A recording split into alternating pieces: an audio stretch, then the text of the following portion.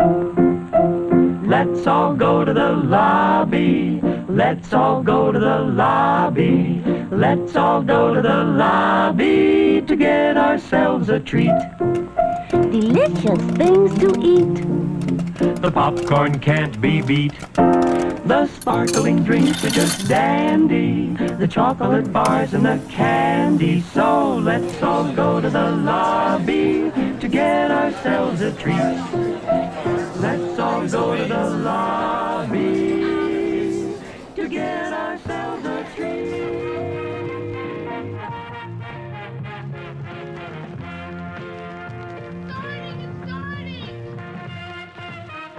I'm a fan of classic movies.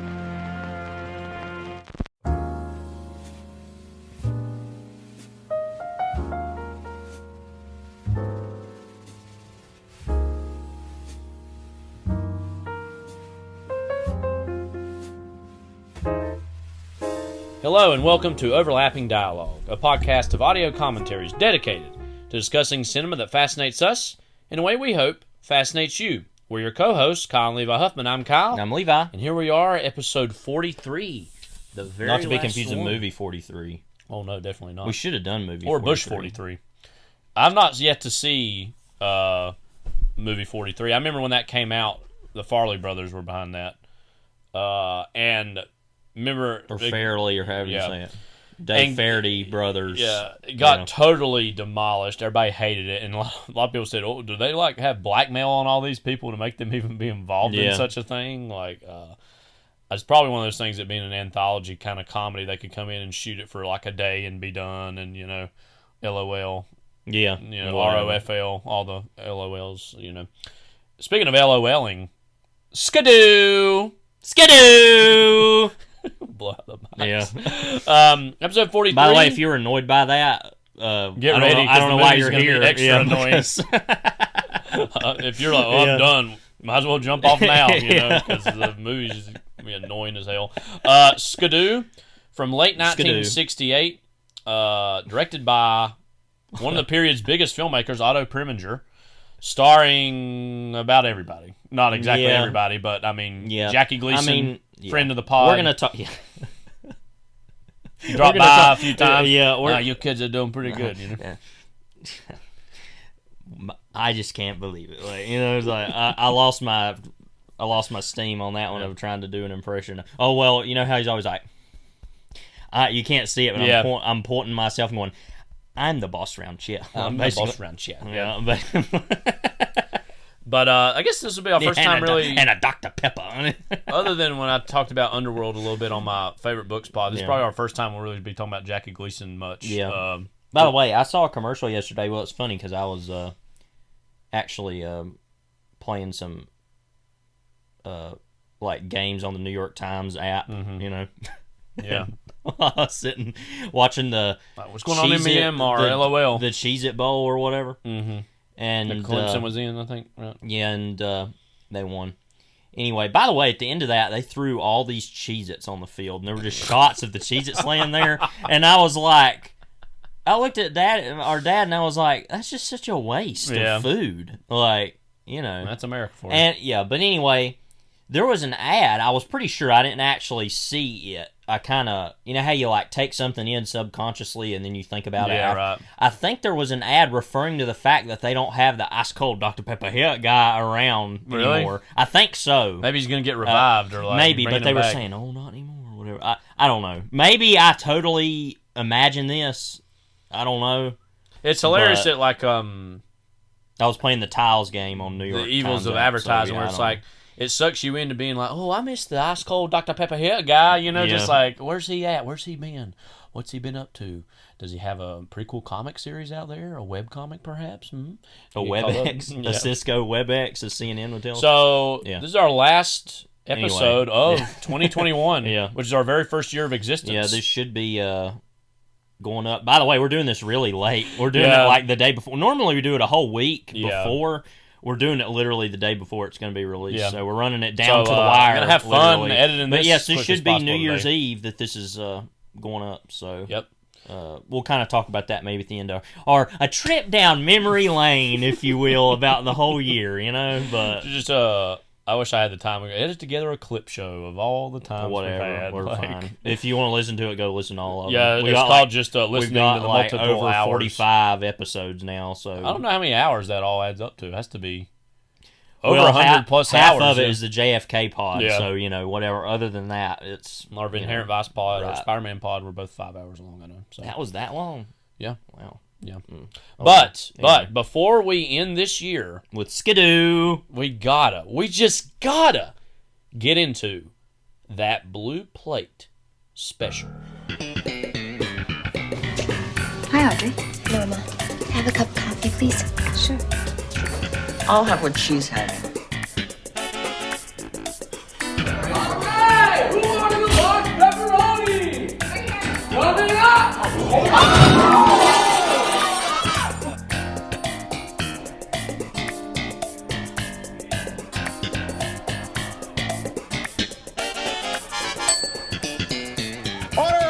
The order is right here. Speaking of orders not really being right here, last night, me and my girlfriend Lainey were going to go see Levi's most anticipated film of 2021, Nightmare Alley, which anytime comes up, which always Levi's reminds me eyes of, literally almost roll in the back of his head. Me of Satan's Alley. Yeah. Bad boy. But we talked about the trailer for it a while back. By the way, can I go back to the trailer for just a moment and talk about the end of that trailer where he's like sitting in the chair and there's all the fire? It's the most infuriating image I've ever seen in anything. It's like inflammatory. It's just like so like this is the movie. Yeah. It's just like oh my god. But anyway, I actually have less to say about the movie itself than the overall experience. Which maybe says something even worse about the movie in its own. The movie, let me just go ahead and get out of the way, was perfectly fine. I thought it was well made enough. It's made by Guillermo del Toro, so it's going to be well made. I mean, that's just whether you like him or not. I'm not a super fan of him by any means, but well made. Unless it's the climax of Crimson Peak where somebody's literally getting beat. A ghost is literally getting beaten to death with a shovel. Other than that, it usually works, But and so I mean, I'm a big fan of anything that positions Charlie Hunnam as the lead. I'm just questionable. The only thing is Lost City of Z. Oh, right, is the only thing that's put him as the lead. Well, because we kind of thought, he'll be coming around, and then he hasn't done anything since then. But well, he's in the hands of James Gray, so it's in and he was the lead of Pacific Rim, which I always forget was a Guillermo del Toro movie. But yeah, his finest moment, honestly, was Sons of Anarchy, which I haven't watched, but the pilot of the episode. Which, by the way, if you're ever gonna watch any of Sons of Anarchy, just watch the pilot. As far as I'm concerned. Clips of Stephen King, as like the fixer. Right, he's like, they put me on a big ass hog or whatever he put.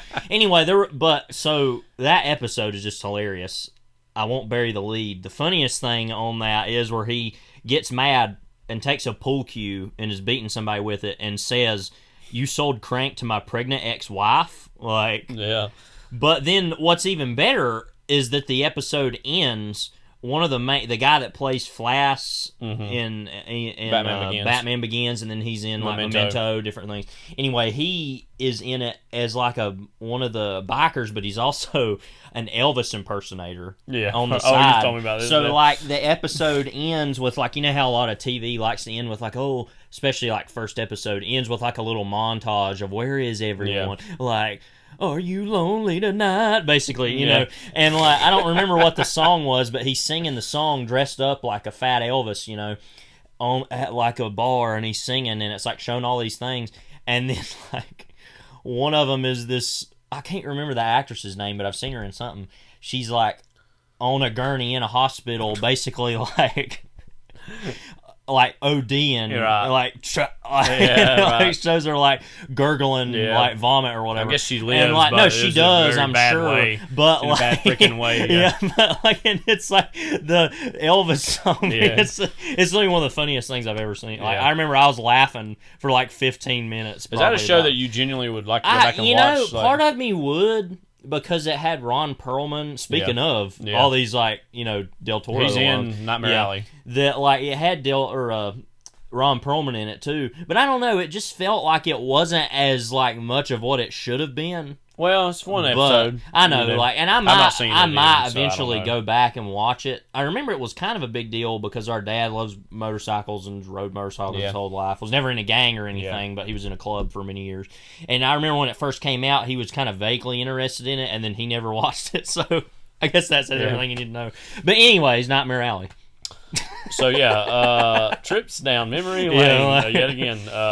Levi's weekly segment. Yeah. The movie itself was perfectly fine. I know Levi kind of objected to the visual style of the trailer. Yeah, it looks like most Guillermo del Toro movies look like that, anyways.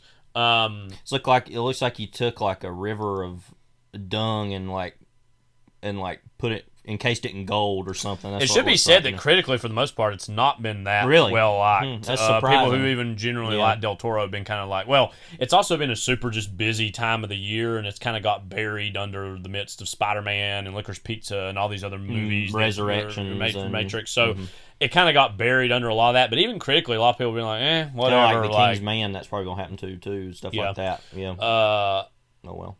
And Which F this gentleman shite. I'm gonna love killing you. But one of the few things that people consistently pointed out was Bradley Cooper's performance, Yeah. and it was real good. Right. And I just generally love Bradley Yeah, Cooper, so sure. I was taken with that. And that is a very rich part too. I'd say who played that character in the original was it? I'm wanting to say Tyrone Power. Yeah, it was Tyrone Power. Yeah, Yeah. I'd say Cooper's performance is better than his. Of course, Really? we're talking about decades of Yeah. difference in terms of acting styles. But I think even in the context of the movie itself, movie itself. I have a question about the movie. Did Strathairn play the old guy who dies early on? That's a shame because because I saw in the trailer what he looked like. I was like, oh, he's going to be that guy. And I was like, then what am I going to go see it if he ain't going to be in it the whole time, And we like him a lot, and he's really good in that.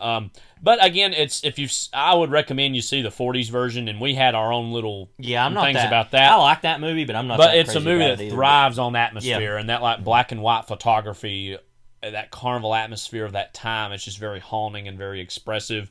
This looks fine, but is not the modern version of what that is. Well, and it's like what we said about that, where the movie doesn't spend enough time in the carnival stuff. I would have preferred to have seen more of that. The same thing happens with this in terms of it moves away into the city where they're trying to hustle people there, and it loses steam. Well, that just looks like any other noir, Yeah. and it's just, So it's perfectly fine enough. But your trailer, we'll theater get to that here in a experience. second. Oh, okay. But it's one of those sad things now. Even like a filmmaker like Guillermo del Toro, someone I don't generally like all that much. It feels like you have to the lines of cinema have been drawn in the sand, and I don't know. I feel like a weird I want to go out and support this, even though that I'm not overly in love with him, just to keep a certain brand of filmmaker alive, I guess, because it's becoming more and more endangered, sadly. Yeah. It should be said, this is also his first movie since Shape of Water, which won Best Picture, which don't agree with that, but who cares? It's the Academy, so I'm used to disagreeing with him. And it's just fascinating that movie got all this praise and all this love, and then this has just kind of been like, whatever, and everybody just kind of looks. And I'm not saying that's not even a necessarily unwarranted reaction.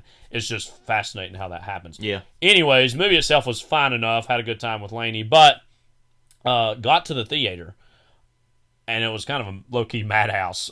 We got to go in. Feels like it's been that way for a little while, but the this sounds AMC premiere line. So because we were high rollers, right? And I they wrote were about this elsewhere. The We'll first talk about it thing later, when but- we walked in the door, they had a sign that said "popcorn machine broken." Instantly, morale was shattered for me. Yeah. I mean, unfortunately, 50 to 60% of the reason to go to the movie theaters nowadays is because of the popcorn. Because it ain't like usually the choices of things you're going to see are all that spectacular anyways. So that instantly was like a drop in morale. Oh, I'm not going to have popcorn, have my little bucket and everything. Was going to be the last use of the technically the 2020 bucket was being reused in 2021. By the way, also, they at that same theater last week when we saw Matrix, Matrix Resurrections, which we'll be talking about in a little bit. The Matrix Resurrections. Yeah. live on ESPN. No. They said they didn't have any of the new popcorn buckets for yet. And they said, they have them down in Lincolnton. They said that we might not be getting them, and they said, yeah, so... Yeah. Anyway. And then they were not able to sell any new tickets there. And you could tell I was seeing them melt down in real time. They were like, the people working, I felt bad for them. Yeah, no, I could tell they were just like understaffed, and the big regular line was like pretty long. And there were people right in front of us who, if you had got your tickets ahead of time, they were able to barely scan you in to go in. And there was somebody that was right in front of us, a couple that was going to go see the Matrix movie, and they were able to scan them in, but then said, well, what about my also got like 2 drinks ahead of time, and I think they were able to fulfill that, but they were wondering if they could do that. So that was just shot, And it was really, when we got there to see Nightmare Alley, it was us, another couple that left halfway through the movie, just walked out, and then one other guy in there. So it's just that's who showed up for Nightmare Alley. Well, and part of that was, I'm assuming, because of the ticket issue, but it's also because that nobody's going to see it. I mean, and so then we went to, after that, I was kind of hungry, and I had skipped dinner because I was like, I'll get popcorn at the movie. Didn't have that, so we went to You IHOP. were like Plankton. You were like, I'm saving my appetite for popcorn at the movies. Yeah. But anyway. Yeah. Went to IHOP in Hickory, and I truly don't want to be someone who's just down on wait staff and, people in the service industry, because I really do feel for them right now. We stood there waiting for 10 minutes, like nobody come to get us. That's happened to you a few times here recently, too. You went to Chili's and that happened. With a friend of mine I met for dinner in kind of Concord area. So we just left and went back to her place, had some stew, and called it a night. But it's things are falling apart out there. I have some things I want to say about this. We've been talking about this. Mm-hmm. I guess get directly a little more political than needs to be, but nowadays everybody wants, especially older folks, want to pull this whole thing of nobody wants to work anymore. Yeah. It's like, well, frankly, nobody's ever wanted to work. Yeah. I don't want to work. I really don't. I mean, that sounds like lazy, but who wants to work a job? Yeah. I mean, it's just a very basic. Yeah. I mean, it sounds stupid to say, but it's like nobody wants to work, but we all do. Yeah. Now, I genuinely love my job. I actually do want to work my job, because I'm a teacher, but. Same. But the concept of labor doesn't just make you jump out in the morning. And people are like, I don't know. I mean, I've seen stuff of this in other places, like on CNN or the New York Times or wherever, have reported over the last year that younger people aren't interested in the concept of hard work. Yeah. Some people laugh at that, but it's like, no, we don't base our lives on the idea of, I work this much. We don't care about that. We're interested in other things, Now, there are people out there who are straight up lazy, and a lot of people complained about, the way that the government has given, all these, recovery packages and stuff to try to help people who are genuinely, on destitute times. Yeah. And sure, there are people who are gaming the system, as always, whatever. But for the most part, people need this recovery. Yeah. And so that I'm just like, I'm not even going to engage with that nonsense that people think that they don't. But that part of it, though, and this was all going in this direction anyway, and this has kind of been buried under all this, that people don't understand this. I was saying this, I mean, everybody's been saying this. I was saying this a few years ago when McDonald's, I'm calling y'all out, a few years ago started doing this whole thing where you go to these, kiosks, and you make the order so that they don't have to employ as many people at the registers. Those are always all closed now because of COVID. Yeah.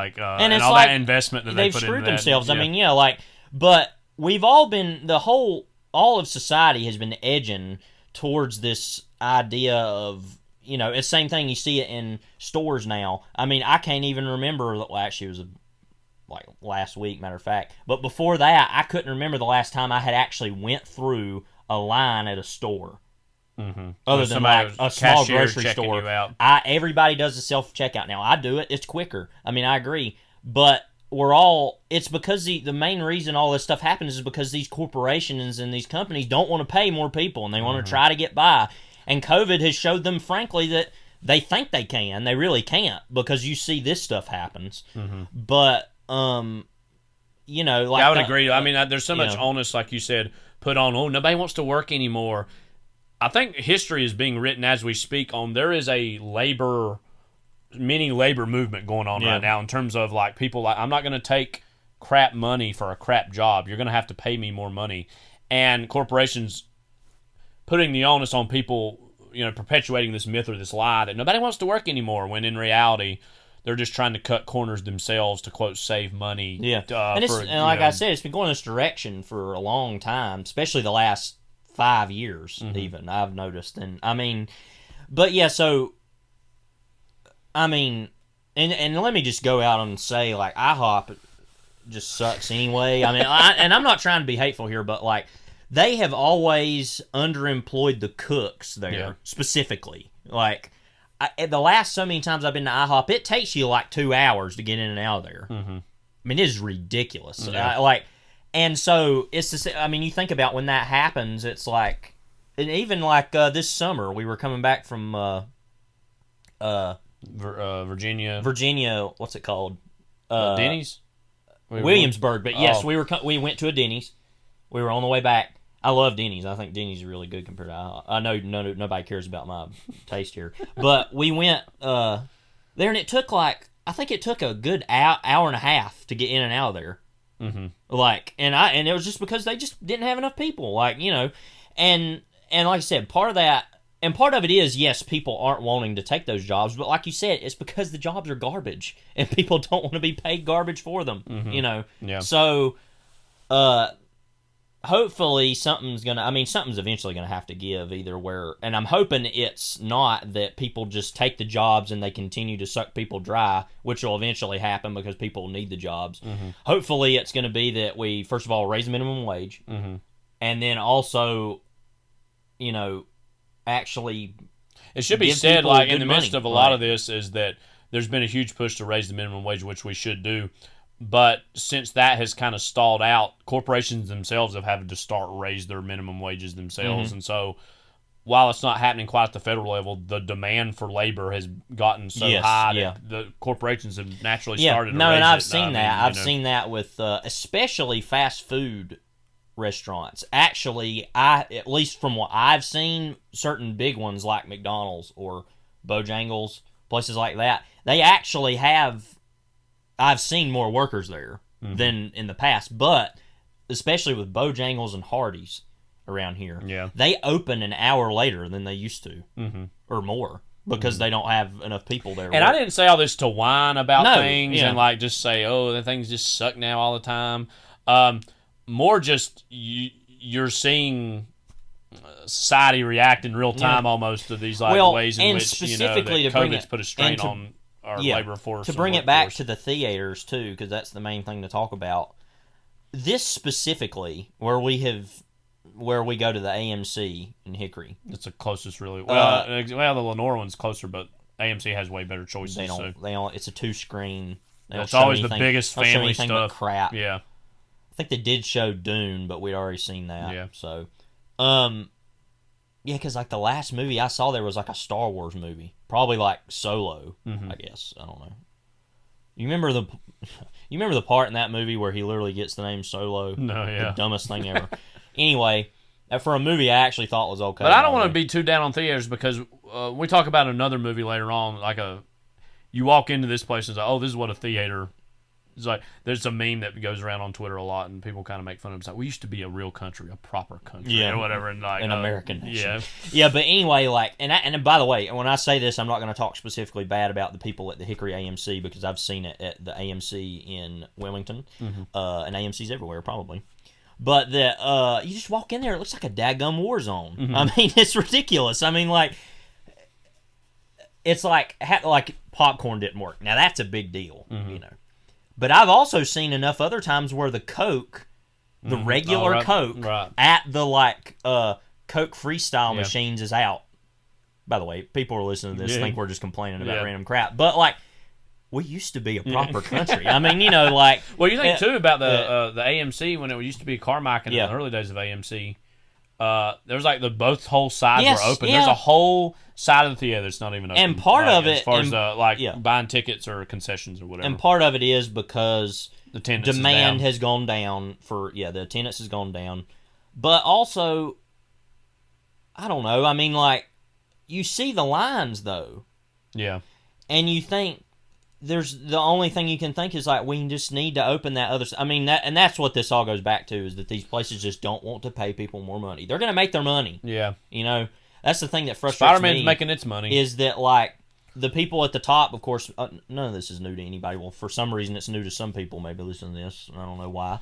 But that the people at the top keep making the money and nobody else is. I mean, we've seen over the past year and a half that income inequality has just got worse, rapidly increased.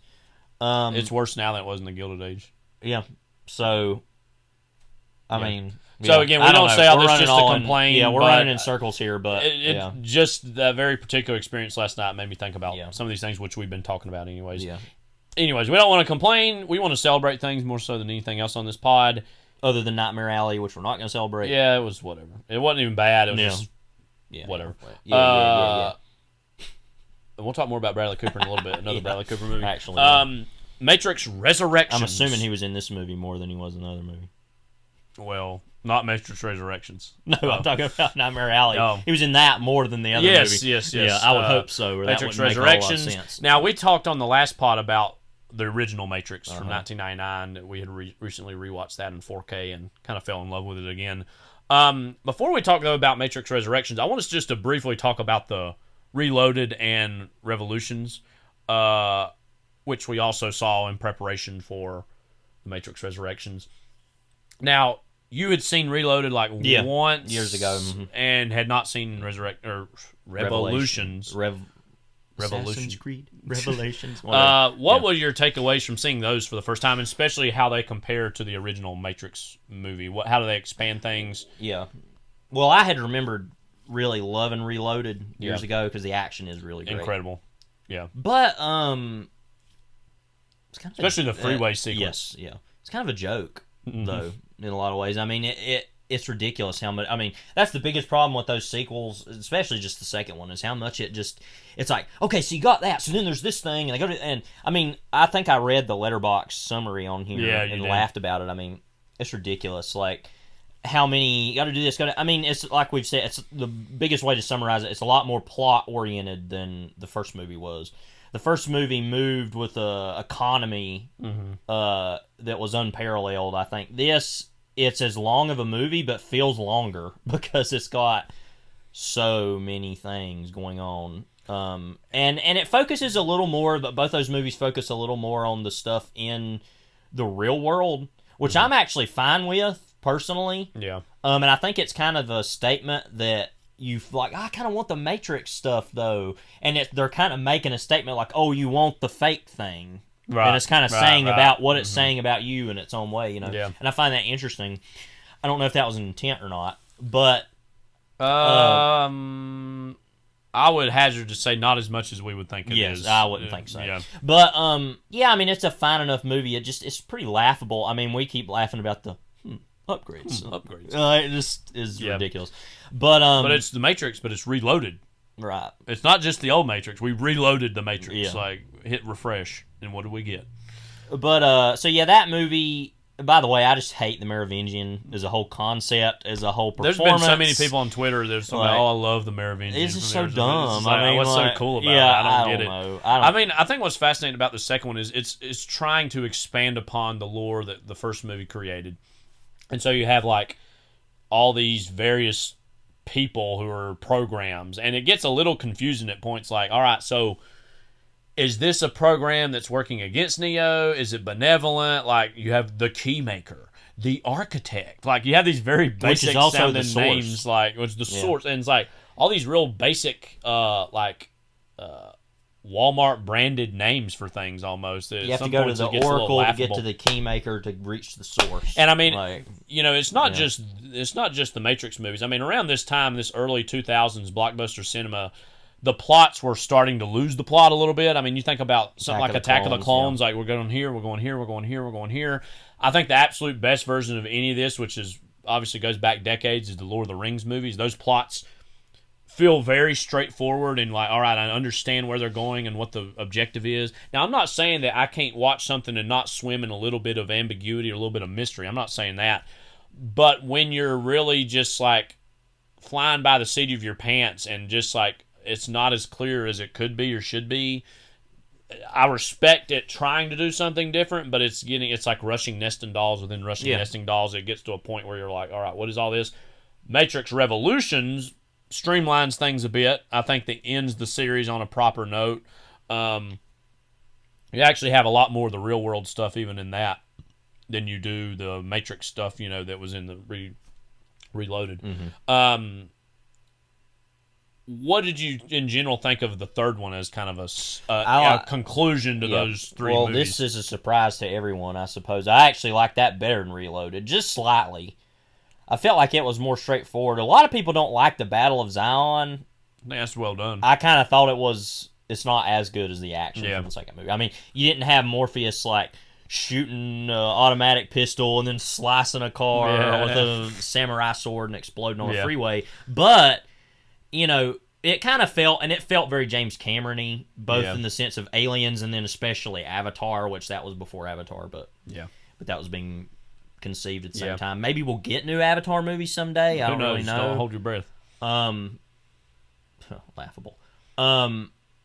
Which I really want to see, by the way. Yeah. But just because why not? But I mean, I really liked it. I felt like it was more straightforward and just made more sense to me. Yeah. Because it was literally the basic sense of like, because it's like you've said this. It's like both those movies are a duology. You can't have one without the other, ultimately. But that one just felt way more like Sentinels are coming. We must stop it. And also like Neo and Anderson, or Neo and Smith, have to have their final battle, and and the first one and Reloaded kind of does that. I mean, it sets that up, but it's like I feel like that whole movie, in its own way, could have just not happened, and you could have just had the third one. And it's like, okay, now the Sentinels are coming. We have to. I think one of the most fascinating things about the sequels, particularly, is Smith and Hugo Weaving. We talked about his performance last week, how great it is. I mean, he, in the second and third one, he becomes this like rogue program within the Matrix who has his own ends that he wants to see concluded by. Whatever they are, let me know, because that doesn't make any sense. And the same thing with Resurrections, too, as far as his role in that. But but I remember as a kid, and it's really like, ooh, Philosophy 101 hits blunt once kind of philosophy. But even as a kid, I remember when I saw the architect scene and the revelation that all of this has been done before, and you are going to make a decision whether or not you want to keep perpetuating this or you want to take a different step. That was like a big mind-bending thing for me to see, is like that whole revelation. And I think that still is among the more compelling aspects of the second and third movies, is Neo's choice.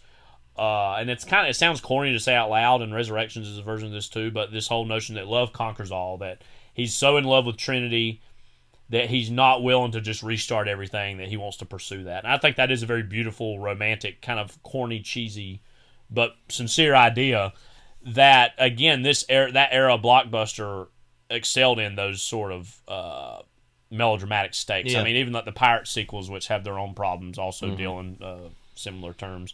But again, just the way they look, too. I mean, they just look like from a billion years ago now, where blockbusters were allowed to look cool and interesting, you know what I mean? Even more so than the new one was. In some ways, the new one was even an improvement, I think, upon those. So, we saw Matrix Resurrections. I'm going to have a link to Levi's reviews. You wrote reviews for both this and Licorice Pizza, which I thought were really well done. Thank you. I'm going to have links to those when I put these up. What for you about the Matrix Resurrections? Well, did Matrix Resurrections for you justify going back into the world of the Matrix? And did it have anything especially new or compelling to say to you now in 2021 that those movies said all the way back nearly 20 years ago now? Plot-wise, no. Thematically, yes. I think that what I really focused on about the movie was it as a Lego sequel, which of course Matt Singer came up with the idea of that. Well, the term. Yeah. But let's just briefly explain what that is. Well, that's just basically where like you have a new entry in a franchise. A new entry in a franchise that hasn't been around in a long time. The first major ones of these, and I think the one that he used this for was Force Awakens, correct? Where that movie has rightfully gotten a lot of flack over the past few years as being literally A New Hope again. I mean, it's hilarious. But like it's positioning itself as, you bring back old characters And while then you introducing new ones, characters, and yes. they kind of in some way are mirroring or analoging or fulfilling roles by past characters. And it's all about, in many ways, at least on paper, the franchise is, quote, reckoning with their legacies and trying to say, what does it mean now? And, that kind of a deal. And so, as that, I mean, the movie is that. Because the Bugs character literally in certain moments is literally like Trinity, but not. And then, literally the very opening moments of the film are almost a shot-for-shot recreation of the first movie, where... And I laughed and turned to you and said, I didn't know this was going to be a remake. Bugs herself is watching this, and... it looks like how I knew it, but something's a little different. It's being very self-conscious about being in this Lego sequel tradition. And then Mateen, who plays the new Morpheus, that is literally also like there's a new Morpheus because the old Morpheus died. And what I thought was funny about that too is that Lana Wachowski was so intent on keeping what the fans wanted on the MMO. Who cares what it's interesting, but it's not. Well, I think I would imagine she's fascinated by that idea of something happening in this digital space and it being continuity for us. I feel like that is in keeping with the ethos of this franchise. And in some I feel ways, like it works more that she did that for than other time. Like for example, the way that the Star Wars movies have been totally hijacked by the fans and the whole Star Wars. They're just making TV shows out of Boba Fett now, or Boba, however they say it. IG-88B, where you at? Yeah, Like they're just making stuff out of that just because people want to see that for some reason. If you have an action figure, a Star Wars action figure, there is a chance that there's been a prequel series. If not made about them yet, there will be. Yeah, like I want to see a Boss show. Yeah. Well, it's funny. Laugh now, by the way, no, it will. I mean, it's funny. We were watching last night. I'm gonna go on this digression real quick. A trip down memory lane from like less than 12 hours ago. No, it'd be a little over 12 hours ago. Yeah. My dad and I were sitting watching that Cheez-It bowl, and not the one that was sitting on our table, the one that was on the TV, Yeah. And they had a trailer for the Boba Fett show on the TV, and we watched it. And there was just dead silence, and I was feeling like percolating that he might ask if we were going to watch it,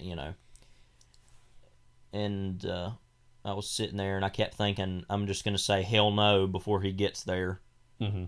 And he opened his mouth and I said, hell no, immediately. And we laughed. I said, I knew you were going to ask, and I just figured I would get it out there real quick. But we've still yet to watch Get Back, and I really want to watch that. Yeah. I mean, as far as things on Disney Get Plus. Back!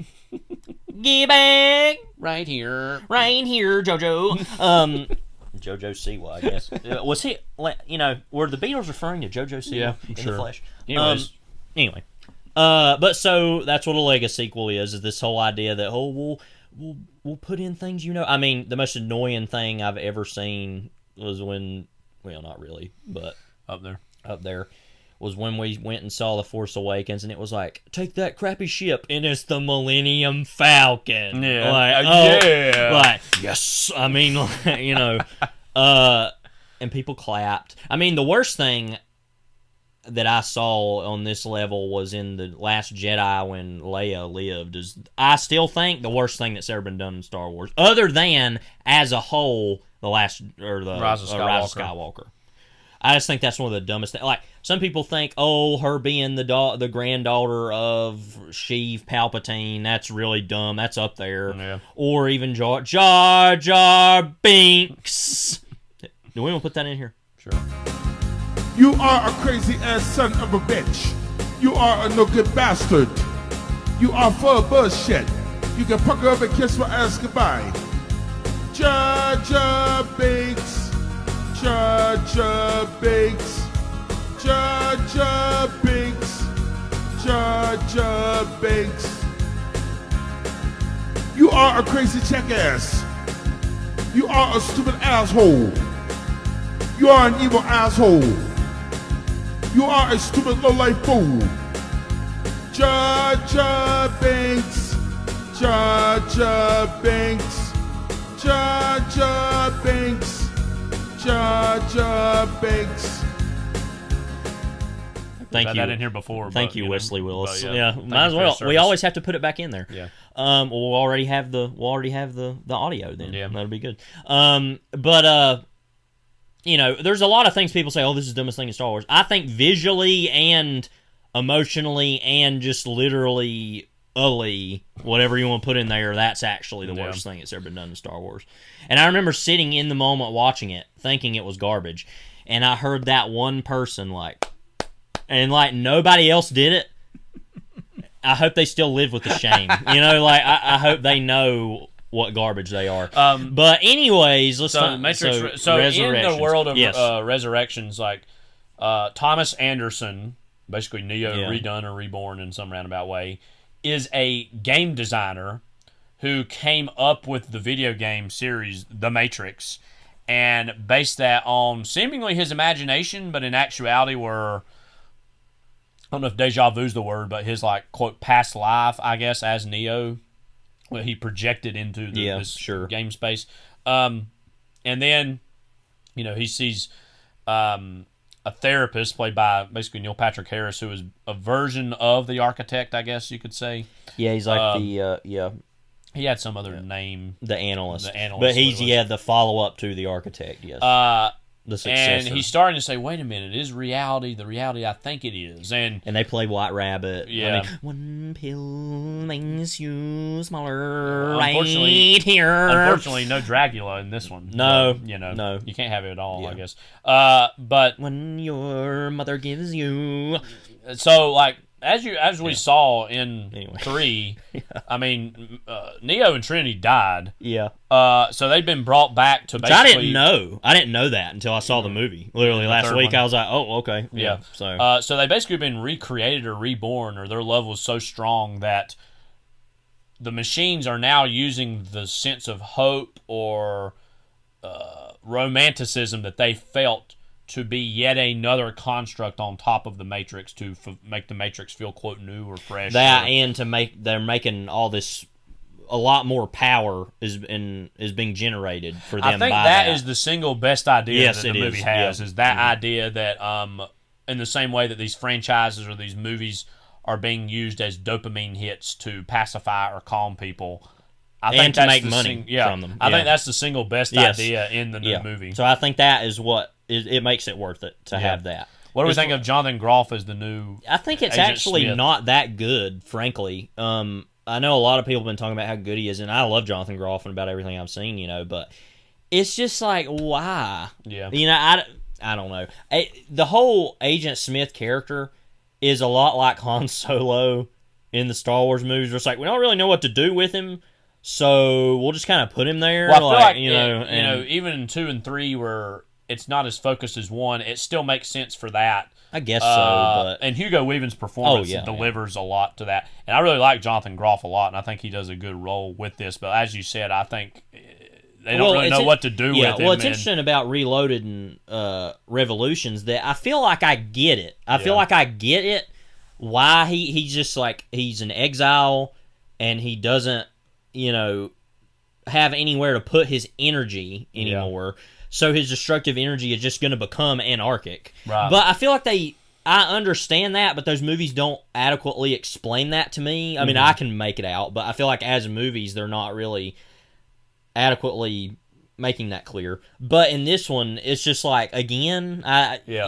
just don't really get and that he's again at a cross purposes with the quote status quo programs or machines. And I mean, the best part of the movie was that I keep talking about it to everybody was that part where they're having that fight where the Merovingian is in Michael Cole or something, he's commentating it,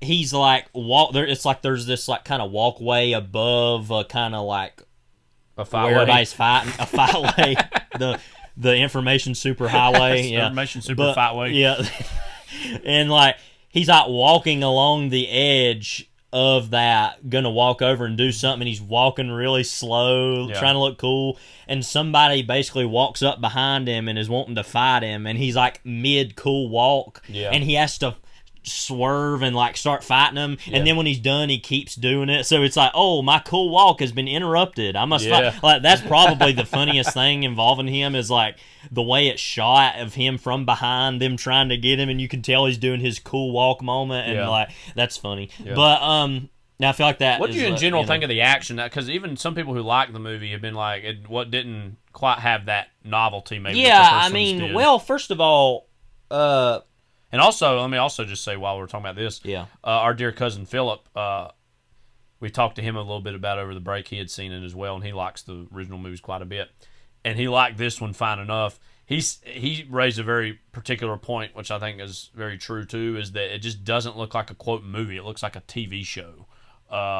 And should be said, the movie's direct streaming on HBO Max simultaneous to its, and that's probably how most people are going to see it as opposed to going to the theater. But in general, what did you think of the visual style or the action? I didn't think a whole lot about it, other than the fact that going through the motions. Yeah, I mean, it just looks like most anything now. A lot of people complained about, I remember, this is kind of off topic, but I know a lot of people complained about Twin Peaks The Return, the way it looked. I think it looks amazing. Yeah.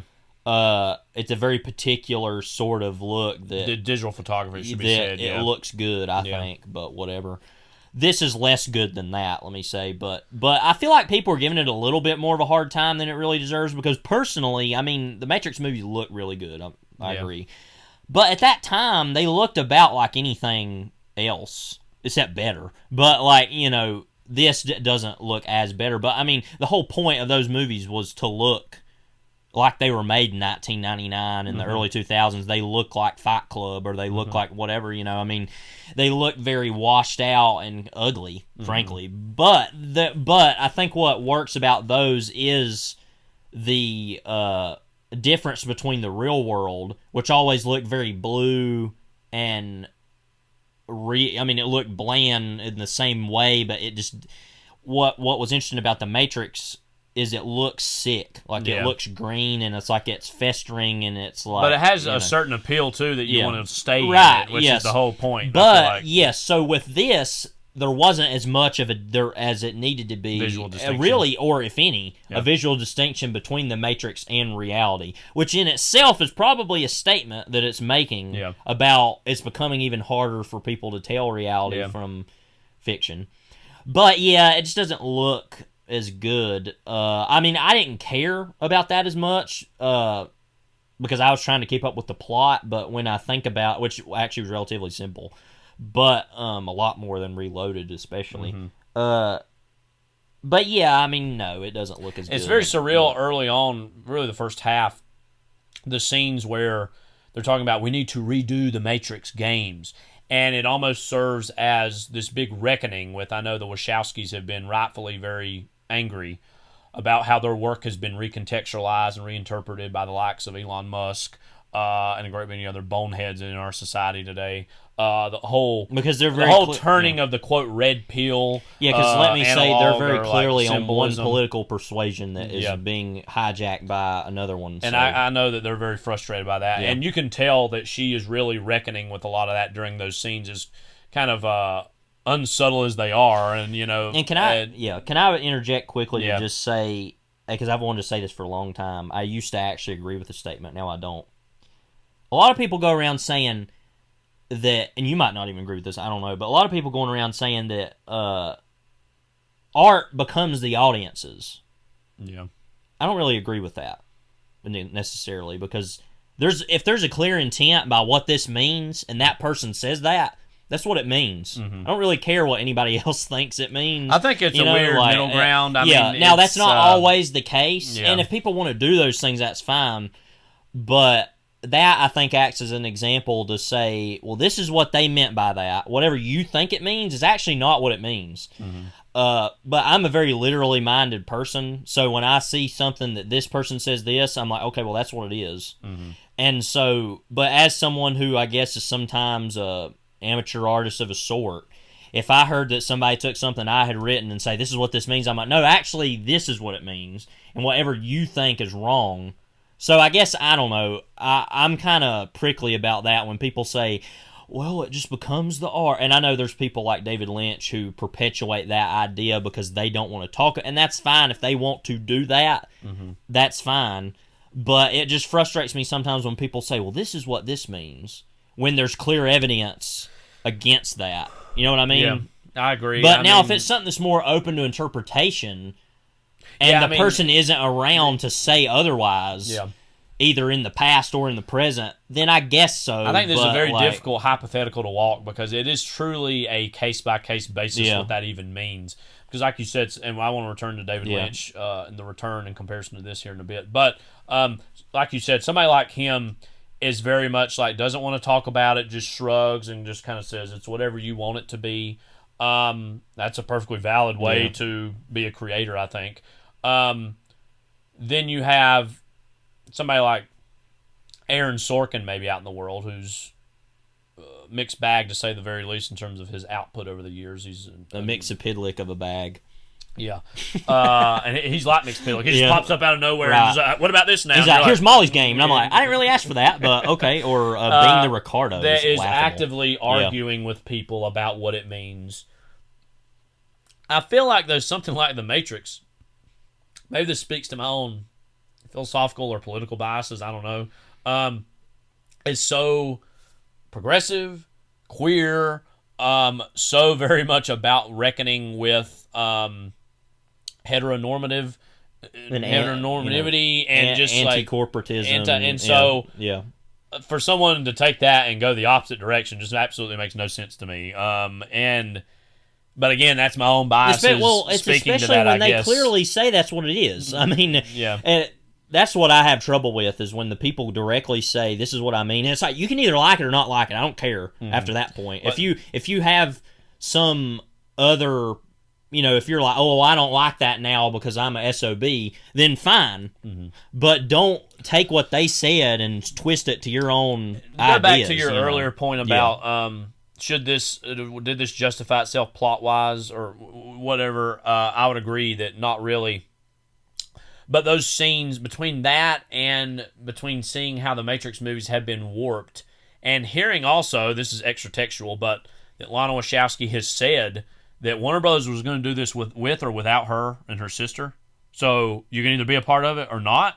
Yeah. I think that almost in itself was like, all right, well, I've got to use this medium to strike back and say, this is what this means, and feel very protective about that. So in of itself, that alone, I think, justifies this experience. And because if they were just going to go do it anyways, she felt very protective of, like, I need to go back into this and return to the source. I think as far as that motive, it's very successful. I mean, because it could have been way worse. Even as what she would have done with it, it could have been way worse. See what she does with it. Yeah.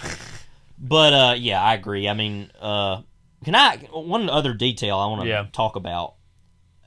It's interesting to me that they were video games, because there's moments from the original movie that are shown, it's like, that's just the movie. Yeah. How's it a game? And maybe that's part of the Matrix itself, is like making the video it weird. games are so good that they look like movies. No, just that you're not playing them; they're movies. That's all it looked like. That it gives you the illusion of control, when in actuality it's already happening in front of you, and you. It's kind of like. By the way, there's a really interesting. I think it's called the cinema cartography. I'm going to look this up in a second on YouTube. They do these really good. I haven't watched that video very essays. minute, but they do these really good cinema video essays. They did one that was all about video games. Yeah. And talking about, I didn't even watch all of it, but I watched like first quarter. It was like over an hour long, so it was long. But I watched a good amount of it. Maybe it wasn't now, but it was long. Anyway, and there was a whole section where they were talking about specifically the BioShock games, which we've been talking a lot about because I played the first one. They're really good. Yeah. But it was talking about, and that whole first game is about objectivism and the idea of individual control, that whole Ayn Rand, crap. Yeah. And it kind of talked about it as kind of a reflection of video games in itself, of saying, well, we're going to give you the illusion of control, but whatever's going to happen is actually going to happen anyway. And the person who made a cog in the machine. And the person who was making the video was saying that there really aren't any video games that they can think of where you actually can do whatever you want. Well, it's got to be designed, right? And so, and they're saying it's got to give you choices to make. Right. You know and what I feel like what they were ultimately, the theme that they were coming at is that, and actually on a pseudo sister podcast of sorts that of ours, or well, not of ours, but friends of ours make the OST. Yeah, They talked about this. Philip and Kelly, really good podcast. Whenever they do it, they don't do it too often, but Philip's a little busy now. Yeah, you got a kid. But they talked about Mortal Kombat, and they had a really interesting conversation about video games and movies, and about like that video games right at this point are always, people always say they're very cinematic. So that's saying it's relying way too much on cinema, and I think that's what that person in that video is getting at too. Is they're saying that no matter how many choices you think there are, it's ultimately kind of like just putting a different logo on a gun, or making yourself look this way. But the actual story components are always going to be essentially the same, because they have to be constructed in a way that puts forth the plot. So that's a lot to just say that, maybe that is what a statement is being made with that looking like movies, is because all video games are essentially movies anyway, and the like I said, BioShock is a really interesting example of that, because it's directly using ideologies of the past to put forth ideas about video games in itself, and I find that very fascinating. Those games are very interesting. And a lot of people say they're some of the best games ever, which I wouldn't necessarily disagree. But yeah, I think maybe that's what she's getting at with that, is just that they look like the movies, because I'm confused. I'm like, so there's literally the scene, where they're doing the exact same scene where it's like, you stay in Wonderland, or whatever, time to fly. I mean, where did you learn to fly? And they're like saying, oh, it's literally the same scene where they're like, we have to find him. Here's the weird gray thing that goes down his throat or whatever. What do you think, too, of a lot of the choices in the movie, the red pill, blue pill reprisal of sorts, and like the insistence, but really do the red pill right now. Like, there's an insistence of like, there's not really I'll tell you that this is what you need to do, but really do this. Like, but this is what you want to do, right? And it's like, well, maybe I don't. But I mean, that's its own statement, almost parodying itself almost of what the red pill represented. Well, and in the it first started movie. using the blue pills as his like depression medication, which or was whatever. Very not subtle, but very prescient, I guess, in terms of what that represents. For a lot of people, I mean, one pill makes you smaller. Get up and tell you where to go. It's right here. I hate Jefferson Airplane, by the way. But like, I mean, who likes them really when you think about it? Like, I want somebody to send us an email at HuffmanBrothersProductions@gmail.com and tell me if you like Jefferson Airplane. Well, there's like, nah, not really. Yeah, exactly. Like, I mean, because who does? I mean, there's somebody out there who does. I mean, I'm fairly nonplussed by them. I don't hate them. I'm Don't just forget like, whatever. that Jefferson Starship Yeah. did the "We built this city. We built this city on rock and roll." And then my favorite part is seeing that bumper-to-bumper traffic. We're seeing that bumper-to-bumper traffic. Like, this is the city by the bay, the city that stops, the city that never stops, whatever. God. This kind of reminds me of that. A better version of that song is The Heart of Rock and Roll by Huey Lewis. Have you heard that song? Yeah. Where it's like, in Cleveland, or whatever. Yeah, I like that song a little better. But that's also because Huey Lewis is sort of an actual artist, sort of, unlike Jefferson Airplane or Starship. Anyways, Resurrections. Yeah. Again, I thought the movie overall was pretty good. Fine. Yeah. Again, I think it does have some really compelling ideas in it. And again, it was a chance just for Lana Wachowski to try to fight back against how her work. And I imagine that had to be one of the most frustrating things about creating such a world. Is I'm sure George Lucas faced this too in terms of the Star Wars movies, about quote people telling you what it means and what it's about. I do think though, once it does get out into the ether, it is one of those things. Like, I'm not saying people take control of the art, but they certainly have a certain agency in terms of what it means to them. And there's a scene in the movie where, Bugs, as the character, was saying, like what Trinity meant to her as this archetypal character. And it should be said that, like, Carrie-Anne Moss is back as Trinity, and that she goes through her own journey of whether or not she's going to discover or realize that her own life is I thought one of the most fiction interesting moments of the movie, was when that guy Chad, who's like her husband or whatever. Yeah. It's like this really great moment where they're like leaving the bar, and he like latte. And he like grabs her arm, and he like gives her this look. It's like this. It's a very subtle moment, and it's very obvious. But it's like the program is literally like, you will not do this. Like you are going. It's like going into hyperdrive of like saying you need to come with. I mean, and it's like a very obvious moment, but it's like there's the wonderment of seeing those weird moments in the original movies where an agent goes into another person, and it's like stuff like that where it's like the people. And they did this whole new thing where it's like the swarm mode. Or I was going to mention this. I did not like. No, that was not. I thought that it turned it into like a. It's like a zombie movie. And it's like, that does not feel. I mean, it felt like another version of the Agents. I would have just rather seen the Agents running around than that. I felt like that was kind of stupid, but because it's trying to do that whole idea where the people get hot. But I just thought it was so funny to see. I guess the statements that happen in the original movies. I guess the statements being made that like not everybody's going to be this status quo establishment like, say, the agents are. Yeah. But that there are certain hive mind mentalities of the populace that are going to protect a certain status quo. Yeah, but also it was funny to see like that one homeless man in the original movie. He's just like sitting and he's like, and then becomes, you know, and like it's funny, but then you really actually start to think about that stuff where it's like these people are dying as this is happening, like in their pod wherever they are, and those people are being turned into black sludge. There's so many people that are being powering this whole thing that we can spare lose 50 a day. Who cares? Well, and that's kind of a return to like one of the most fascinating moments in any sci-fi movie I've ever seen. It comes from a real artist like the Wachowskis, George Lucas, in THX 1138, where there's the whole climax of the movie is them chasing Robert Duvall, and the whole time they're like, the chase is going to run over budget soon, so we got to cut it off. We got to cut it. And it's literally that final moment where he's going to go up to the surface, and the police robot's like, "Come back!" Like, and it's kind of funny, but it's literally like I'm being ordered to not go forward because like money means more to them than that person anymore, and that it literally just says, "Come back." He doesn't. And it just starts crawling back down the ladder. It's like, whatever. It literally has no emotion about the whole thing.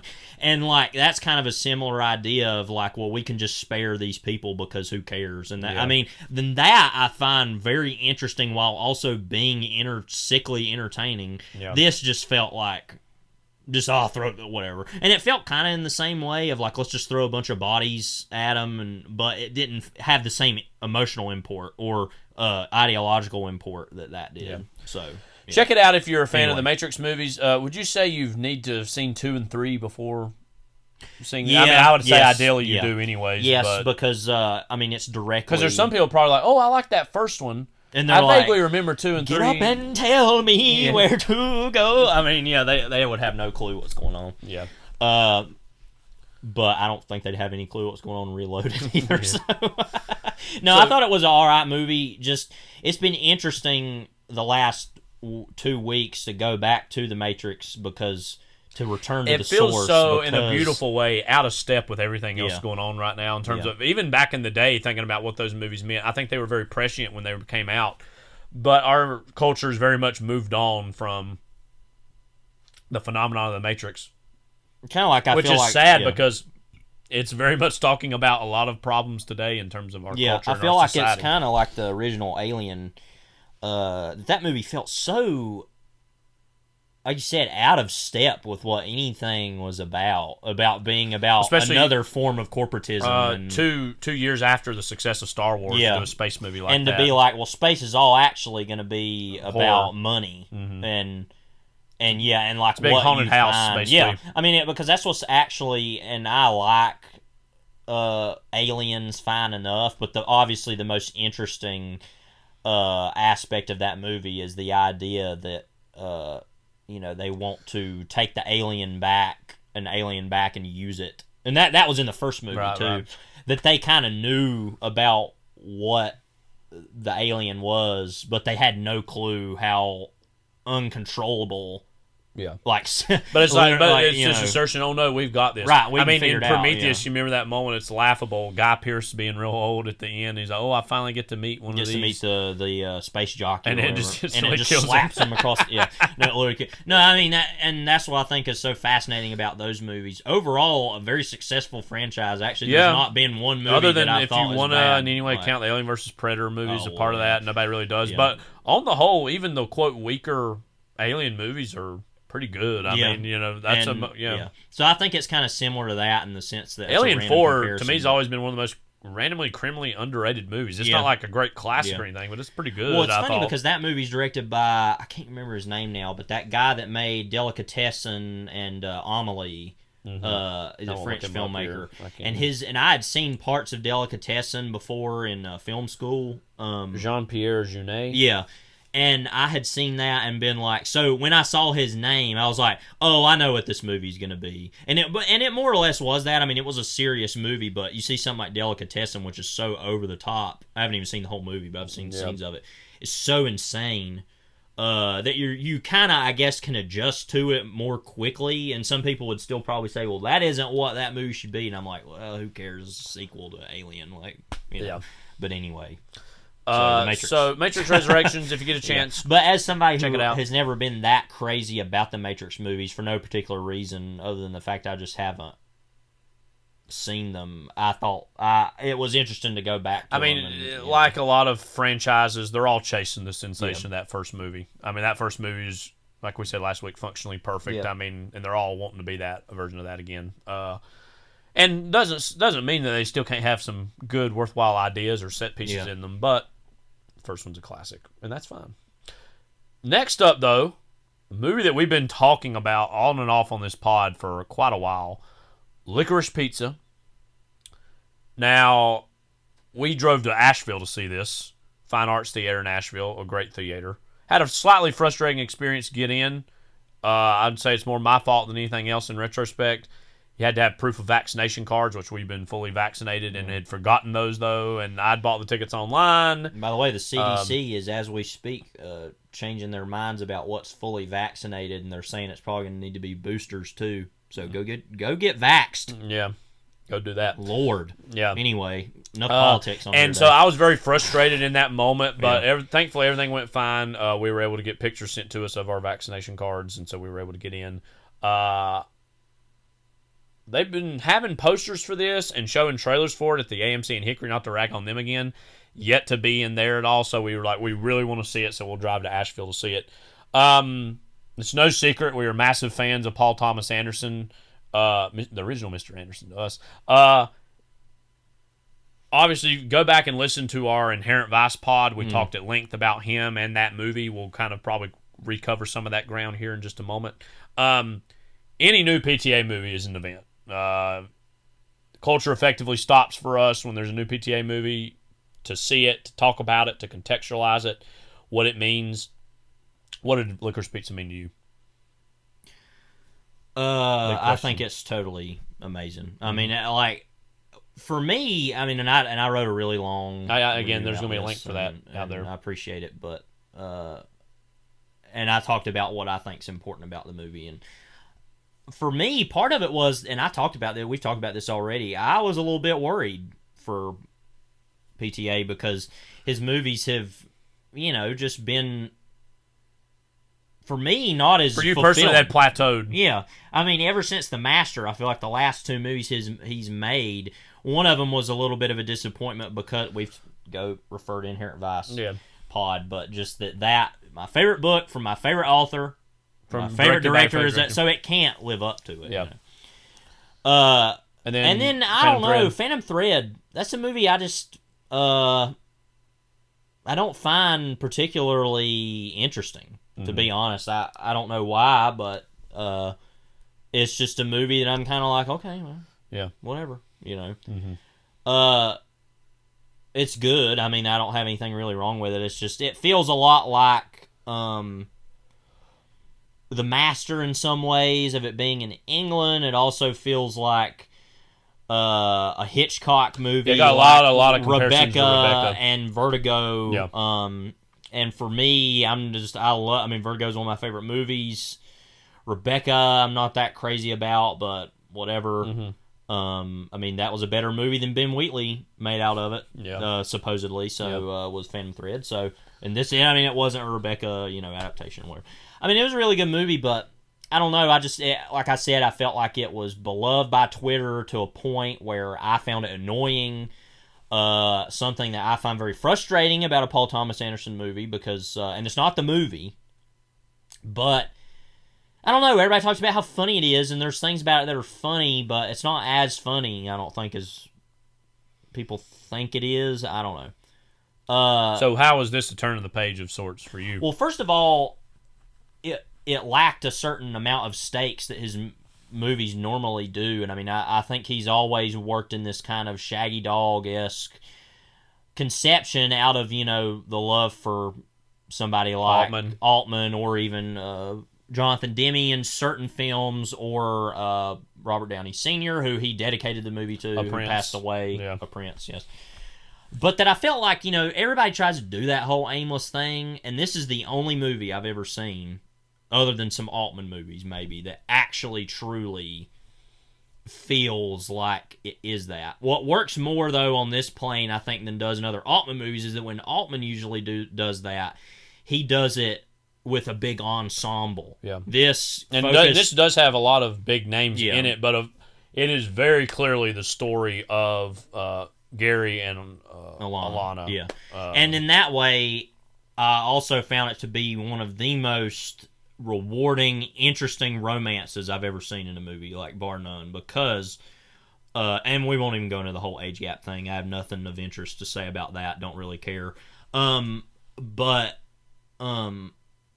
that, like I wrote in my review about how the movie is always about this like push and pull of these external forces that are drawing them closer together or further apart, and finally in the end they get together. And the whole movie is almost from beginning to end like, all right, when are y'all ever gonna figure it out? Mm-hmm. But it feels so much of the movie with a reality and a humanity that other movies wouldn't even attempt, and that he does so effortlessly, and I think even more so than other films that he's made. Yeah. Which sometimes it's obviously gotten a lot of comparisons, and we had certain expectations headed into it. He's going back to the 70s, back to the San Fernando Valley, back to L.A. Of course, that invites comparisons to Boogie Nights, to Inherent Vice, both of which, it should be said, those are very different movies. Yeah, they are. In a lot of ways. So we should have already been mentally thinking this is also going to be different than either of those. This also got a lot of comparisons, I know, to American Graffiti, I think a little bit to Fast Times at Ridgemont High. I think this has a singular focus of a director who's seen those movies and has already been to this place several times in his own career and is like, all right, what's going to bring me back? And from the opening moments of the movie, again, it's Alana and Gary's story. I mean, from the opening moments of the movie, it's very clearly them. Literally from... Not to spoil anything, the movie begins and ends with them. And everything else is a stumbling block or an accelerant to them getting together. As Billy Crudup would say, from beginning to end. Yeah. No, and I felt like immediately when the movie started, I was like, yes. I mean, like, it's so hard. I mean, Billy Wilder, who some people on this listen to this podcast may not know, I have my own issues with. I was like going over here. Issues with loving sometimes, although The Apartment is a bona fide masterpiece. I'd say mostly the same thing about Double Indemnity. Yeah. But something like Sunset Boulevard, Ace in the Hole, fine, whatever. But that anyway, who cares what I think about Billy Wilder? Billy Wilder once said, was quoted as saying, so long as you have a great opening, a great ending, and no bad scenes, you got a great movie. And that's pretty much what Licorice Pizza was, because it literally opens with them, ends with them, and like I said, you immediately got this sense of this is going to be a personal movie, a romantic movie, very much like focused movie. I think in some ways even his other movies aren't always. We were talking about this in the aftermath of seeing this movie and talking about how it compares to other Anderson films. that he's the master of obscuring plot and the sense of aimlessness. That a lot of his movies don't feel like they have this big beating plot to them. Really, especially, I think, ever since Punch Drunk Love onward, his movies have kind of followed that illusion of sorts. Because a movie like Magnolia is all about, is there a design? Is there a plot? You know what I mean? So that one has a very definitive plot to it. But really, ever since Punch Drunk Love onward, his movies have really excelled with feeling like, where are we going to go next? Any scene could lead to anything else. There's a great little anecdote on the Criterion for Punch Drunk Love towards the end of John Bryan talking about screening the movie with him, who done the score with PTA, and I think maybe a producer or someone else. And I think it was a producer or somebody they were screening the movie for said, what's happening? What's going on next? And the whole anecdote ends with Brian said, Anderson telling, I don't know, that's the whole fun and the point of it, right? Is just that sense of exploration, that sense of adventure that all of his movies have. And as you said, this feels very, quote, real to life, but not in as orchestrated way as that sometimes makes it sound. Yeah. And a lot of that, I think, comes from the lead performances of Lana Haim, who's been getting most of the praise for this movie, rightfully so, I think, as well as, and it should be said, PTA's directed a lot of the Haim videos. He knows the Haim family quite well. In some ways, in a roundabout way, this movie is in some ways inspired by a crush that he even had on their mother, who was his art teacher back years ago, I think when he was in middle school. I didn't know that was part of it. Yeah. Okay. And, of course, he's worked with her a lot. What is there to say about, Cooper Hoffman's father was Philip Seymour Hoffman, of course, one of PTA's greatest collaborators ever. You can't really think about either PTA or Philip Seymour Hoffman much without gravitating towards the other artist in those two. And so he's working with young people he clearly has an investment in. I know recently he had said in an interview, and you had expressed your frustrations with this on this pod in the past, and I agree with it, and then also in your review about why don't you make something about the modern day. Yeah. And I recently heard on a podcast, I think he had been interviewed on the Increment Vice podcast, which I've not really listened much to, but I've listened to this. He had been interviewed for it. And he said that, like, when he thinks about kind of contemporary stories, he thinks about the phones, he thinks about Snapchat. And for him, that's not something he's interested in, frankly. And so he wants to make movies about young people, but not in a, quote, contemporary context, I guess.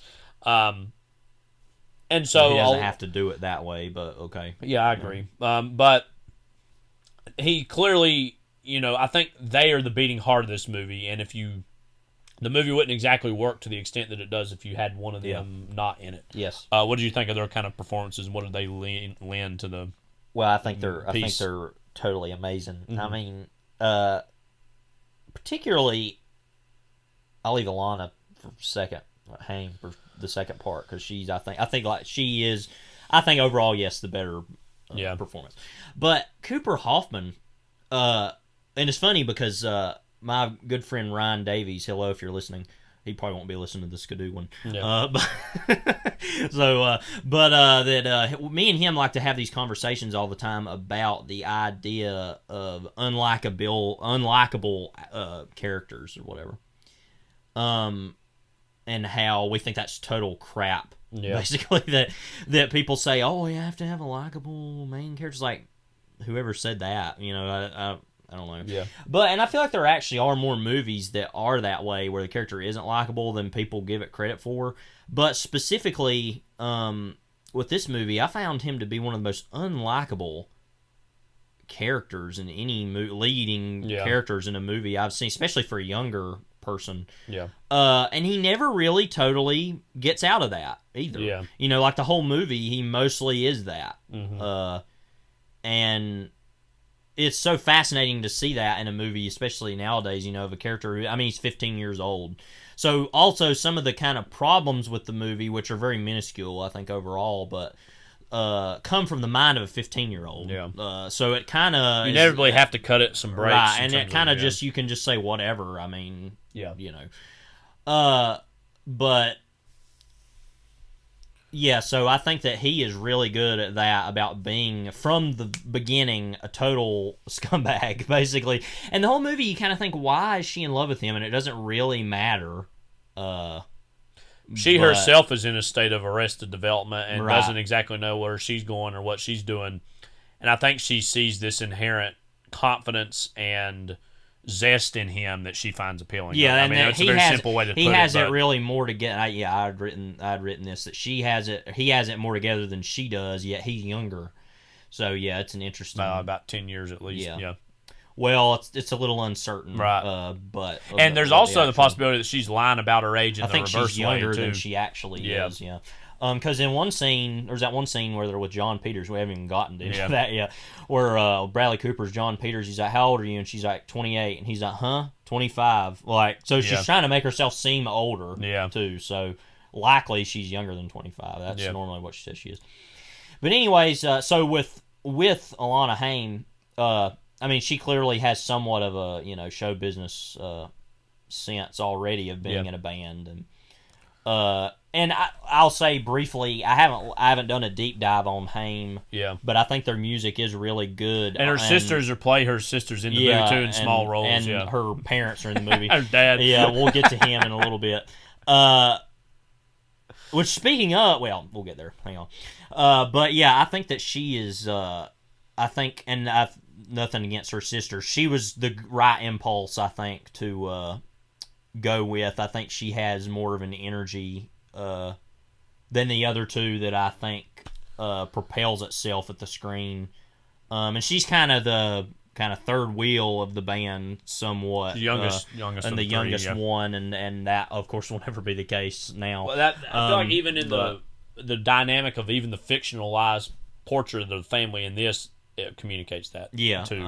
And that through that she projects an energy that I feel like she's been holding in for a long time, even in her real life. Yeah. It is very fascinating to me how much they use the Haim family chronology in the movie itself. Then they kind of play off of that in a lot of ways, which I would find uncomfortable. But that they seem perfectly willing to indulge PTA on.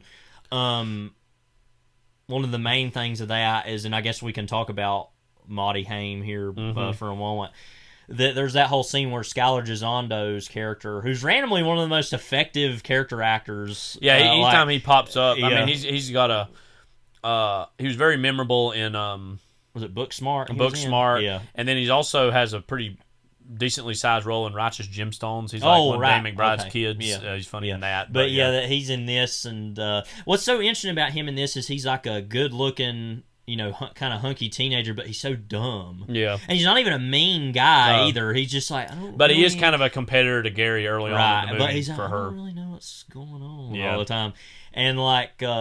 He goes to they're having a Jewish dinner. I can't remember what it was called. And he's like, "Oh, will you say the prayer?" Maudie Haim says to him, and he's like, "Yeah, I'm an atheist, so I don't really feel comfortable doing it, if that's okay." Yeah. And everybody's just kind of sitting there, and Maudie Haim's just looking at him for a long time, and kind of looks at Alana just like, "You bring this?" That ends up with the whole scene of, "Listen, young lady," which, funny enough, I had been like, "Oh, is that Otto Preminger or something?" Which connects to this movie. Yeah.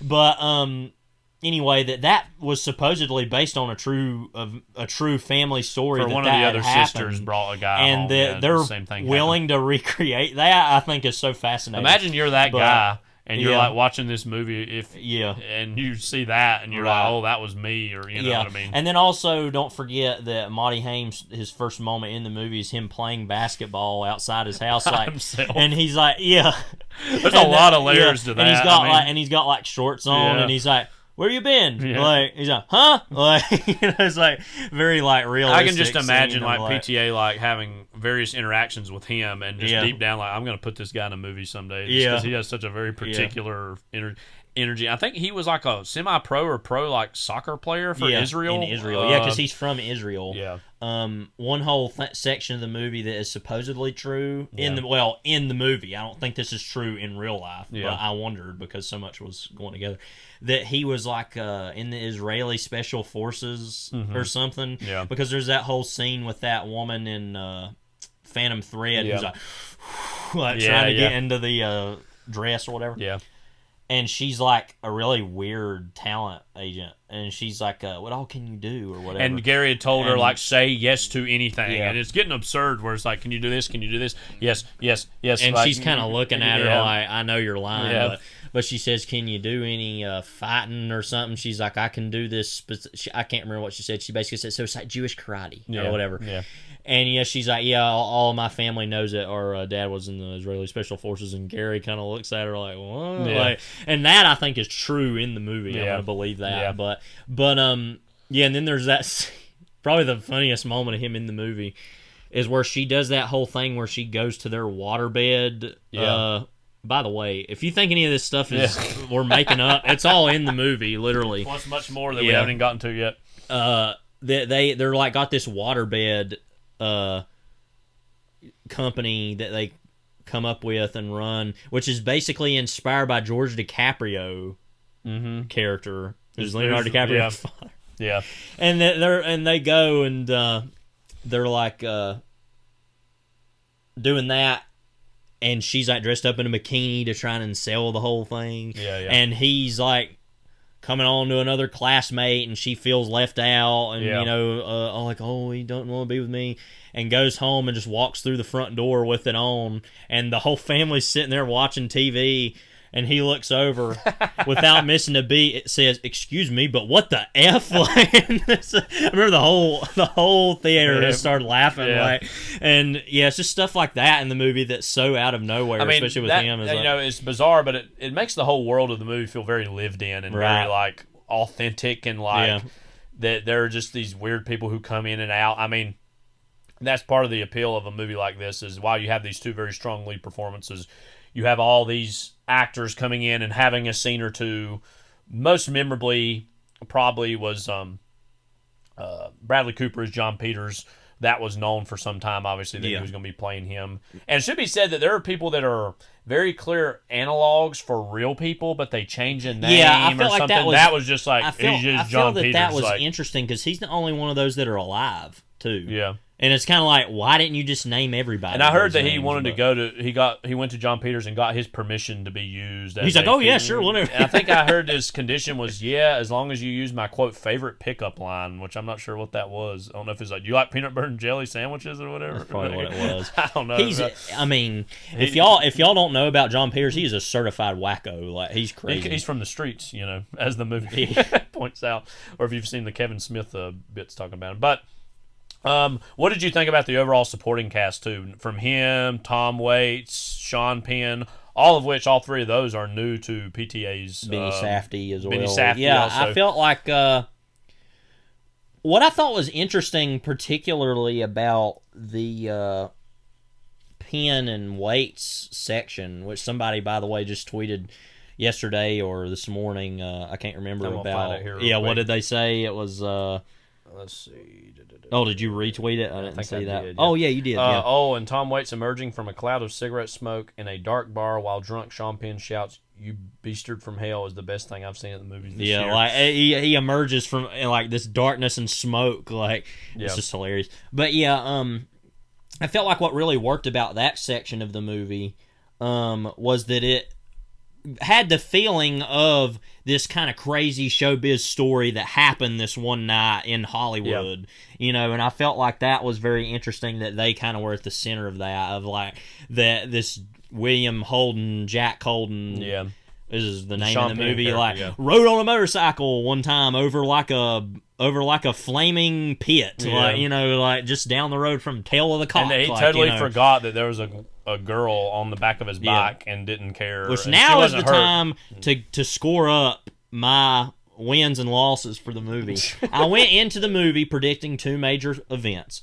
The first one was that John Peters' moment where he has a lit match or a lit lighter to a gas pump wouldn't make it into the movie. It did. Yeah.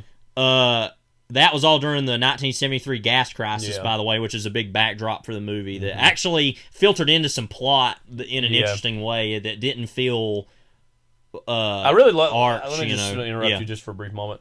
I really thought, because obviously Life on Mars was in the trailer, and I was thinking, okay, it's probably going to be in the movie, but where? And Gary and his younger brother, who I think is like one of the most under talked about and beautiful relationships in the movie. And the kids good too. When they're just kind of running around or riding their bikes, and all these cars are stopped, and as that song's playing, Gary kind of yells out loud, "It's the end of the world!" And like how now we're like, "Oh yeah, the gas crisis. That's this little plump." Oh yeah, remember when that happened? Did you know that gas prices are high, Kyle? Gas shortage. Excuse me. Did you know? I heard about it. Yeah. Did you hear about how high gas prices are? Like that's anything that we can control. But I thought that was just so like. It like took on this beautiful like quality of like this childhood moment of like just having fun running through the streets as all these cars are stopped. It made me think a little bit about COVID, like in terms of like what that is now, as the movie was shot during this COVID. is a little bit of a different and then story, real quick, like, and then they're like Life on Mars as it's ending is like the truck is getting ready to go out, but then it runs out of gas itself, and it's like.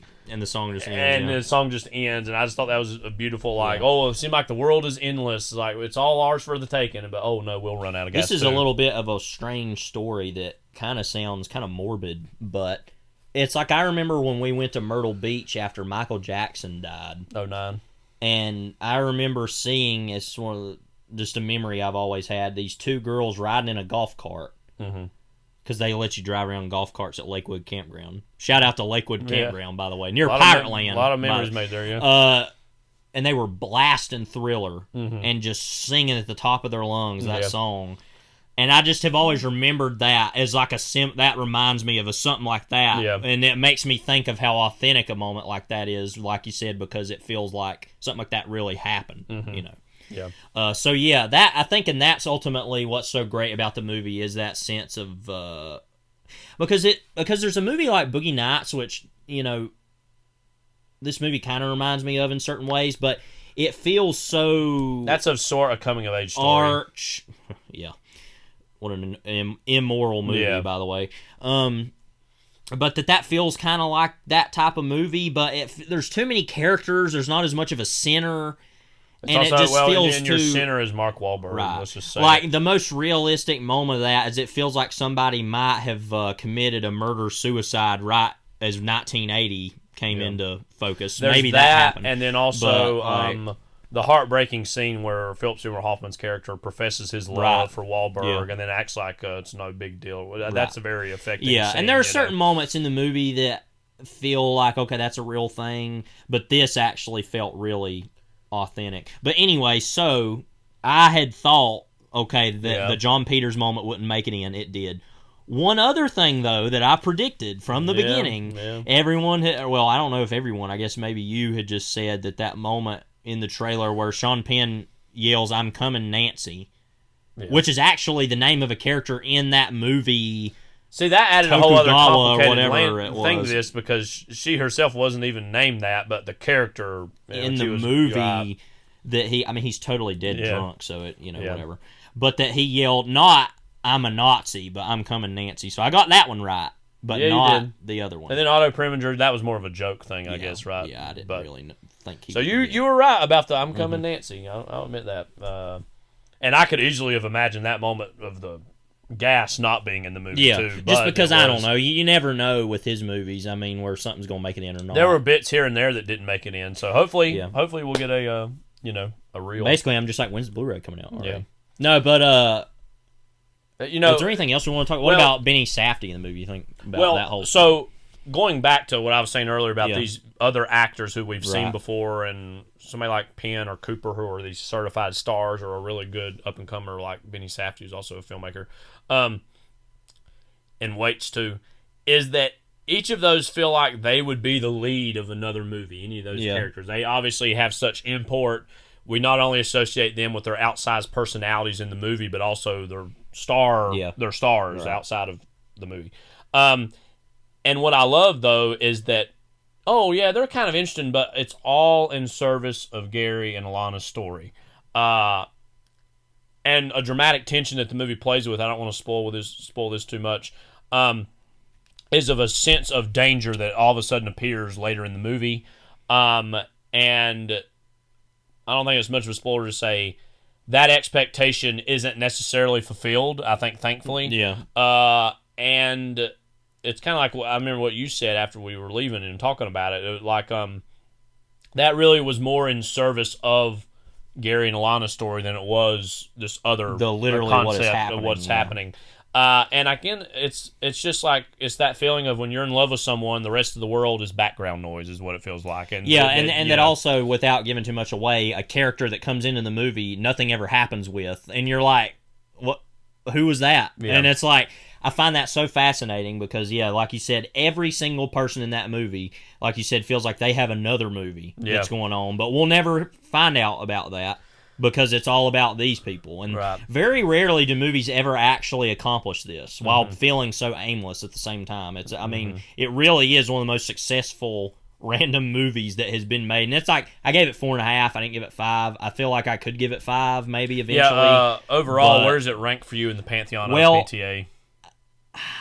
It's right now, it's just below Punch Drunk Love, and my ranking would be like Magnolia, There Will Be Blood, The Master, Punch Drunk Love, this. I think this could get up to be just below The Master, though, eventually. Yeah. It just really felt like a breath of fresh air in a lot of strange ways for a movie that isn't exactly for what it literally is. I think as far as his last two films go, I like it more than you do, and I know you still like it, but I think this is not quite as good as Phantom Thread. I think Phantom Thread, thematically, character-wise, is a little more adventurous than this is. Yeah, yes. But the pure satisfaction of this movie, I think I like it a little more than Phantom Thread. And in general, we were talking about this too in the aftermath of it, and I say this as someone who this was his favorite period of his career. From Magnolia to Punch Drunk Love, to There Will Be Blood, to The Master. All four of those movies are very, and this is seen as sometimes a negative adjective, I don't necessarily see it always as this, as very try-hard movies. Yeah. This man clearly knows he's a great filmmaker. He is going to tell you and show you how great he is. And those are all versions of great movies, so don't get me wrong. But ever since really, and again, that's my favorite period of his career, so that's my favorite movies from him from that period. Ever since, really, from Inherent Vice to Phantom Thread to this, has been a little bit of a downshift in terms of, I feel like he's getting a little older. He doesn't have as much to, quote, prove, I feel like, as he maybe thought he did earlier in his career. He probably smokes more marijuana than he used to. He's a dad now. Yeah. So he's like, I've got human beings to look after. Whether I'm like the greatest filmmaker ever, that's a little bit less of a concern for me personally, I'm sure he thinks. Because, I mean, you see, even going back to Boogie Nights, I mean, that's clearly made by a young person who is wanting to show you how cool and Let me great say, they as are. a person who isn't much of a fan of Boogie Nights, I still think it's a good enough movie. I think that is a very impressive first feature.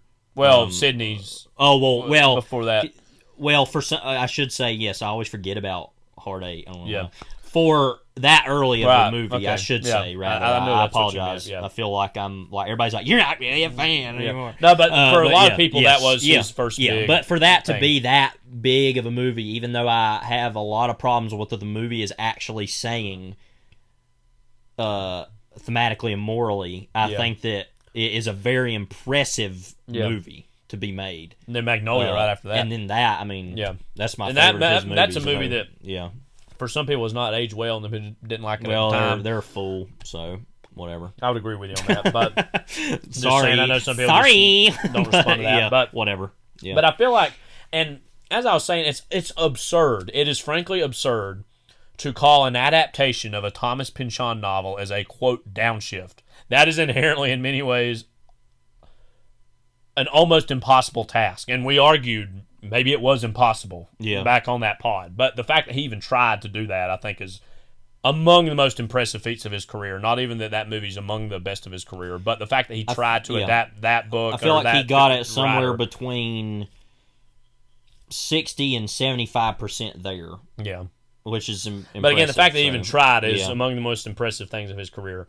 Phantom Thread, again, I feel like is clearly a pretty great movie. Him downshifting into, it's not going to necessarily have the frenetic pace of some of his early movies, or necessarily the import of some of his earlier movies. Let's just make this kind of a romantic drama starring literally the best actor alive, Daniel Day-Lewis. So, and Vicky Krieps of old fame. Yeah, and she was talking about like him kind of introducing us to people. She was among, and I've not seen a lot of stuff with her outside that other than Old, which I thought she was among the best things about. And so the introduction of her, and he's really good about like making us fall in love with certain actors that we maybe had never seen before, so this is definitely a version of this. It's almost impossible to say because who knows what he's thinking, and this is his ninth feature now, so he's nearing double digits in terms of his movies. It's interesting in too, a vague, abstract way. What do you want to see from him next after this? I have no clue because I doubted him on this one. I really did. I couldn't be happier to have been wrong. Which, I mean, it would have still been a good movie. I had no doubt it would be a good movie. Yeah. I mean, that's just ridiculous. Yeah. But, like, I worried about what it would mean, though, for him. I was so blown away. You do whatever. I don't care. But do literally whatever you want to do. I still would prefer that he do something more in the modern day, because you see these Haim music videos. Or the Radiohead and videos. the Radiohead Anima, the Tom York thing, or the Radiohead music videos. And you're like, I want you to film the modern day because you do it better than anybody. And he literally is the best filmmaker that we have. Like, I don't, and like he said, maybe it's not his place to do that anymore. But we were talking about this the other day. Feel like, that way, though, I feel like there's still a lot of juice to be squeezed out of even just making movies about older people his age today. That in and of itself is about today. Yeah, I mean, you don't have to necessarily make movies about young people today. I mean, that's a whole other thing too. Is that something we often talk about? Oh, it's contemporary. It's got to be about young people. There are a lot of people who are not young living in the world Most today. people are not. Yeah, so and their stories are important as young people's are. Yeah, so, and maybe that's just what he's interested in making now. But I feel like, I mean, he made a movie like Phantom Thread, which is very much not about young people. No. I mean, Vicky Krieps' character is relatively young, but that's very much about an old, fussy man. And is in of itself, famously, as he said several times, inspired by himself getting sick and his wife taking care of him. Right. Or not his wife, his partner, Maya Rudolph, who pops up in this ever so briefly. That whole scene, by the way, of like him auditioning for those commercials. And he's like, or this. It takes some time. And it takes like 20 seconds probably to do one change. Yeah. Yeah. That was randomly Tim Conway Jr. too, right? In that, which I just think is hilarious. Yeah. But no, I mean, so I don't know. He's thrown out some things over the years about things he's in various stages of working on. Probably the one I'm most like do this. He said several times that Vinland might be something that he'd be willing to adapt. I think that would be him returning to a similar milieu, but also different. And slightly different time periods than he's exactly worked in before, as far as being in let me be you ready for me to be so blasphemous? Yeah. You ready? Yeah. Take Vinland. Yeah. Make it about the 80s and the present. You could do that instead of the 60s and the 80s. As someone who loves that book deeply, I would love to see just take it and do something different. Because you could I find feel like a lot you of could do similar, the same thing in a lot of ways. I mean, be close, yeah. I feel like that would and it'd be a way for him to reckon with the past, contrasted with the present. Yeah, day and too. Whatever. Maybe it's just because I'm like, do the present. I'm so into that. I want him to do it that I will even have him commit blasphemy against that book. I would be interested in that. He's also said some things over the years about like a 40 set jazz movie. I think with Tiffany Haddish, and. If it's Joaquin Phoenix or something. He's also expressed interest in working with Joaquin Phoenix again. As recently as a few days ago, Denzel Washington has said that they've had conversations about something together. So, the possibilities are endless. I'm not really sure. But we're going to be there. I'd like to see him make a crime movie again. Yeah, I think that'd be interesting. But definitely. I don't know. That's we the love answer, is him. that- yeah, whatever. And I don't even like. I have problems asking that question because like it's hard to know because ultimately like follow your muse and whatever interests you will inevitably somehow interest me in terms of when you make it. So we love you, PTA. Keep doing what you're doing.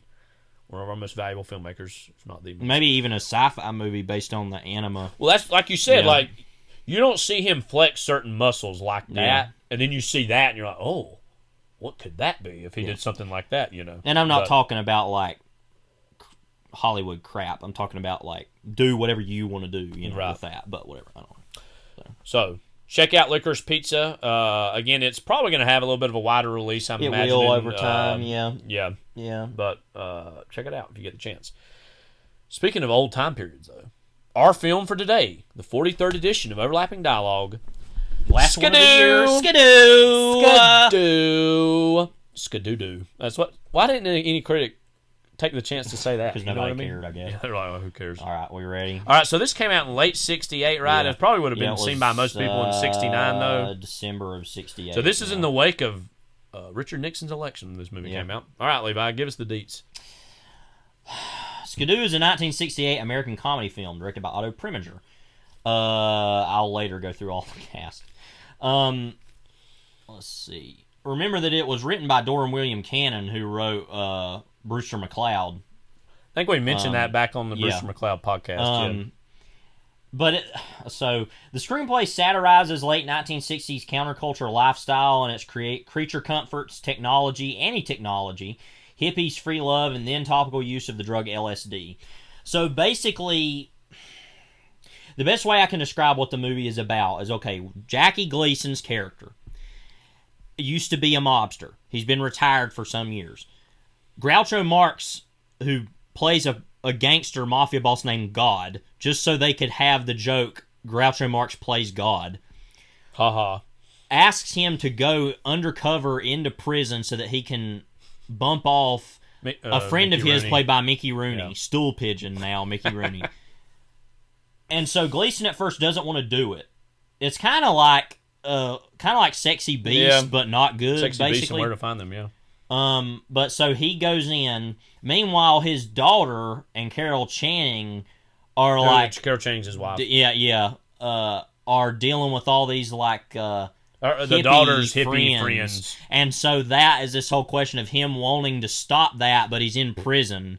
But then also while in prison, he comes into contact with these other hippie people. And the whole movie's just massive Grab bag. phantasmagoria of late 60s countercultural trash from the point of view of Older the culture people. itself. Well, specifically more of an establishment status quo that's older by virtue, and is throwing in some of these younger people that are stars at the time, like Frankie Avalon.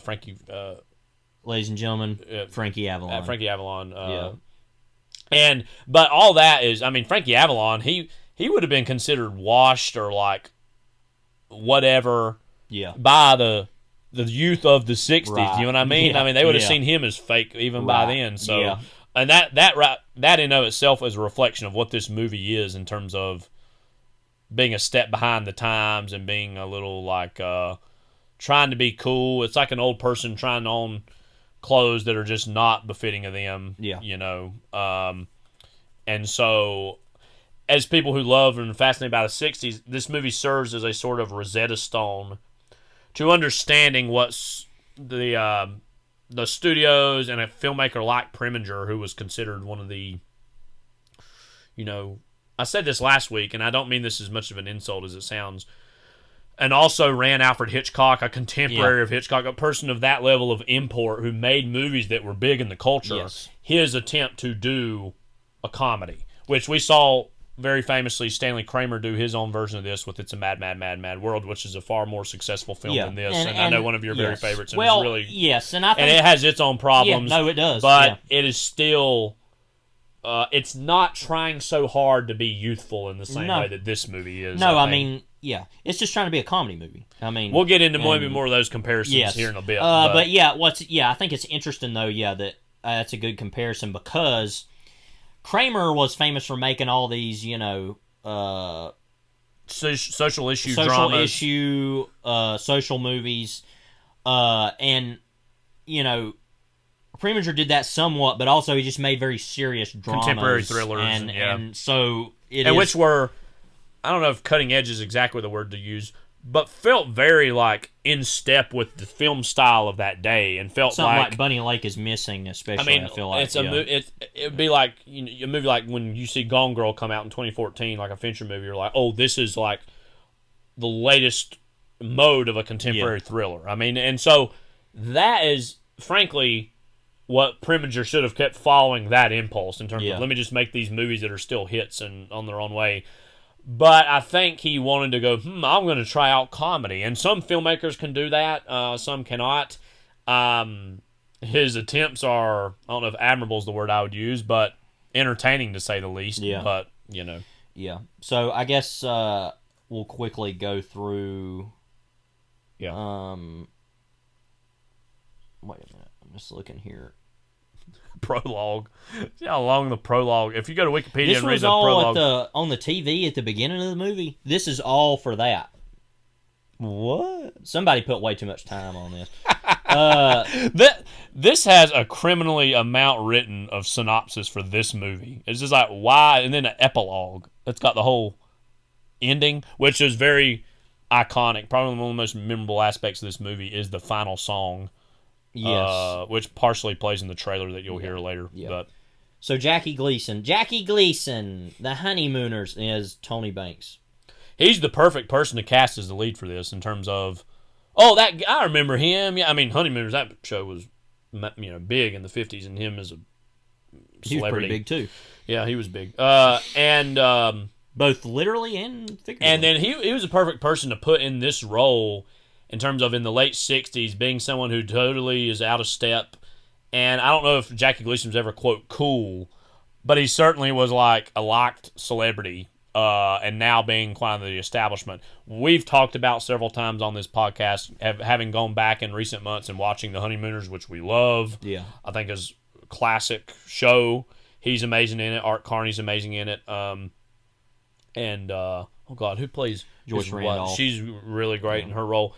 In general, Jackie Gleason thoughts, which I think we've talked about here and there, but I think he's one of the funniest people ever. I mean, he plays on his whole, I'm a big man. No, actually, it was Audrey Meadows. I'm sorry. Oh, right. Joyce right. Randolph was the wife Carney's of Art Carney. wife, yeah. Yes, Audrey Meadows. Yeah, Really Audrey great. Meadows. Yeah, she's good too, though. I mean, Joyce Randolph. Yeah, but she's just not in the show as much.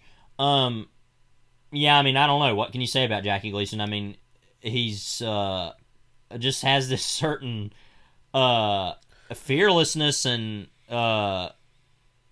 lack of shame. I remember it's just hilarious to me that he will just do anything. In recent months, I had brought up to some teaching colleagues of mine, just casually, we were talking about TV we were watching, and they're all talking about these very modern shows, and I was like, oh yeah, me and my family were going back watching Honeymooners and Twilight Zone and all this, and Honeymooners came up, and I had more than a few teachers go, oh, well, you couldn't have that show today, it ain't politically correct, this and that. How often, though, in the Honeymooners, and I'm not saying everything ages beautifully, how could it? Made nearly 70 years ago.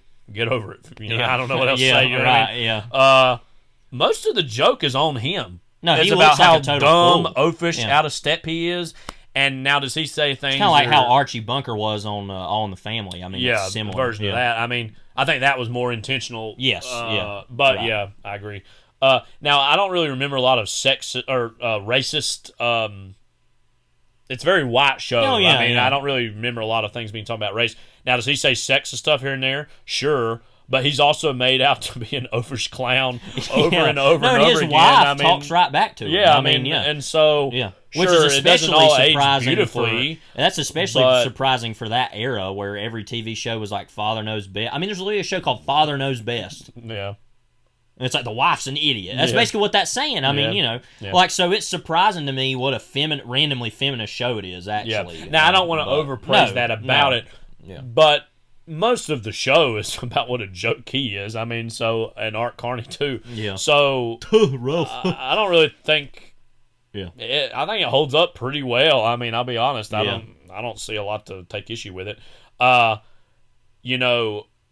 I really think about him and associate him with that. One of the most iconic performances of all time, though, in Smokey and the Bandit. I mean, he is flat out hilarious in that movie. Is that sheriff? Get me a Dr. Pepper. I'm in a GD hurry. Yeah, give me a Diablo sandwich and a Dr. Pepper. I'm in a pretty GD hurry. And then he walks out with like the toilet paper. Well, and then earlier he like saw some woman. He's like, nice hat or whatever. Yeah. And then he's walking around with toilet paper. And then remember when he's like that same. That's like that whole. He's great in the whole movie, but that scene has a lot of gems in it. Where he's like, "What you want out in the car, boy?" And basically, and he's like, "Hush puppies, daddy." And he's like, "We ain't got time for that crap." Yeah, like Hush Puppies wouldn't like take that nothing long is to at get. like medium or low volume. Right. Everything is like Yeah. the biggest like. And I think, frankly, I mean, you see him in this, and not that he's like so bad in this movie. I think he fits what the movie needs, but he apparently didn't like this movie. Not a lot of people who were involved in it liked it. You could see him kind of going downhill and not being in anything that really had any sort of a cultural footprint. Again, that movie was huge. He got a lot of praise for it. And so, he was able to sustain himself with multiple generations. I mean, he aged into being kind of a comedian. Yeah. Actor, And I don't think, remember pretty him good. being as crazy in this movie as he should be. No, he's Exactly, actually, especially after seeing Smoking the Bandit and the Honeymooners, he's a little more restrained than he is in those, but still good. And then we talked about him in we did talk about him a little bit in, I guess, The Hustler, because Minnesota Fats, I mean, that's a very different role for him. That's much more dramatic and not all that funny. Other than just seeing him with a straight face play pool, that in and of itself is hilarious. But it's not meant to be comic inherently. But I like Jackie Gleason. He's funny. Carol Channing as Flo Banks. I haven't seen a whole lot with her in it. I know she was in Gentlemen Prefer Blondes, the original. Yeah. Hello, Dolly. A lot of musicals. She's a very shrill Skidoo. I mean, here. she's the one who sings the titular song. I mean, she's annoying. Did you find it very off-putting how many of the reviews we read, like, her and her being scantily clad as an older woman or whatever, as a gross really item? I thought that was condescending to say the very least. And the movie doesn't really give her a whole lot to do either. No. So Frankie Avalon, he's still alive, isn't he? Angie. Yeah. You know what's funny about him too is that he's 81.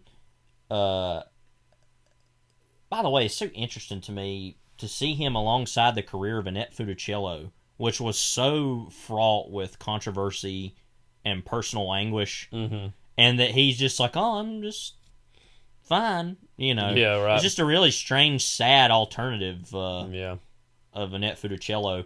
But, of course, he's been in all those beach movies out the I mean, he's been in everything. You've seen some of those. I haven't. I've seen the first one. Beach Party. And liked it as like a kitsch that thing. Vincent Price's Big Daddy or whatever? Yeah. I mean, he just, again, as I said, he is he's an older person's version of what, quote, hip and cool is of this time period. I mean, he's not authentically hip and cool himself. No even offense to him, really. But he's very like, they like them beach party movies. Let's throw him in. The culture, even as far as from 65 to 68, had already moved so rapidly. Yeah. So rapidly in that short amount of time that he would have been seen as this, like, sellout, whatever guy by the hippie culture of that time. But, Yeah, and he, of course, is in Casino as himself.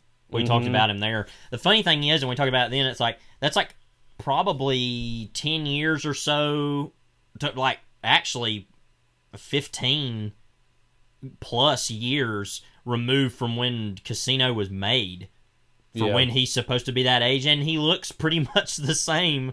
That's what's funny about that, is he doesn't really look all that much older. Fred Clark as a tower guard. He's the other tower guard that isn't Nilsson. Or Nilsson, however you say his name. Right. I mean, he's in a bunch of He's stuff. in, White Heat. Yes. That's what I always think of him Right. as mostly. He's got not that big a part. Said he's also in Sunset Boulevard. Yeah. As Sheldrake. Wow, what a name.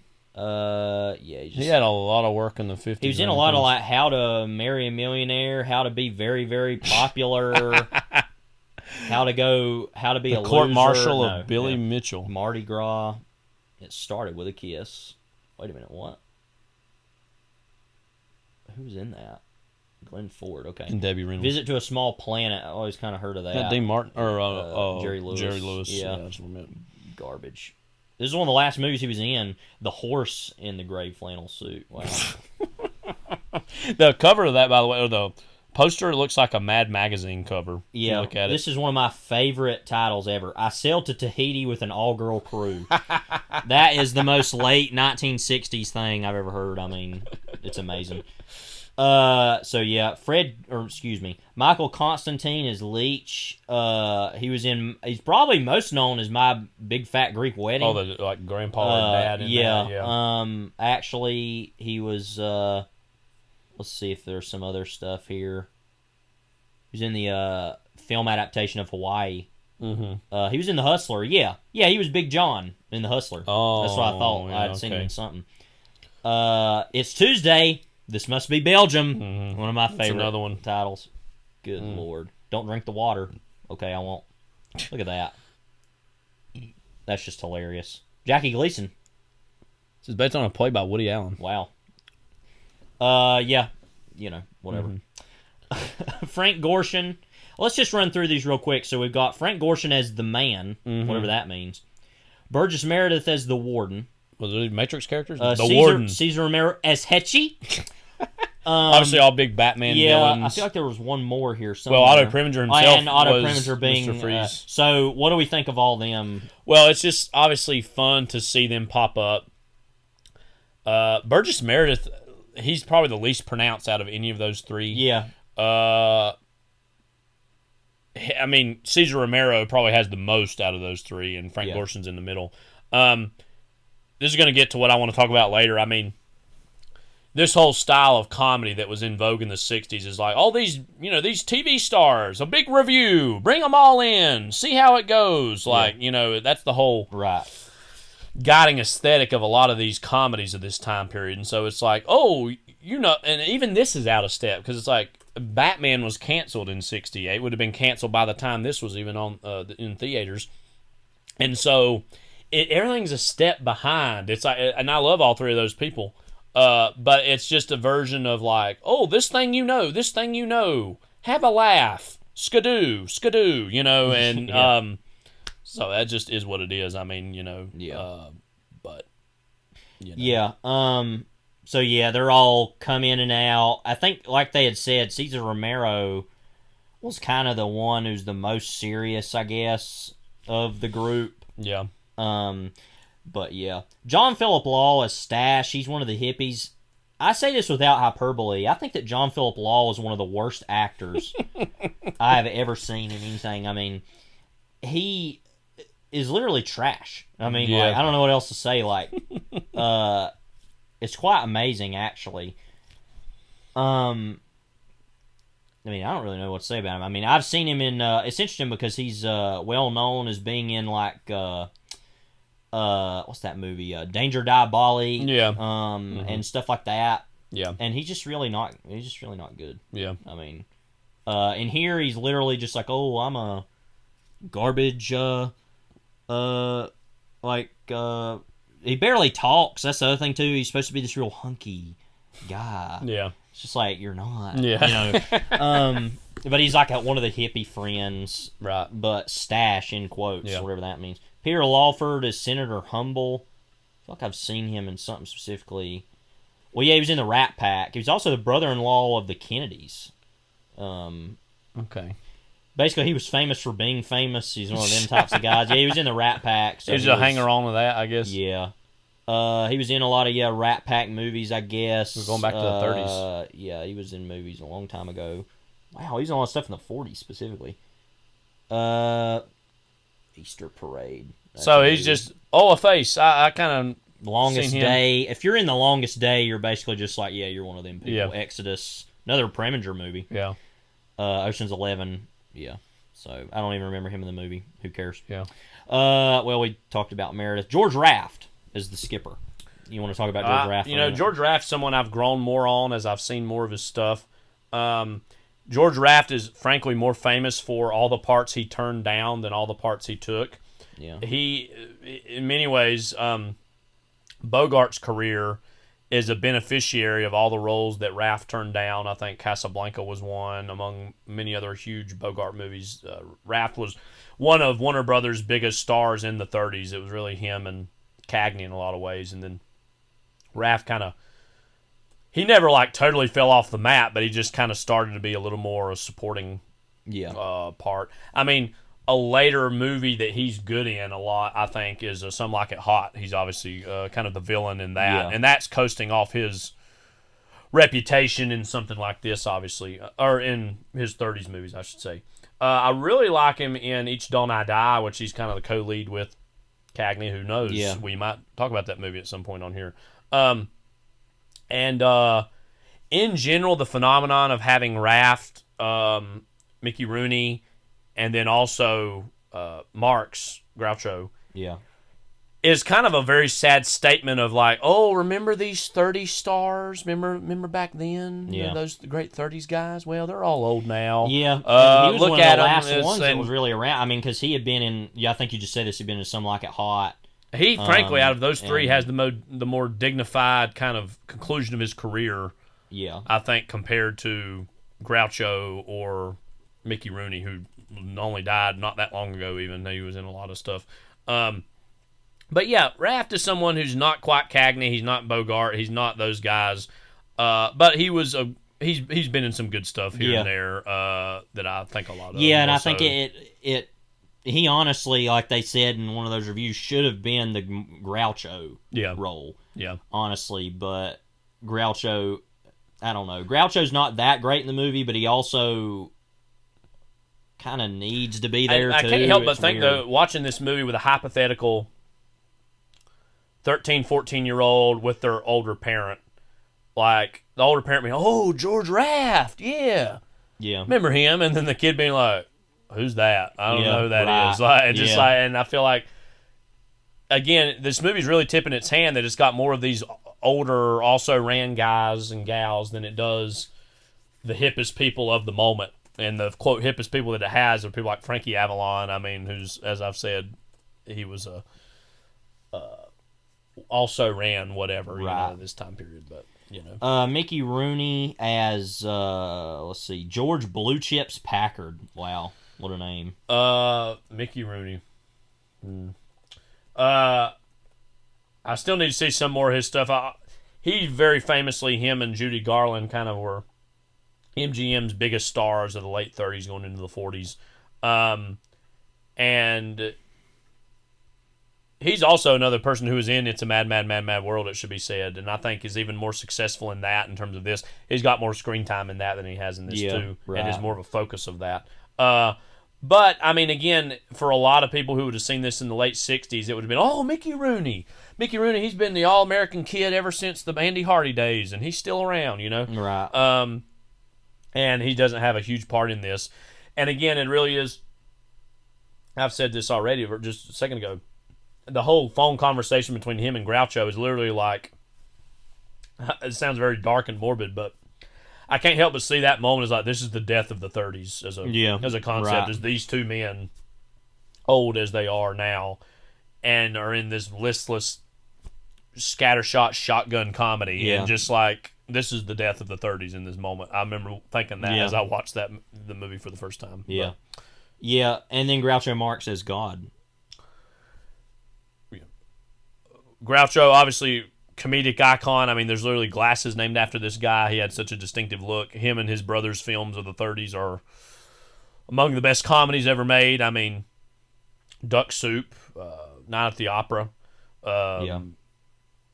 What else can you say about him? I mean, they're just some of the best films ever made. Some of them, the comedies. He truly is one of the funniest and people. such a singular presence too. I mean, because his one-liners and his. He pioneered a whole state of comedy that we're so living still in the after effects of. I mean, in terms of his whole persona and his delivery and his like blissful, ignorant confidence in many ways that his, especially the 30s that he had. What do you think he adds to this, if anything? Well, I think that he isn't particularly great, but he's still Groucho Marx. I mean, you know, so it's going to work in its own way. And he was, like a lot of these other people, in the 60s was more known at that point as a talk show guest and a guy on a lot of talk shows in the 50s and 60s, and so that's how most younger people would have more recognized him from that than his 30s films or 40s. Yeah, I agree. Arnold Stang, well, we'll go through some of these real quick. Arnold Stang is Harry, if I remember correctly. I think he's been in a lot of random stuff. Yeah, he was in It's a Mad World. He was in, let's see. Two Gals and a Guy. Two Gals and a Guy. Second fill to a steel guitar. What? I swear I felt like, and I don't know that. He's the guy in Mad World, so yeah, we're going to take care of you, or whatever. We're going to take good care of you. Yeah, he's just in a bunch of stuff. Doro Miranda as the mayor. A lot of these are just TV actors, you know. They've been on a million things. I don't really care about going through this. The Russians Are Coming is a big one I'm seeing here. Man with a Golden Arm. That's another Preminger. Bad Boy in the 30s. That don't look like a very bad boy. No, kind of I movie. don't know what's going on there. Phil Arnold is the mayor's husband. As Hitchy. Wait, what? Oh, so I guess there's a gay joke in there I forgot about. Oh, yeah, okay. I don't remember that. All right. Slim Pickens is the switchboard operator. And Robert Donner is another switchboard operator. Just real quick, Slim Pickens, he burst onto the screen, obviously, in Dr. Strangelove as riding the bomb down at kind of the end of the movie. I remember him in this. I remember him in One-Eyed Jacks. And so, which was supposed to be a Stanley Kubrick movie. So clearly, Blazing Saddles, later career stuff. Even he is the death represented in Knocking on Heaven's Door. And Pat Garrett, Billy the Kid. Yeah. No, I mean, I love Slim One of the Pickens, great Bob Dylan songs was set to the death of Slim Pickens. Yeah. Never forget that. Yeah, Robert Donner, Million That gun, why has he Things, not Don't been in? Care.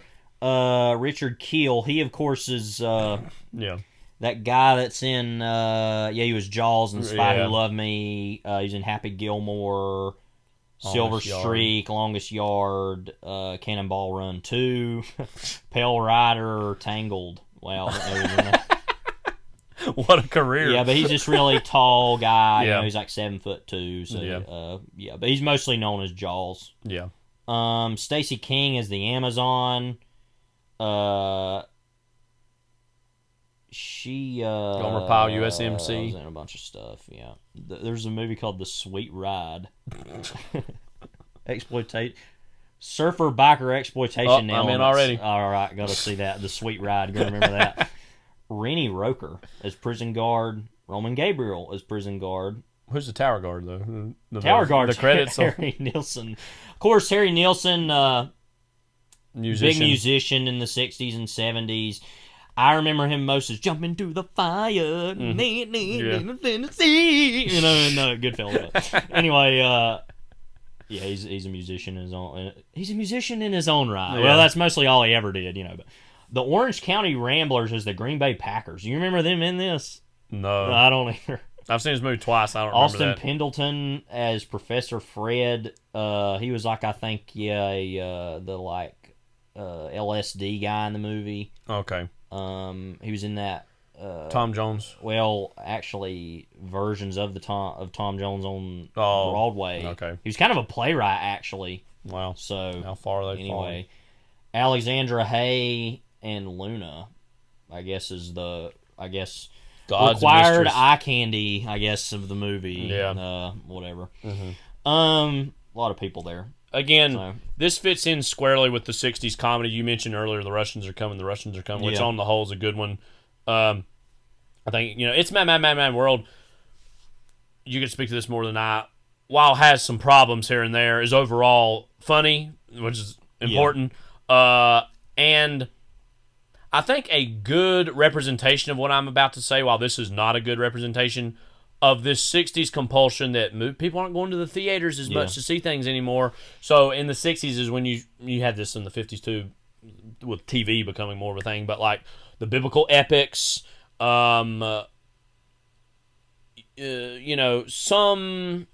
when you're starting to get some B movies that have a little bit more import, something like Forbidden Planet, but it still isn't at the level of Star Wars would be a little bit later. But with comedies especially, it's just a huge grab bag of let's throw on anybody that, you can see them on TV, or you could see them all together in a big movie. And again, Mad World is a good, on the whole, version of that. This is a very scattershot, lazy version of that impulse. Well, and I wrote about this. Also, the 60s had a lot of these big war movies, too. Yes. You mentioned that's earlier, what I was going to talk Longest about. Day. So, we've talked a lot about this on this podcast, but in the 50s and 60s, in order to combat TV, so they were like, all right, let's get people back to the movies. And like you said, you said the biblical epics, the war movies, the musicals, a lot of musicals, and westerns still.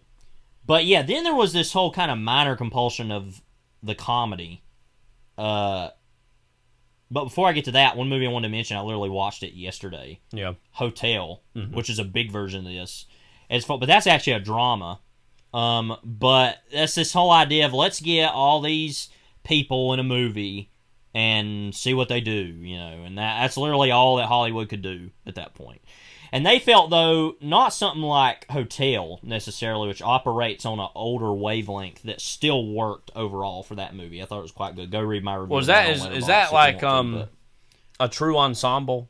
No, it's not that big. I mean, Robert Taylor is very clearly the lead. Rod Taylor, I'm sorry. Kevin McCarthy, Melvin Douglas, Carl Malden, Richard Conte, Michael Rennie, but it's not as ensemble as much as some like these movies are. But like there is that film, but also there's a movie like that. It's trying to do in the opposite sense. It's not putting as many actors in it, but it's doing this whole idea. But the story's very big and it has all these other moving parts. Whereas really, it's only really should be about one thing, which is the center of the movie. Then there's all these kind of other extrapolations that are ridiculous. They're interesting to watch, but that these kind of fit into that kind of fits into that whole idea too.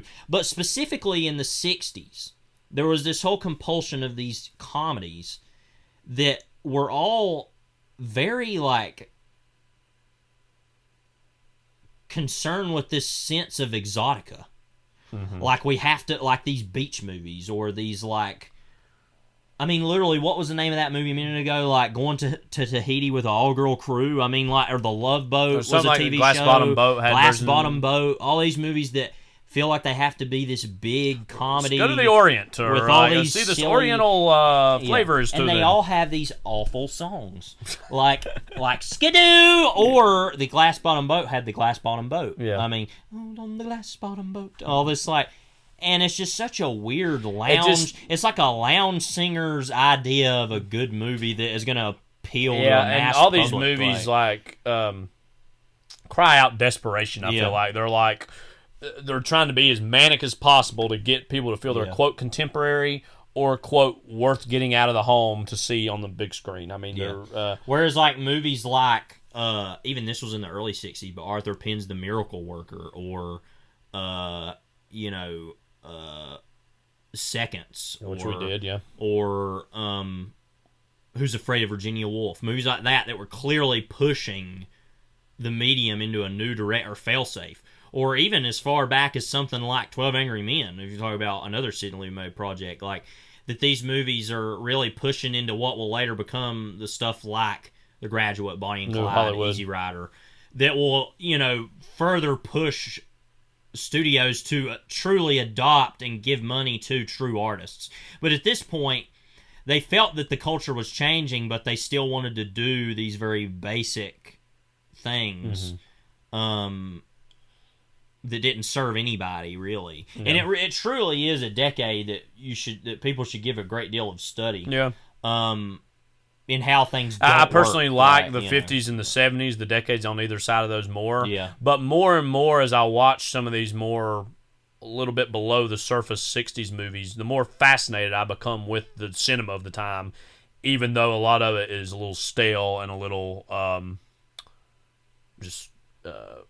also ran. Because the movies we really point to and talk about are 2001, The Graduate, some of those movies you just mentioned, like Psycho. I mean, those are the ones that really, the cream rises to the top, and you're like, these are the ones we really remember. But this is true for any decade. But you look down below the surface of a lot of these movies that had big advertising budgets, had people who were famous at that moment in them, that has as much to tell us about the time period as any of these big hits do in terms of trying to understand the culture any better. Yeah. And I think this movie also, in this 60s comedy rut that we're talking about, I think it's only gotten worse in recent years and decades that followed, how TV has ruined film comedy. Yeah. Because you think back to what comedies were in the 30s or 40s, to bring up the Marx Brothers, but it also bring up George Cukor movies, Jimmy Stewart, or specifically thinking about like Cary Grant and Katharine Hepburn movies. Back in the day, it was very, the going standard of quality or success was like, you have maybe a small repertory of people who maybe work together a few times. I mean, because you see Cary Grant and Katharine Hepburn go back and forth. Those are two masters of the form going toe-to-toe and have worked together a few times and know how their energies work. You think about the Marx Brothers in terms of they had a whole vaudeville career before they were even in film together. And a whole life as being a family. Right, and so like these people that know each other very, very well, and the level of authenticity in those performances are just very striking. And you have your little character actors who pop up here and there, but it is much more focused situationally. I mean, you think about like, you know, somebody like Claudette Colbert and Clark Gable in like, you know, Happened One Night. Yeah. I mean, that particular focus of energy made for a lot of those great, awesome movies. As TV comes along, it's much more scattershot. The attention spans are starting to be shortened by the public.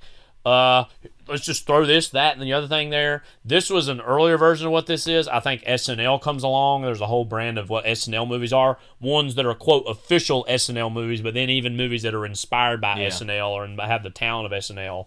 And now, I mean, that's why, frankly, a lot of film comedy is trash or garbage, even by movies that themselves are fine or okay or even good. Something like, say, Game Night, which got a lot of praise in recent years, or even something that I think is really, really good, like Anchorman. Yeah. Even that. Well, they're all versions of this whole thing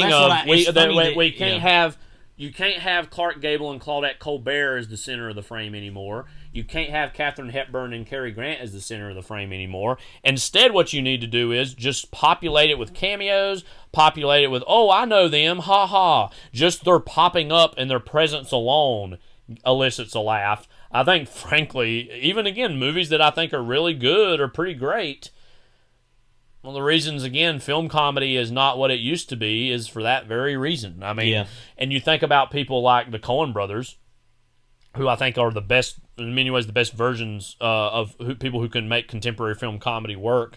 Something like, say, it's nearly 20 years old now, or is 20 years old, but something like Oh Brother, Where Art Thou? That has a lot of this person, this weird situation, that situation. But deep down through it all, you have George Clooney, Tim Blake Nelson, John Turturro, the center of the frame. Right. It's their story ultimately. And everything else, that comes and goes. But those key relationships are what guide you through the whole thing. Right. And again, there's other Coen Brothers movies that aren't quite as successful as that. But I think they're a good version of something like even, and I'm not as big a fan of it as other people, something like Raising Arizona. You think about how goofy and stupid acting Nick Cage is in that movie. I mean, the movie is very focused in its comedy and very specific in its comedy. And as I said, even movies that I like a little bit better than some of those, like, say, some of these Adam McKay comedies that have come and gone, like Anchorman or Talladega Nights or whatever, it's more of a cameo fest. Yes. It's more of, look at this, look at that. Because that's what I was going to say when we were talking about all this, is that we still live with the legacy of a movie like Skidoo in the sense of those scenes in the Anchorman movies where it's like the news team fight. And it's just like there's these Tim people. Robbins, there's Ben Stiller. It's like, now that was funny, I think, in the first one, funnier than, and I do like the second Anchorman. The second one's actually kind of underrated, I think. Yeah, it's but good, the whole news team fight and that, Will Smith, Kanye it's West, being big. Marion Cotillard, Jim Carrey, like the Minotaur. Now, but that's what I'm saying, is like that is the same thing, just done now. So we still live with this compulsion, like you said, that all comes out, and it's interesting you've connected it correctly, I think, to SNL. Finally, that we kind of understand that. is what that because is. again, this is a reaction in many ways to the TV of the Yeah, 60s. excuse me. And SNL wouldn't come along until the 70s. Now, and I think in a movie that is really good, and we were talking about the filmmaker behind this, who knows, maybe next week, but Blues Brothers. Yeah. Do you really care? What are their names? Jake and Elwood. Do you care about them as, quote, characters? Now, Aykroyd and Belushi are hilarious. Yeah, but no. But are they, quote, real characters? Are they flesh and blood human beings? No, they're guys who wear these suits and they get into these wacky adventures. Oh, there's the Nazis. And they go, here's the Nazis. Here's this redneck bar they go to. Here's the cops. Boingo, yeah. But whatever. But, like, it's just about, there's no character, really. Yeah, right. They're not characters. They're just, like, there's a guy guys who look it'd be interesting good. to watch you eat corn on the cob. No effing teeth. But, and even the movie we're going to talk about next week, I think, it's a cameo fest. That's what it is. I think there is. There's a little bit more on the bone there, though. A little bit, not a whole lot more. The two main leads, characters. I think there's a little bit more there, but it still is a version of this compulsion. Yeah. And again, as I've said, there have been examples in recent years that are not exactly this. I think, like I said, the Coen brothers do film comedy really well because they're just such great writers. But even a movie we talked about a while back, Barb and Star Go to Vista Del Mar, I really like that. That's essentially an SNL movie, through and through. Austin Powers movies, those are essentially SNL movies, Mm-hmm. So again, it can still be funny, and it can still, I go to see them movies, and I laugh, and I go, oh yeah, that made me laugh. But I don't walk away thinking these people are flesh and blood characters. Yes. And I think that's the difference of when you think about 30s, 40s film comedy. Yeah. Which, of course, movies just period were better back then. Right. Versus what this 60s era film comedy is versus projecting it onto the last 50 years that have intervened. Yeah. And I think it's looking at the 60s, like you said, it's that whole idea of trying to keep up that makes it look so bad. I mean, one of my favorite titles of any movie. Robert Morse was in this film. This is the whole title. Old Dad, Poor Dad, Mama's hung you in the closet and I'm feeling so sad. 1967. And after seeing a movie like Once Upon a Time in Hollywood, there's so many like background things in that movie that play on TVs or whatever that, again, when we think of the 60s, we think of The Graduate, you think of Bonnie and Clyde, those movies. Most of the culture was that. Yes. These things that play in the background or something like this. Old Dad, Poor Dad, Mama's hung you in the closet and I'm feeling so sad. And when you see a movie like that that's so well done and it has these very particular background things, you're like, is that real or is that made up? There's no way that could have been real. Like 3 in the Attic, which is a real movie. Which was, I mean, or a show, I guess it was, wasn't it? No, I think it was a movie. Pretty sure. Okay. They did more TV ads for movies than they do now. And there's a lot of that stuff you're just like, and when you go back and study these time periods, you're like, this was a thing that existed. And Combat was a big, there's so many things that have just been so forgotten about and fallen through the cracks. And that's one thing I'm kind of fortunate for a movie, even as scattershot and kind of bad as this, is that it represents a genuine expression of what most people saw when they went to the movies in 1968. Well, and it's like, in the whole point of that big part of that movie is the idea of Rosemary's Baby. Of that being, and I have my own problems with Rosemary's Baby, but that movie is truly an advancement. Well, it's Roman Polanski. Right, say what you will about him. It's a real movie. And so we still talk about Rosemary's Baby. We don't talk about Tanya or 3 in the Attic, or the Bionic Man, or the Illustrated Man, or whatever. Like, nobody cares about that crap.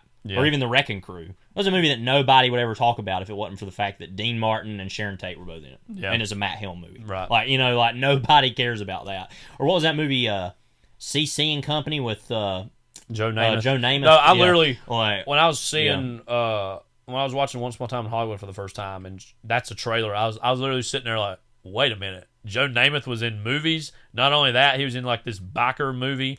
This would have been in 68, so he's playing football while this is going on. And so it was truly like this is an alternate reality I wasn't aware of, and that's so much of the culture. Also, Anne Margaret, that's right, because it was like Joe Namath, Anne Margaret, Joe Namath, and it shows other people. Right. Mm-hmm. That. It has that like rock song or concert. That whole thing I think about all the time. Another movie I want to bring up real quick, just to let people know it exists, You always bring this is movie The up. Maltese Bippy. Yeah. Which I saw the first 10 minutes of on TCM one time. Yeah. I kid you not, the opening credits of that movie are some of the most impressive, strange, like advancing, this cutting edge thing I've ever seen. But that movie's not particularly remembered, as you would guess, and not very available to be seen. But that was, of course, a Rowan and Martin movie. Right. But anyway, I just want people to know about that. Directed by Norman Panama, supposedly a real person. Another who movie also directed the movie. Directed White Christmas. Mm-hmm. Mr. Blandings builds his dream house. The Court Jester, and of course, How to Commit Marriage. Another Anyway, random movie I remembered Hope that I was wanted there. to bring up was Yeah. Marriage on the Rocks. Oh, yeah, you which watched was that. Yeah. 65. That has Sinatra, Martin, and Deborah Carr in it. Now that doesn't have as big of an ensemble as this does. Yeah. But it does have Cesar Romero. As Hetchy? No, as Miguel Santos. Oh. And that's another one that it's like, and that movie's a little more self-conscious, like, oh, we're getting a little older, you know, we're not quite what we used to be, but we're still Dean Martin and still Frank Sinatra. It's like the vibe of those Kind of like movies. PTA now, but he actually makes genuine art. Yeah. And so, you know, again, Dean Martin's one of the worst people ever, by the way. I just wanted y'all to know that. But anyway, it just looks high half the time. I never forget, like, and I'm sure he did smoke marijuana. I don't really know a lot about him, but I'll never forget the detail in the Inherent Vice book. I think it says there's a picture of him, and it was like a Vegas pawn shop. in Vegas, of like him smoking a joint. I just and him smiling or something. I'll just never forget that and associate that with him. And so, again, a movie like this, which seems so inconsequential, so whatever, actually is a little bit, like I said earlier, a Rosetta Stone for understanding. Because it sounds like we're kind of time. running in circles, but the movie does that too. Yeah. And I think that's the whole point, like we're saying, is that, and sort of maybe why we're doing it as a New Year's. Yeah, because we just did why. Why? New Year's bash? Yeah. Upgrades? It is a randomly good little New Year's, end of the year, throw it at the wall, see what sticks. Nothing does movie. It's like the wall's made of Teflon. Mm-hmm. You know, it's like nothing will stick to this. And if you want a genuine version of this kind of thing, 2 years ago we watched Until the End of the World. Yes. Was that on New Year's Day or was it New Year's Eve? It was not on New Year's Day. By the way, since it's New Year's, go and watch the episode, the New Year's Day episode of Billions. There's a moment in that at the very beginning where, like, they're all having to meet about something, and they're playing U2's New Year's Day, and, like, there's, like, a real crappily, like, recorded voiceover moment of they're showing some, like, a skyscraper, and they're saying, we have to go meet, and, like, literally, I'm not making this up, Paul Giamatti says, on New Year's Day. Yeah. Like, and, like, the music's playing. And it's just one of the funniest moments I've ever seen in broadcast history. Like, it's truly hilarious. Now, pretty good episode, too. If they did a modern version of this exact movie, Paul Giamatti better have a role, or we're right, you know. He'd probably be the tower guard, one of the tower guards. Yeah, and as far as, again, why we thought, this is a fun, goofy movie to talk through and about. Also, again, we've talked about, if you're around us for too long, me especially, I know, conversation is going to start to gravitate towards the 60s. We've done a lot of that this year. Probably won't be doing it as much next year, just by virtue of doing some different stuff. So it seems like a good little send-off in many ways of a lot of the things that we've talked about in various forms in the background of this year coming to fruition. So you're going to hear the very entertaining, endlessly entertaining trailer for Skidoo, which I remember. Let me just also say, I was first introduced to this movie, I told this last week, by patron saint of film Twitter, Peter Avellino. Had tweeted like happy 50th anniversary to Skidoo. Happy 4th, dude. And he all time he's again he's been around for a while. He's a version of who I want to be years from now. That's where you wanna be, right here with Skidoo. Skidoo. I don't know, it didn't have appeals. I don't know. Anyways, he had tweeted this out and I was like, what is this? And saw the trailer and I was like, what is this? Yeah. And then I watched the movie and I was like, what is this? Yeah. And I really thanked him in the replies, like, me Yeah. and my brother watched this, loved it. Thanks for the recommendation. He liked it or whatever. Yeah. And again, it's scattershot. We watched shotgun. this. I remember. I think this was the first or second movie we watched in 2019, maybe. So Let's see. it was early on. So that's another reason maybe that we kind of picked it. You got it on cast. Yeah. There's nobody named Skidoo. Christopher Nolan was literally the first thing that come up. I was like, I don't think so. Skidoo. The only people that I follow that have seen this, you gave it 3, and this other guy, Bill Ryan, gave it 1. Said skadonk. I've January 2nd, 2019. Yeah, that's what I thought was. So yeah. There we go. So again, you're going to hear the very entertaining trailer for Skidoo, and then we're going to dive right into the movie. Skidoo. Funny movie the other night. It is the gassiest, grooviest, swingingest, trippiest movie you've ever seen. It's Otto Preminger's Psychedelic Trip. The Living End. It's a movie that kids will like. A while laughing. They turn on the older generation, get them high. Can you imagine Groucho Marx being God? Skidoo, Skidoo. The only thing that matters is with who you do. Skidoo, Skidoo. The only thing that matters is with who. Skidoo, I doodly-doo. I do believe it really is the thing to do. Skidoo, Skidoo. Between the 1 and 3 there is a 2. I think this movie is going to turn on the country. Jackie Gleason was Tony Banks, Carol Channing Flo. It's not odorless, colorless, and tasteless. As a matter of fact, it's Technicolor. Frankie Avalon and Jeep, Fred Clark, a tower guard. I laugh my head off. So if you see a man walking around without his head, that's me. Michael Constantine Leach, Frank Gorshin, the man. The wildest trip anybody can ever take. John Philip Lawstash, Peter Lawford, the senator. Peter Lawford. A real swinger. Burgess Meredith, the warden. Far out. George Raft, the skipper. Caesar Romero was head chief. Every young person in the country should turn on Mom and Dad by taking to this movie. Mickey Rooney, Blue Chips Packard. It's a gas. Groucho Marx played God in the Otto Preminger film Skadoodly-doo-doo-doo. Oh, and please, keep off the grass. And introducing Austin Pendleton as Fred, Alexandra Hay as Darlene, and Luna as God's mistress. Well, you know what I mean. Anybody that don't like that, Daddy, don't like chicken on Sunday. It'll make you love better. It'll make you feel better. And it's even legal. Man wasn't meant to fly. He wasn't meant to go up in the sky. Man wasn't meant for such things. If God wanted man to fly, we'd have wings.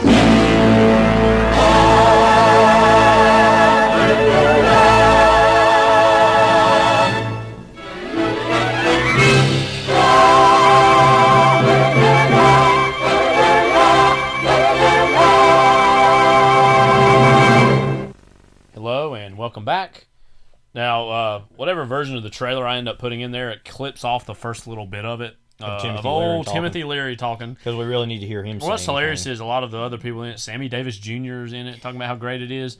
A lot of the people, you can tell, it's like, knows what it is. Timothy Leary seems to be under the stupid impression that this movie's going to actually mean something or do something, I think. Turn on, people tune in and drop out, Yeah, no, yeah. So this movie is rated R. Oh, boy. I didn't know it was R. Yeah. But, yeah, for nudity and drug content. Yeah. So I could see the nudity being, I don't know, just knowing about the drugs this period, it's almost such a cartoonish representation. I'm sure it was still scary looking for a lot of people, but the nudity, I would imagine. Well, yeah. Especially. Also, it's important to note that this movie did not have availability for a long time. Some of the reviews that you had brought together that we had read were some from just personal film blogs in like the late 2000s. And one was all about, why doesn't this have a DVD or release yet? Yeah. And we're going to be watching it off of Blu-ray that came out a few years ago. Pretty basic. There's no special features of any kind. Literally, if you go to the menu, it's like play and chapters. So, It's basically the same company that put out the DVD. They literally just slapped it as a Blu-ray.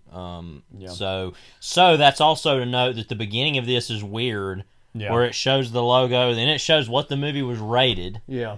And it goes on for a while. So if you're watching this with some sync that's not this exact Blu-ray, then it very well is different. Yeah, but also don't think it really is available anywhere very readily. Yeah. So you probably are watching it on the Blu-ray if you're watching it. So, yeah. So we're watching the Blu-ray, hitting play in 5, 4, 3, 2, 1, Skidoo.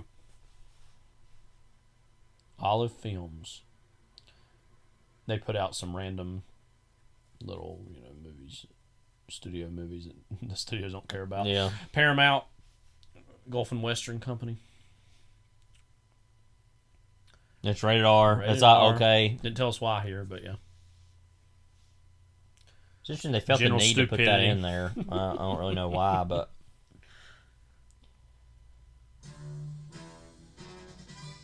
Got our little animated dancing figure here. It kind of looks vaguely like Preminger. Yeah. He is bald. He's got an umbrella, but it almost looks like a rocket if he lights it up. Yeah. So if you want to get a beat-for-beat description of what is going to play here on the TV... Yeah.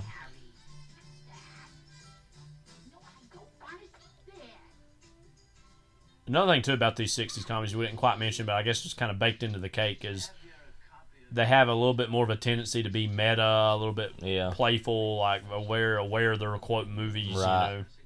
Break the fourth Also, wall. we weren't able to put subtitles on here because there are none. No option Yeah. to let you do that, so... I know that doesn't matter to y'all, but... Yeah. John Wayne makes an appearance on TV.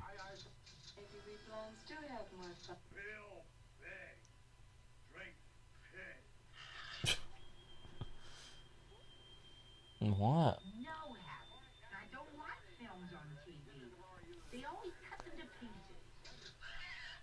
Even that in its own way is like, ooh, TV. Like, this is better than TV, seeing it on the big screen.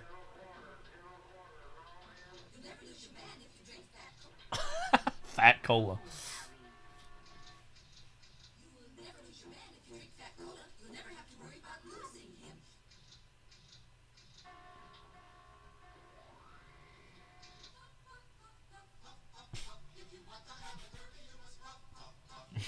Dogs smoking cigarettes. Somehow more absurd than children smoking.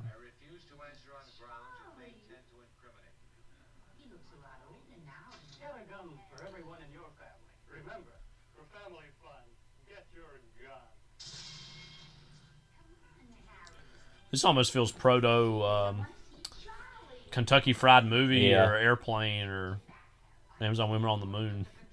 ZAZ's be behind those. But we'll see you, Charlie. Looks like Santa Claus off the clock. Yeah. Jack and Glish should have played Santa at some point. Like Grumpy Santa. Mm-hmm.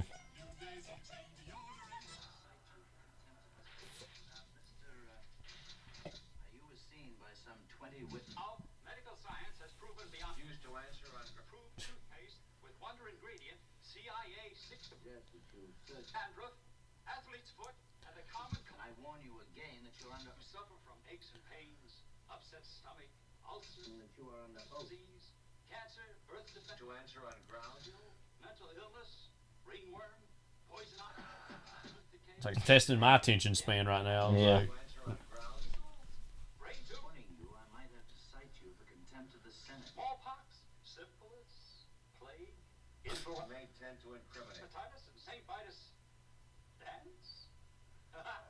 And I warn you again. Well, you're in luck, friend. Pick a pack of Peter's perfidious pink pacifying placebo pill. Refuse to answer. Never let you. All right. Like, what is going on there, though? Yeah. Well, here we go. You think one of them would have just gave up by now, but That other guy. Yeah. Either a neighbor or something, I can't remember. He lives with him, I think. Oh, yeah. It's some real weird situation.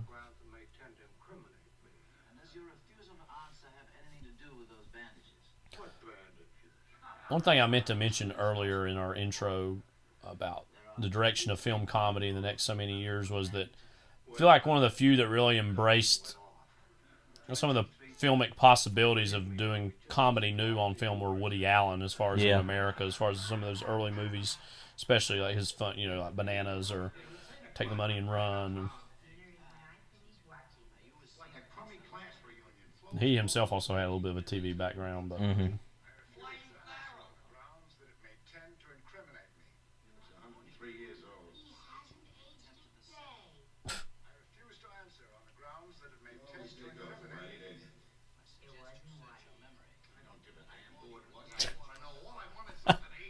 Something to eat.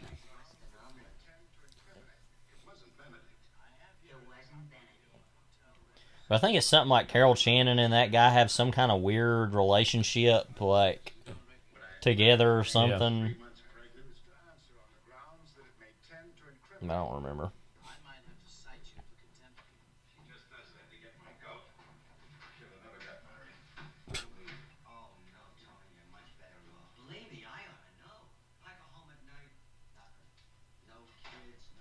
Oh, okay, so he is their neighbor, I guess.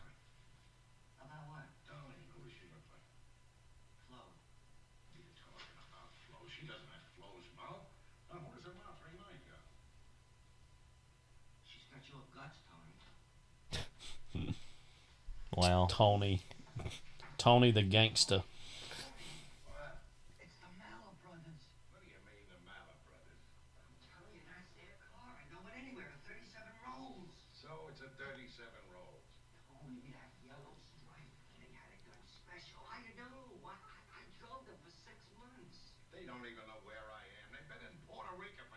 Puerto Rico.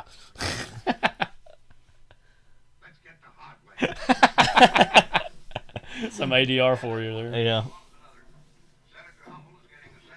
But yes, I guess he used to be a like gangster friend of his too. Yeah, that's what they, a lot of people wrote about this, that all the gangsters feel just as ridiculous as the hippies do in this movie, to the point where there's no real difference. Yeah. Like,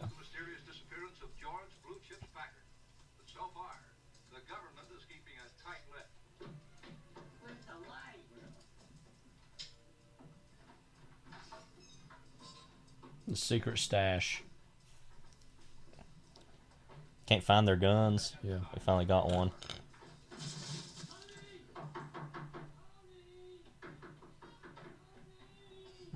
Tony! You go downstairs. I love he's like mad. He's the one who locked him in there. What if running down he accidentally blew his head off because he his finger slipped? Yeah. Go ahead.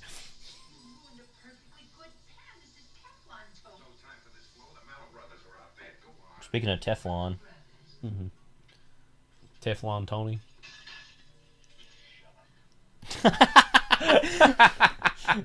Shut up. This score too is so manipulative. It's like, oh, boing, boing, Meanwhile, boing, boing. John Philip Law, Jared Leto? total garbage. It's my daughter with Jared Leto.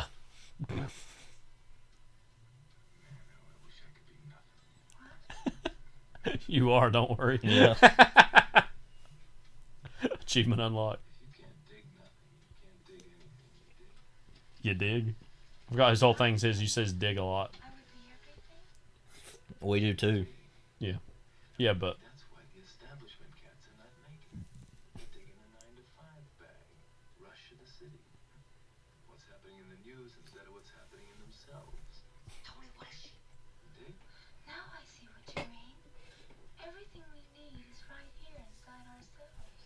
no.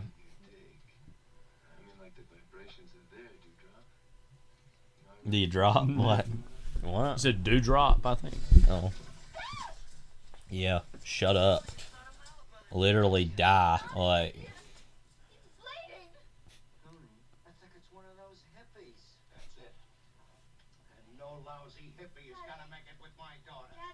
Even that, he's pointing at Yeah. doing his little tick. You wanted to fool around, huh? Wow. Well, there you go.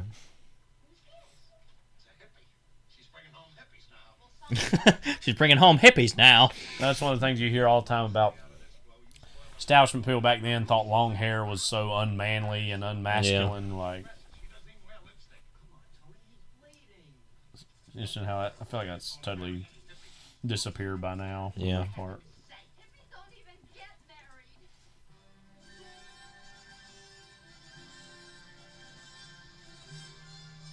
Heshy, here he is. Yeah.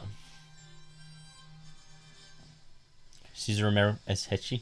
It's so fascinating because obviously we grew up with Cesar Romero. Oh, he's the Joker in Batman, especially the Batman 66 movie. But then you go back and watch more movies from the 30s and 40s. He had, was recurring. He was part of the Rat Pack too. Yeah. Yeah, I wonder if there was ever any moment where Sinatra or Martin were both in this. I mean, because it's got all these other Rat Pack elements to it, but.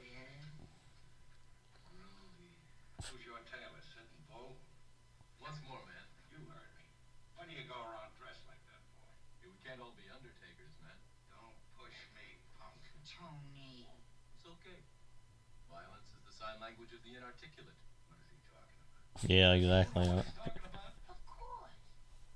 course. He isn't taken in by our false values. So how come you're driving a beat-up Rolls Royce? Why aren't you driving a beat-up Ford? Will somebody answer the door for crying out loud? For crying out I love loud. even he's like, why aren't you driving a crappier car? Like, Hetchy. Old Hetchy's back at it.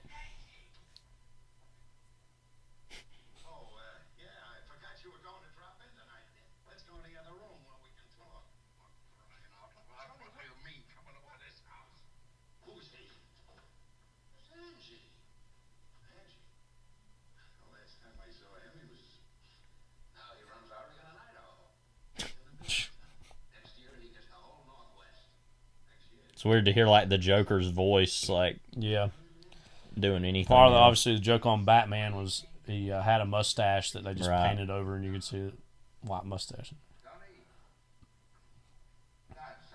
Where would you, it's hard to say, but where would you rank his Joker in terms of other Jokers? And it's like a whole other thing in a different era. I think it is exactly what it needs to be for that show. Which is not always the case for other Joker performances either. But yeah, I don't know. I mean, I might even rank. He's one of the most. Well, I think he is the most expressly comic book Joker. Yeah. Especially in relation to what the comics of his era were in terms of that time. I don't know.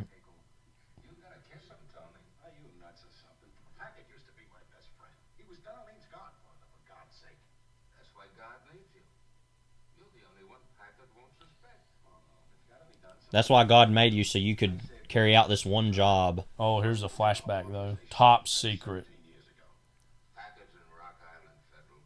What?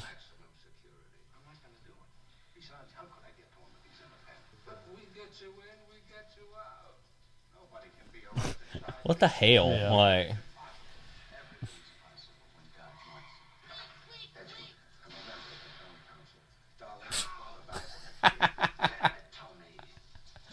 Life was a getaway driver. Yeah. That little old woman. Yeah. That's all way too detailed to have been this throwaway, you know?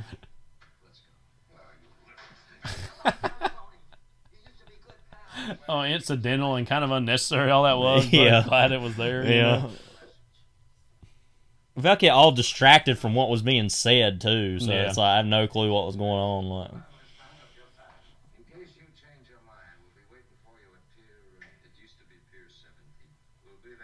well, what is it now? Yeah, like, you know. Yeah. Well, you know where old Pier 17 is, I guess the implication. Disgusting. Just because John Philip Law is a total loser. Yeah. Not because he's a hippie. Look how hateful I am towards him, you know. I remember Edgar Wright one time was talking about Danger Diabolique and talking about, love John Philip Law. I was just like, are you smoking dope? Like, what the hell is wrong with you? It was a different time back then, though. I don't know. Meanwhile...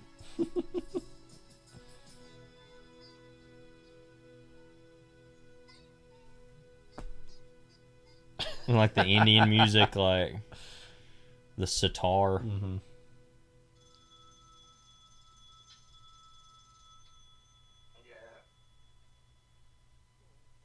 Never mind. What is it? That's impossible. I turned them off myself. All right, I'll take care of it.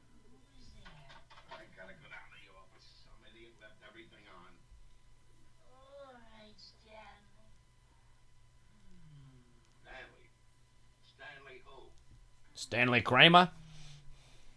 Kubrick? Pleasant dreams.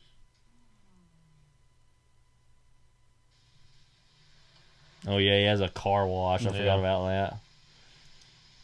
It's a classic front operation. Even though he's not a mobster now. There's just a certain sense that these 60s comedies have about themselves where they feel so just all over the place. Yeah. Like, and it just, none of it makes any sense. Yeah. It's just like everything's too quick paced and I'm not even complaining about this because it's fascinating, but it's like a lot of it's shot in wide angles and grants it this sense of scale. Yeah. Like it's bigger than most comedies are filmed at, like before or since. Yeah. Yeah, and the Russians are coming fit into that, obviously, too. Because Mad World, that's shot in Cinerama, I think, yeah. So his annoying poor friend's dead. Oh, well. They didn't take good care of him. Yeah. You know? Jackie Gleason looks like an aged mobster, like Tony Soprano-esque, like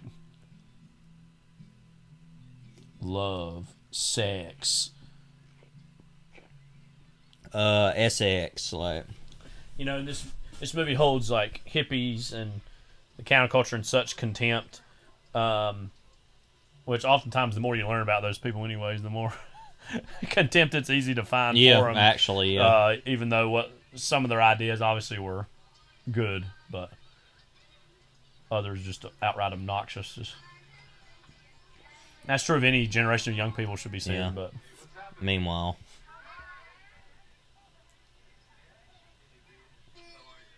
Meow.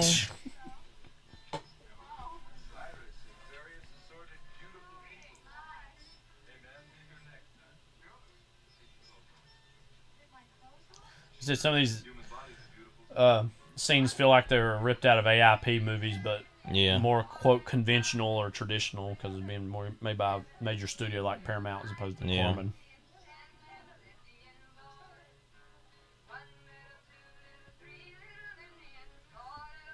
Hey, man, the cops. Come on, get up. Oh, I love you. I really love you. Hey, are you a boy or a girl? Girl. Good, because I'm a boy. Very funny. Wow. You know, man, nowadays you can't tell the boys from the girls. Come on, move it, I said. Look, man, we're paid up. We got 45 minutes left. This ain't for sleeping. Move them. Come on, get up. Okay. Jenna Rollins looking woman there. Yeah.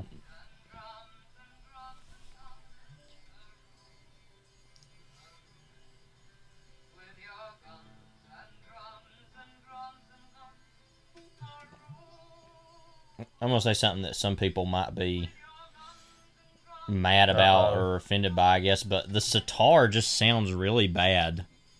Not a fan myself. No, I mean, you know, to each their own. As it being in, you know, a thing from India, you know, it has its own cultural import there that's important to them, I get. But this was all just, you know, part of the whole thing of the Beatles went to India and everybody wanted to copy that. Nobody actually liked it. It was just, you know, some people probably all did, an but the act. vast majority didn't, Which, I mean, whatever, if you do. Well, fine, you know, in general, Eastern philosophy did have more influence around this time than it had previously. But a lot of that, like you said, is inspired by the Beatles. Yeah. Going there and coming back.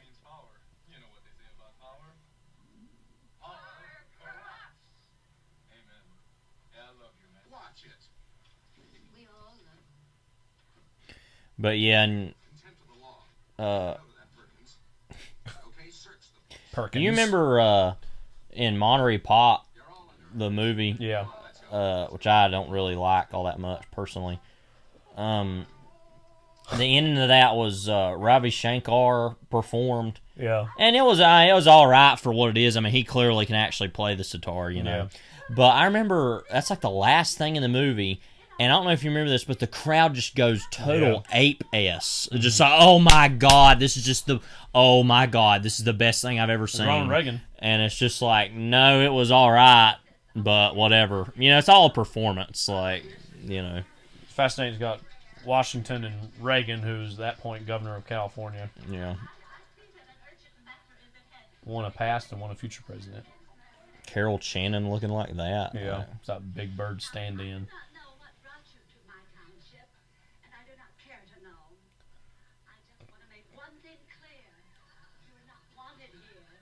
Nobody is listening. Yeah.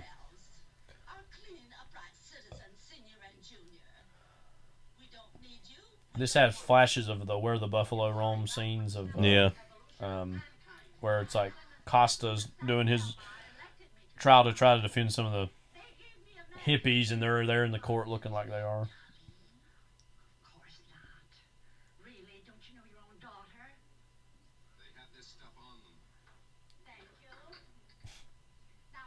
That's it. Chinese bay leaves, Mayor.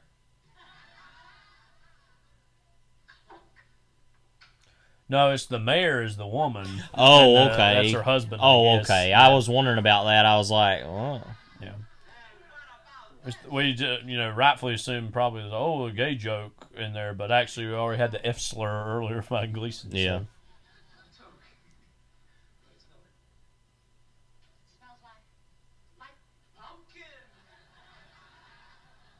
See, that's the whole thing in this movie. They smoke pumpkin or something. Yeah. I don't know. Smoking pumpkin. No, ma'am. We have the constitutional right. Not in my town. Unlawful assembly for the purpose of causing a disturbance is punishable by a 30-day jail sentence. What shall it be? The highway or jail? You better make up your minds and quick. Something tells me we're not wanted. It's funny is all those people, for the most part, those hippies will end up voting for Reagan later for president. Yeah. That's its own statement on the boomers, but.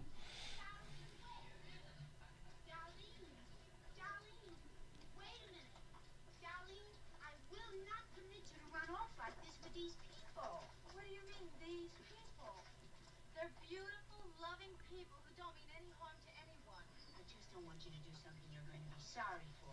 You're acting rashly. I'm not acting rashly. Let's go, Stan. Darlene. I'm going with them, Mother. No, you're not. You're both coming with me. What? Well, since Darlene is so dead set on staying with you, I guess the only way to make her come home is if Can you imagine how much Gleason would flip his lid? Oh, yeah. He's going to get in his own little side cycles, though. Sidequel? Yeah. It's like Yeah. sequel. Like, Lion King 1.5, like, takes place during Lion King 1, but it's which is the dumbest thing ever. film within a film, You dig? You dig? Yeah, I guess.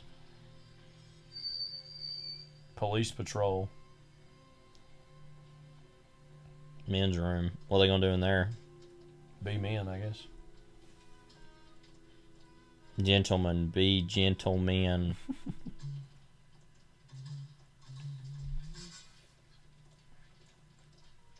That's the guy he's got to kill. Or no, is that Gleason? Yeah, that was Gleason. Yeah. He's already in prison. Right. The other guy, Rooney. Yeah. Okay, right, yeah. Yes.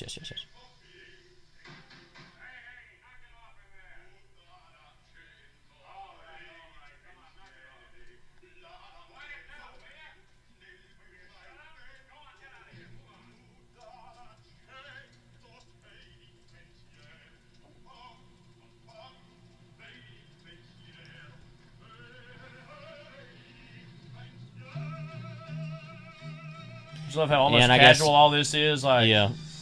Letting them have randomly a little more agency looks like than they would today. Almost just like, all right, go do your business and then get back on the boat. We're going to jail. Like, going to Alcatraz over there. Yeah. So I guess this is in San Francisco. Yeah, earlier it said SFPD on the truck. Oh wait, that guy on the left, is that a guy that's in Friends of Eddie Coyle? That guy? Richard Jordan? Yeah. No, I don't think so. Okay. It's kind of like him. I'm looking it up. He just looks kind of like him.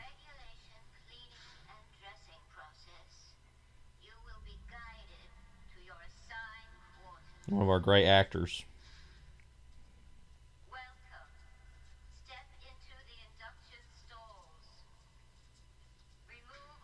He's not showing up on IMDb. Okay. Just looked a lot like him, but Kinda, yeah. I didn't know he was dead. I ain't been in anything in a long, long time. I guess that's why.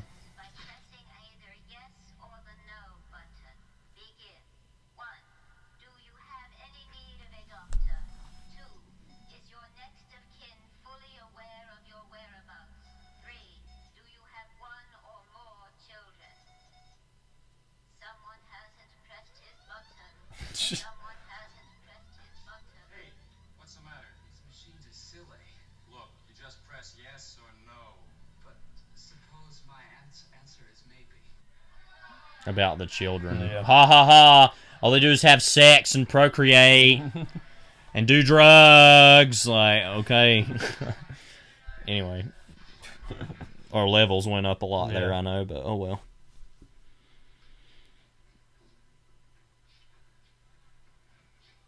Got his little hat.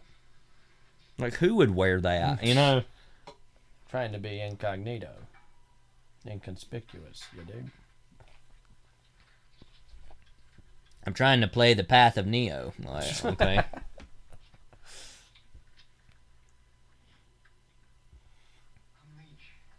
Leech. You had to look at it to see what his name was. Glad to meet you, Tony.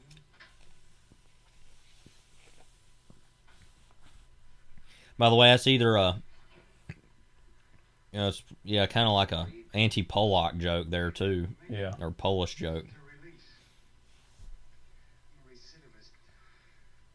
What's that? Habitual criminal. Been coming here on and off since 51. Mostly rape. Wow. Yeah. What a not swell guy.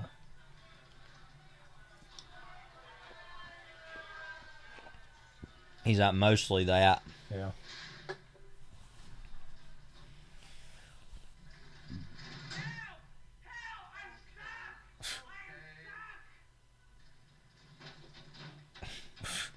Had to fall right in. Yeah. Like, clumsily as possible. With his own personal stationery.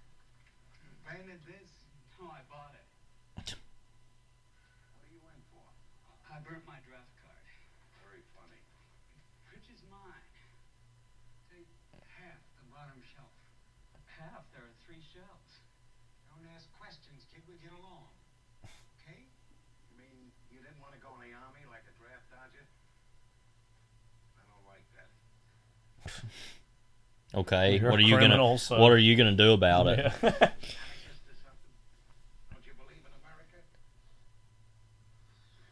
I asked you a question. Don't you believe in America? Yes. I believe it exists, yes. Like what? Like what? Like doing your time in the army? You believe in the Bill of Rights, kid? Please, I just don't want to talk about it now. Okay? Okay.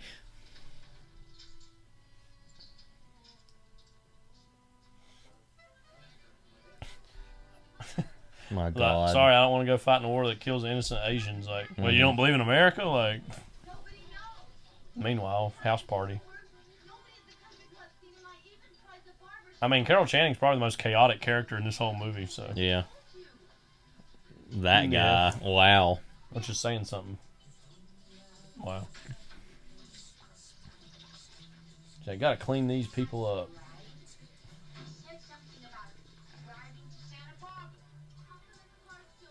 So that's what you realize about the hippies after a long time. It's all about I don't want to own a home and bathe. It's just like why, like you know? Yeah. It's like, well, are you 5? Like,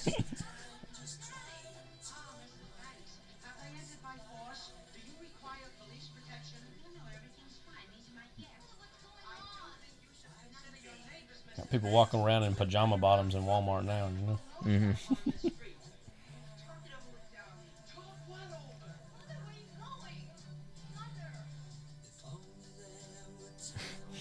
Most Nelson. ostentatious vehicles ever.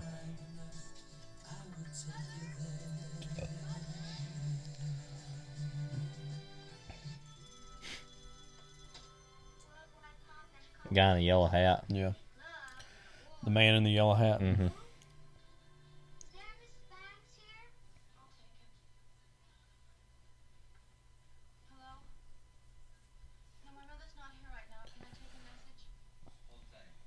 So this is Tony's girl, huh?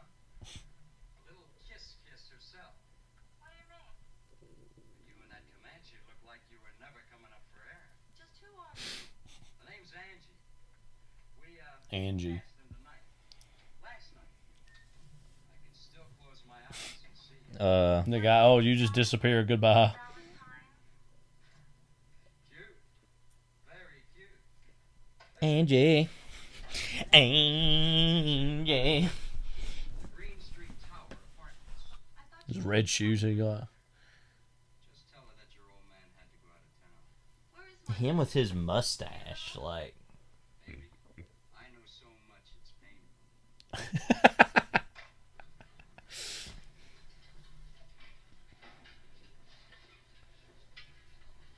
Remember when this place used to serve fresh vegetables from our own farm? Now everything tastes like plastic bags. Ready, yeah. I'd like to have a piece of Ready Freddy's action, I'll tell you that. Give my best to Flo. I used to go with her before you came along. Anybody else go with her? His old Gorson just chilling out. The man. Yeah. What's that even mean? Yeah. I'm the man, Tony. That's Flo. Fine. Still a good dancer? I didn't come here to talk about her dancing. Okay, business. They got closed circuit TV here. I got close fuck up to yeah. Like this. Is this good enough? Shut up. Shut up. Shut up. Take care of your general health while you're here, right, Leach? I need no bodyguard.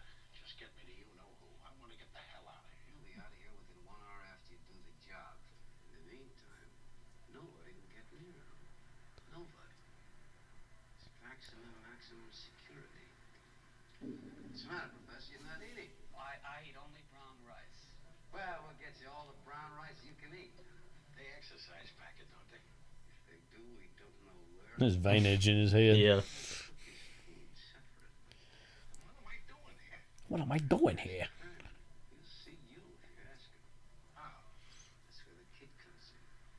this jerk? This jerk is a technical genius.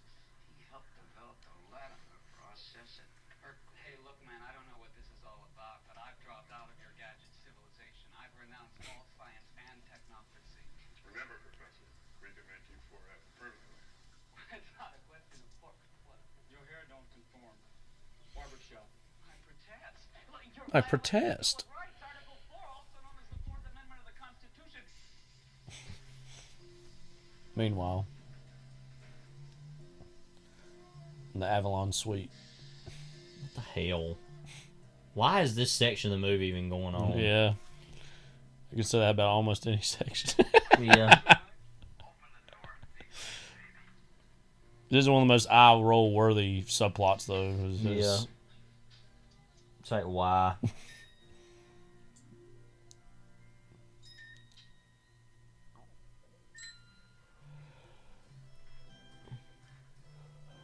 He's just so irresistible, though, you know. Frankie Avalon's randomly one of the most unattractive looking people I've ever seen. He's not like ugly. He's just like this little pipsqueak. Nothing like.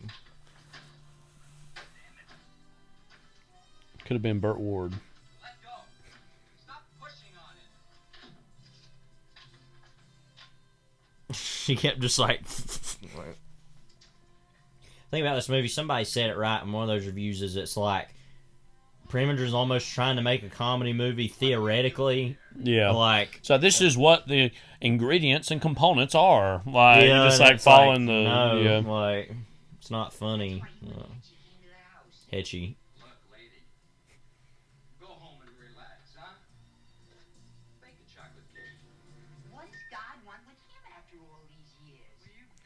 What's the whole statement they're trying to make about him being called God? Just like, literally so they could say Groucho Marx plays God.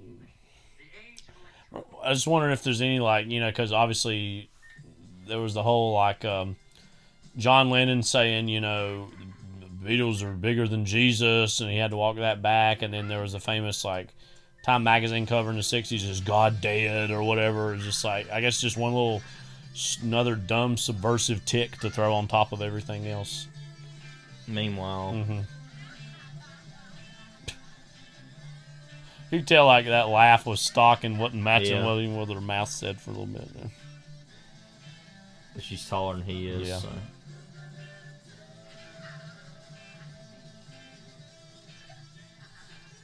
Why does he want it that bad? Like, just give up.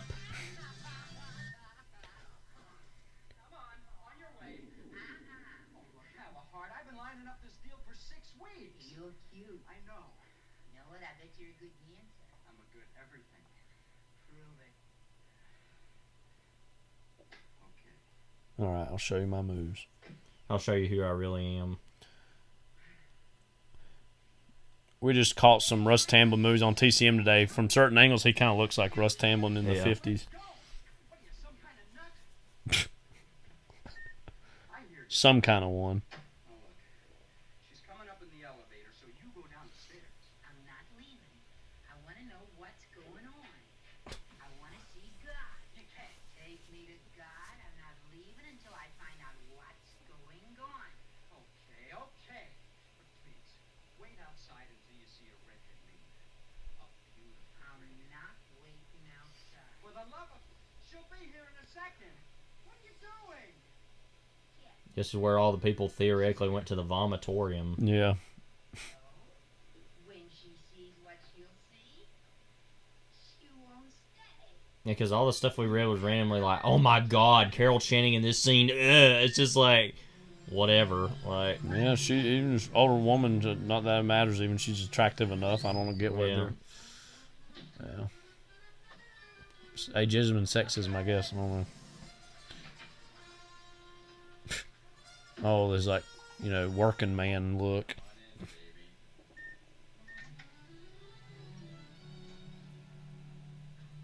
Where's my father? Tough Tony's here. Well, what are you doing here? Why do you call him Tough Tony? And where is he? Tough Tony. You gotta give a guy a little notice. Where's my father? So on your way, huh? I'll call you. This is wild. Small, but mine. You're cute. I know. I know. Like, oh my god. That would be of Matthew Broderick or something, too. Anybody else he reminds us of? Everybody but Frankie Avalon. Yeah.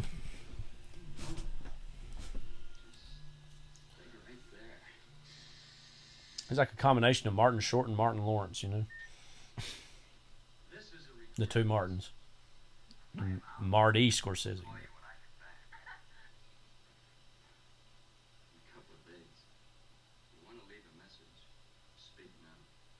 Listen, you crumb. I don't take this kind of treatment from nobody. The next time you call me, just forget it. Okay, buddy, move it. I said move it. You can't stay here. Listen, you. Get this crate out of here. Again, he's got that Jared Leto look. Yeah. Is he going to be in Morbius? Like, Please, officer.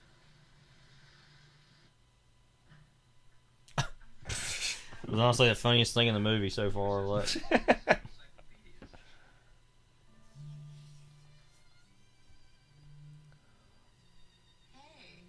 Hey. Hey. Hey. is that one episode Seinfeld told us. Stand still, will ya? I want to talk to you. I can't stay. What? What? For me downstairs.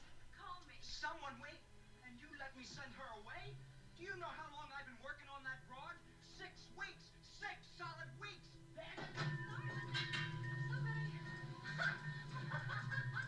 Is that guy still back there?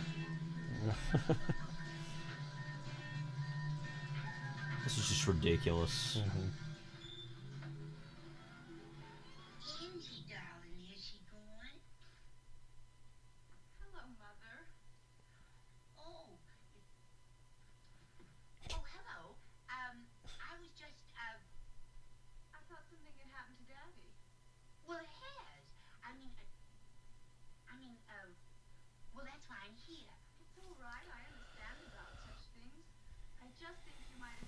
I understand about such things with Frankie Avalon, Hetchy's friend, or whatever. Hetchy's fiend, Hetchy's henchman.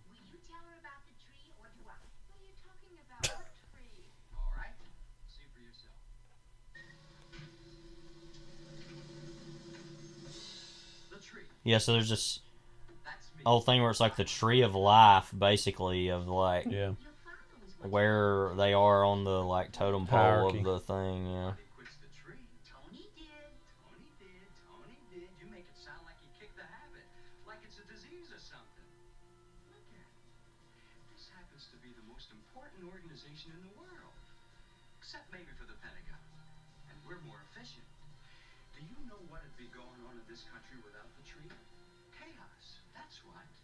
Every hothead with an itchy finger would be extorting somebody. Every storekeeper with a plate glass window wouldn't be able to sleep at night. Or it could just be that they don't do, people don't do those things. Yeah. Well, what if, you know? Yeah. I know, it's crazy, but... Protection racket, honey. So what's wrong with protection? Ours is a violent society. Stop mixing the girl up.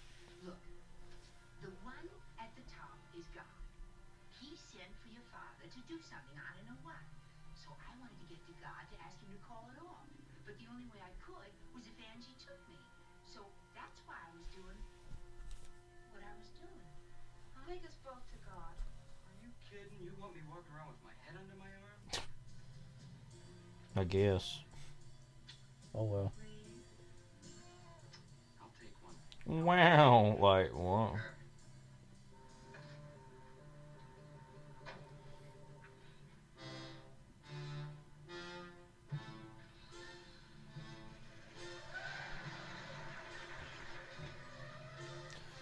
Goofy hijinks outside. Yeah. Hippies cutting up again.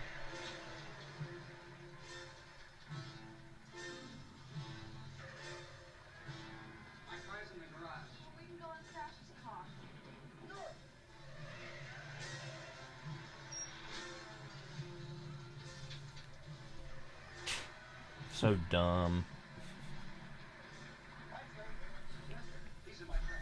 I do like this Avalon fit though. Yeah.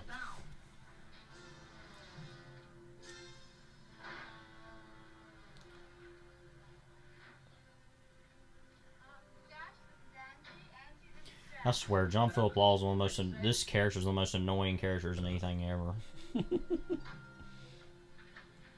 Like, you can't park there. I'll do what I want. Like, no, you won't. Like, you know, after a while, like. He said no. The impulse said yes. Even I miss you. Even that voice of yours. Dug his heels into her. He lashed her with the whip, but the horse still wouldn't move. Will you shut your yap? I'm trying to concentrate. How's it coming, Professor? Okay.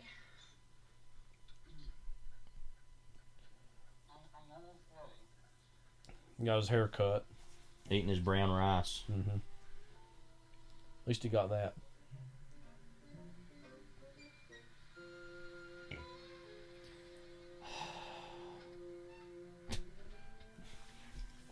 Calm down now. I was gonna say, this movie isn't as funny as I remember. Yeah. So. Already about halfway through though. Yep. That's the thing. I mean, most of the humor of this is the novelty the first time you see it, and then after that, it's like, oh.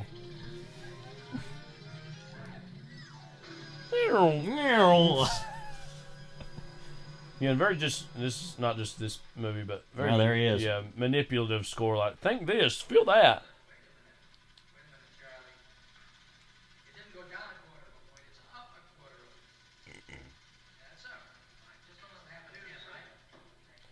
Even though the vast majority of his life was clearly lived as an older man, it's just still weird for me to see Mickey Rooney older because he was such a young, vibrant face in the 30s and 40s. But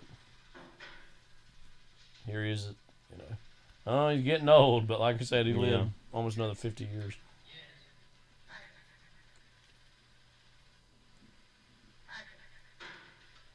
Is he, I guess, the only person who was in It's a Mad, Mad, Mad, Mad World that's in this? Or no, that other guy earlier got shot. But. Yeah, probably them. Because I can't think of anybody else. If you can hear me, touch the thing with a thing. Thing with a thing. Here, Tony, let me. Mr. Packard, if you can hear us, then take any. If you can hear us. And touch it to the speaker connection in the back of your TV. You guys look ridiculous talking into a radio. Don't you shut up. Packard, is it working or not? Touch the wire. Touch the wire. I am touching it. I am touching the wire. It works. It works. Professor, you're beautiful. Is he though? Not really. I mean. Tony, what the hell are you doing here? I thought you gave up the business. Shh, Lucius, we're on the radio. Tony, how did you rig a gimmick like this? You like it? I got a technical genius in my set. He can't play blackjack, but he can sure play the radio. Well. We can play it here. In your cell? You're a match. I can't come to your cell. I can arrange it. Sure. Yeah. Go, sure, Mickey, sure. Go, baby. You took me to the cleaners too often. I'll give you 2 to 1. 5 to 1. You're right. What's the bet? You name it. No, you name it. I've never understood bets. $2 grand. You're on. Like 5 to 1. Like, I don't know what that means. Kiss you. What would I want to kiss you for? You're my friend.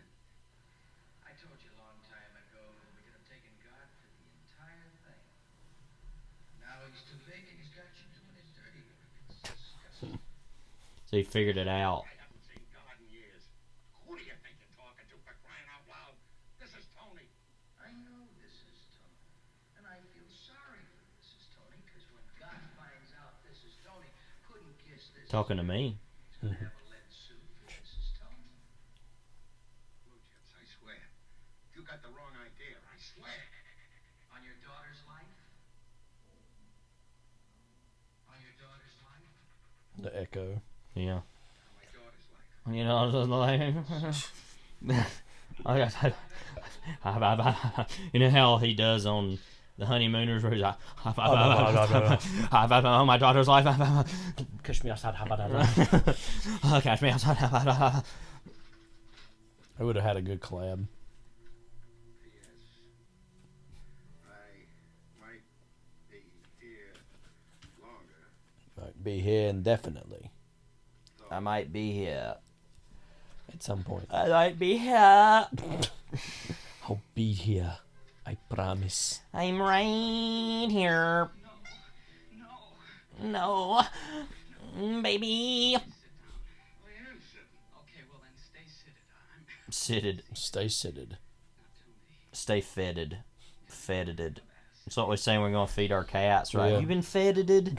They just look And at you. they'll go, Look. Odorless, tasteless, and colorless, How we describe the food to them. and it makes you hallucinate. Yeah.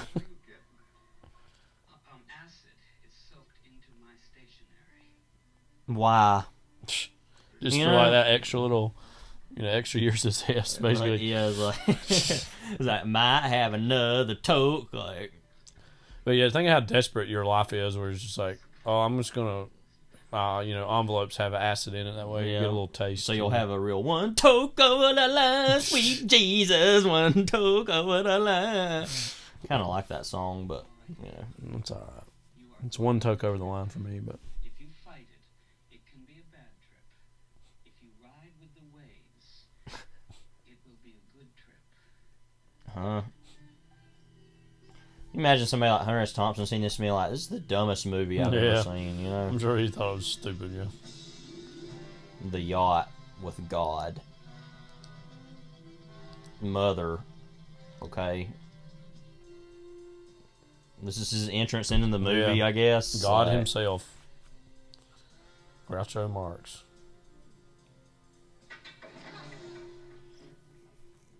Okay, that wasn't that funny. Cabaldo, I told you to keep this ship steady. It is steady, sir. Are you contradicting me? Sorry, sir, you're right. There's a strong wind coming from the northeast. I don't care And then, like, oh, George Raft, just like, you know. So that totally torpedoed his career time and again. Well, it's good that he don't have a lot of embarrassing things to do in this. He's mostly out of the way. Yeah. But, yeah, Mickey Rooney and Marks are both in positions they look like idiotic fools. So.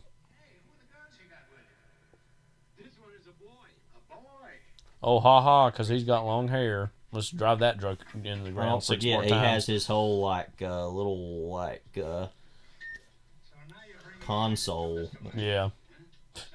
His goody console. Sorry, sir. Why don't you tell the whole world my longitude and latitude? This is Tough Tony's daughter. Oh, of course, Dorothy, yes. Darlene. Tough Tony's kid. How's your mother? You know my mother? Sure, she's quite a dame. Well, I've come about my father. You're a hippie, ain't you? If labeling is your thing, yes. And what does a hippie want from God? How's he seen all this, by the way? Yeah, I don't know. Where nobody's uptight or paranoid about being together. So we can all groove and dig ourselves for what we are. I'll be groovy. Getting groovy. Ain't that Simon and Garfunkel song? He's in Shampoo, among other things. Into getting groovy. Do you like money? Who doesn't? I'll have a proposition for you tomorrow. He's clean. It was like, you like money? He's like, who doesn't? Like, well, I would assume you wouldn't, theoretically, but I guess not. Nope. Already saying what sellouts they are.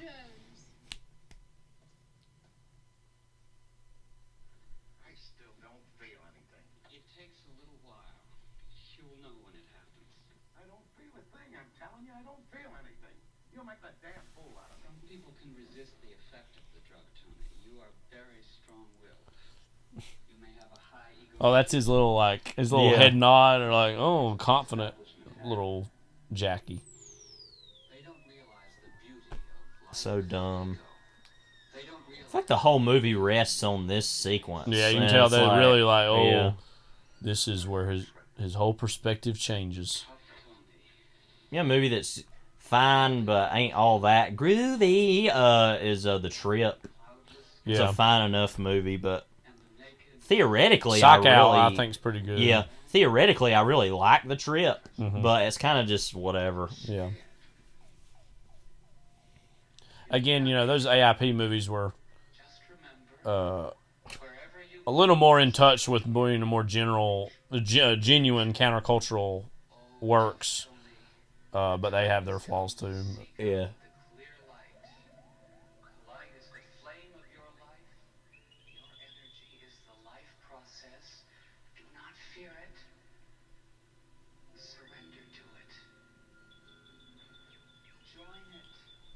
Bruce Dern's beard, though. Yeah.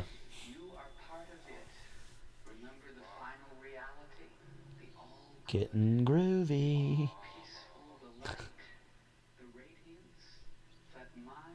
And that guy's watching like, what? What's going on over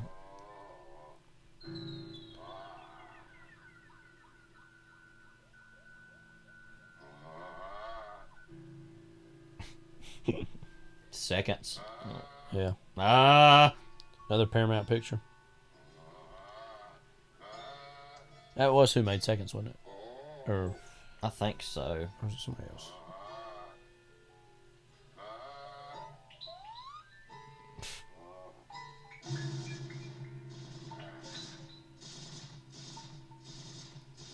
Yeah, it was. Okay.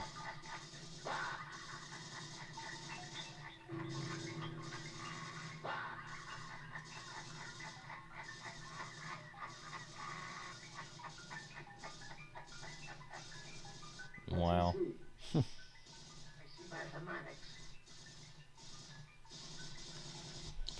I see mathematics. Like No One, Thomas Pynchon. Yeah.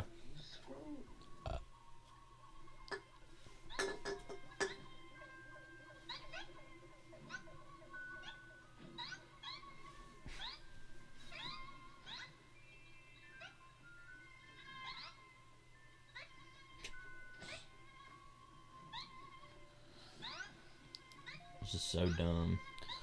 Let's look at this.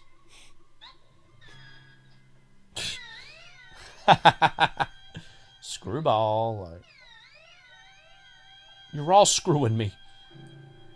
Well, think about how Otto Preminger made this. Yeah. What would have been funny is if you put this scene before the other scenes with God. Yeah. And you just have him be what? there, like, yeah. It's like, nah, I got a handle on this. Yeah. Is this the worst you can do?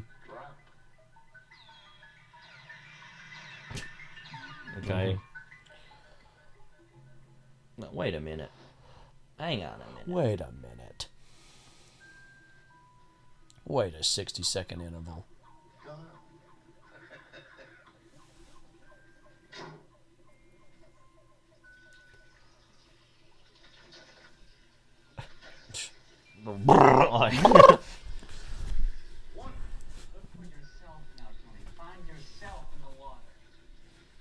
Trying to think about what would happen if I showed my middle schoolers this movie, how unfunny they would think it is. And I'd be like, well, not all that wrong. Like. Yeah. Was it a Goosebumps book cover or something? No kid of mine could be that pretty.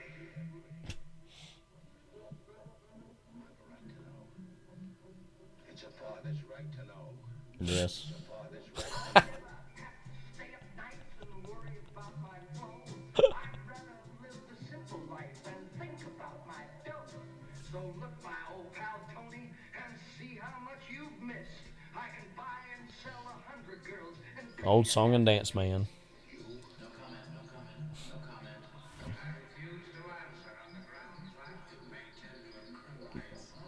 What was any of that anyway at the beginning? Yeah. What does that have to do with anything?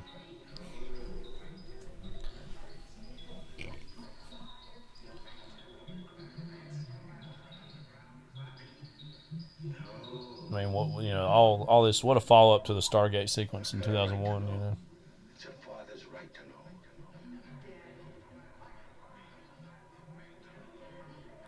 I think I had read somewhere that Otto Preminger did take acid with Timothy Leary to see what it was like or whatever. I guess to presumably film this, but.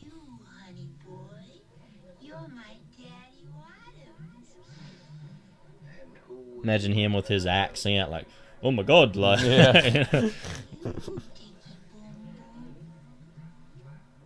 under oath. I want the truth. Truth is often stranger than lots of things.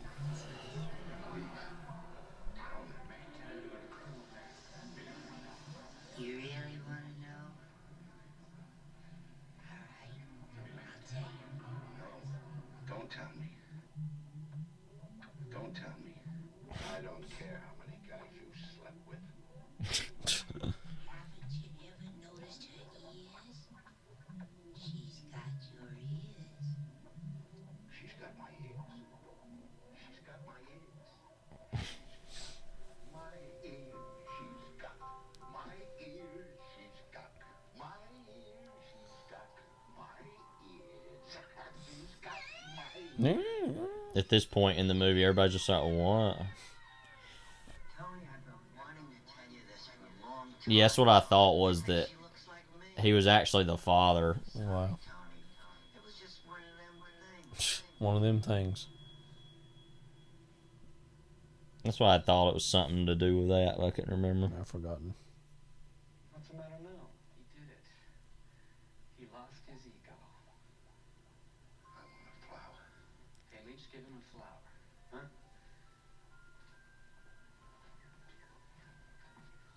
Flower. You know. Gimme. Thank you, sweetheart. Huh?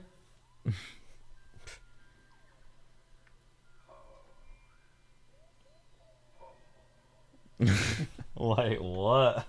Would you like A a little drinky? little drinky? How about a baked potato with sour cream? Baked potato with sour cream. Where's my father? Don't worry about him.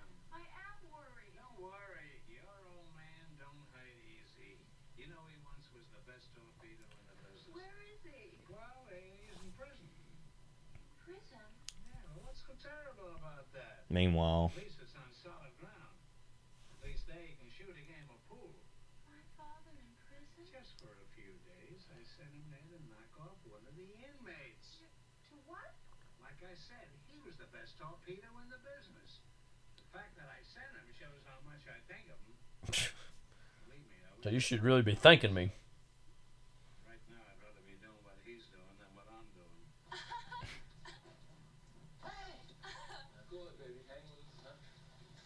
meanwhile, Yeah. Can't wait to see where this relationship goes.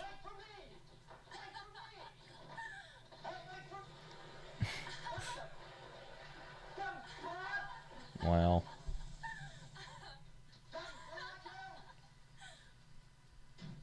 God wants you upstairs.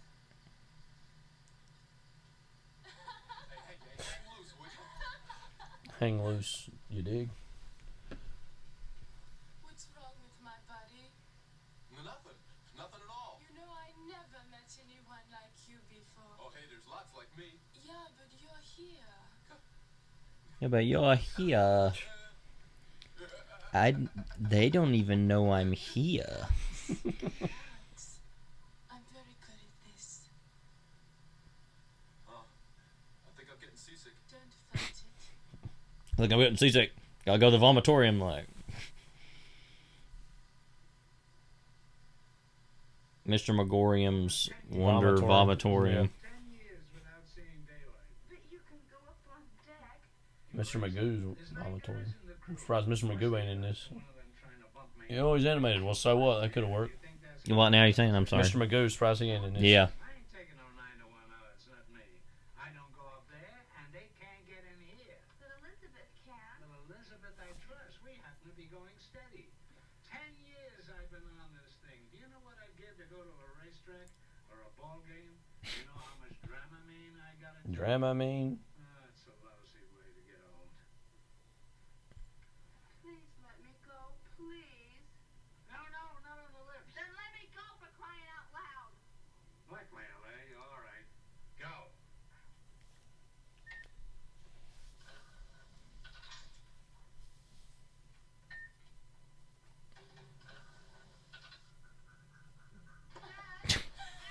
What any of that was. Dash, my father's in jail. No.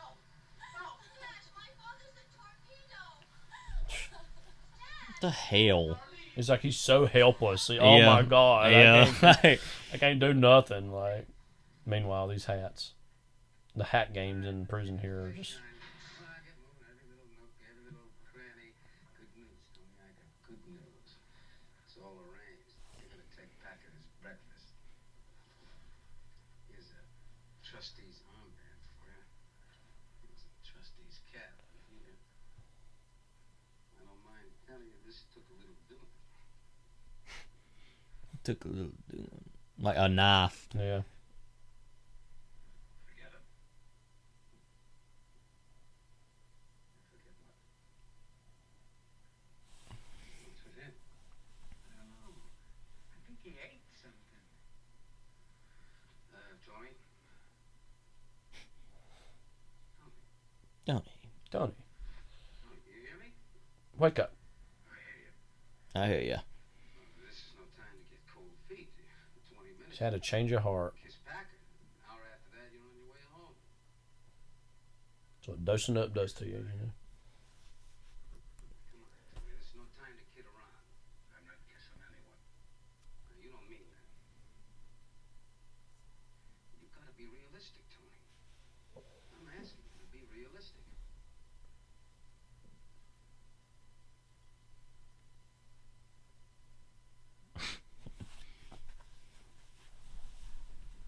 All right, don't do it, you dumb slob. Stay here for the rest of your life and rot. Okay. If you don't care for yourself, you could at least think about your daughter. What does that mean? Well, she's on a big boat. How does he know that? Yeah. Anyway. Inside track. how would the tower guards know? Yeah. You know? Meanwhile, what fat man would that be? Like,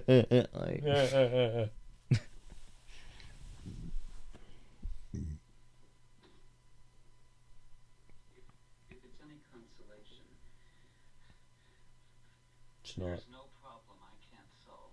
Hey, No problem. maybe if I take some of that stuff, I wouldn't have to rape anybody anymore.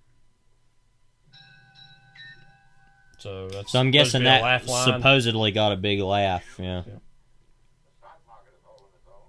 Oh, splendid. Like he would care. Yeah. Okay, here it is. What? Who? I got the whole deal linked up. Voice of God himself. 96 key cities. You set up a contact in each one. Doesn't have to be a hippie. Anybody can grow his hair. What are you talking about, man?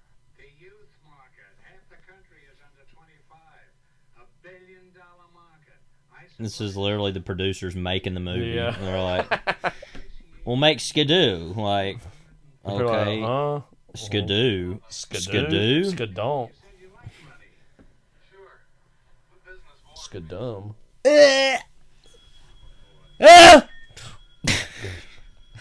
Sorry, that was me yawning.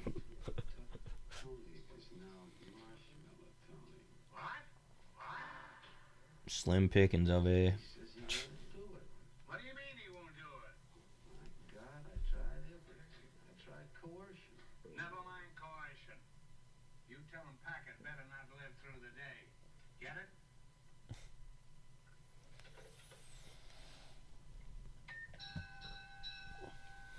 So they ended up together.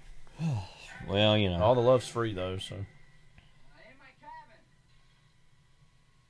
I can't see you. What's wrong with this thing? What thing? Probably needs a new tube. Damn gadgets. Electronics I need. You sure your lights are on? Daytime. The sun's shining. Let me see if I can fix this thing. That's it. You got it. Angie, believe me. No matter how long I live, I can't get used to being double-crossed. Me? I would never. Not you, idiot. Tony, he won't kiss Packard. But he's gotta. Yeah. Hey, you like this kid of his? Sort of. Okay. If Tony comes through, she's yours. What if he don't? Well, then you got a little job to do. What would that be? Like kill her? Or kill him?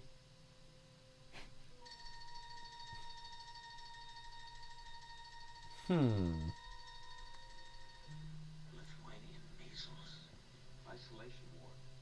The Lithuanian measles. Getting quarantined, huh? Early days. Mm-hmm.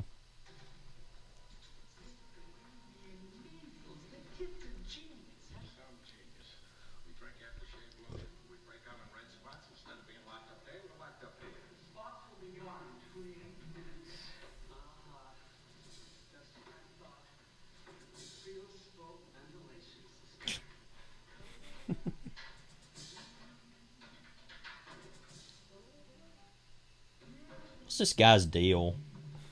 You know? Yeah. He's gonna fit through there? Like, barely. Try to get Gleason in there. Yeah. Be like trying to stuff a hog through a pin, like a needle, Yeah. eye of a needle or Yeah. something like.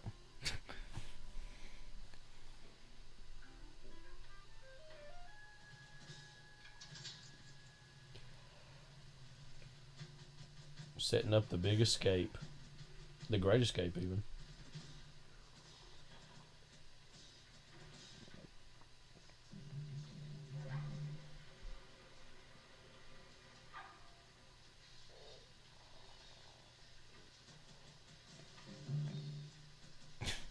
Nobody seen any of that. What? Oh, it's all his stationery. Yeah. Okay. Oh yeah, because that's how everybody gets high, because they Yeah. put it in all the food. I forgot that. Yeah.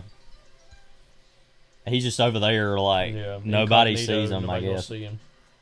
The Burger King himself.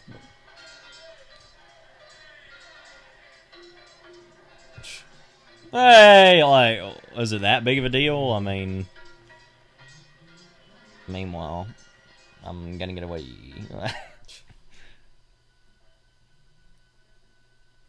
Clamp. Is that a...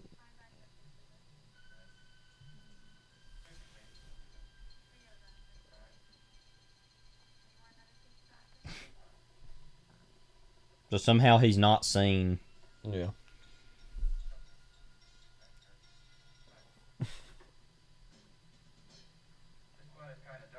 The joy juice. More oxygen, doctor. Still, Doc, John, oxygen. More oxygen. More. Doctor. So that person's gonna die. Like, Yeah, LOL.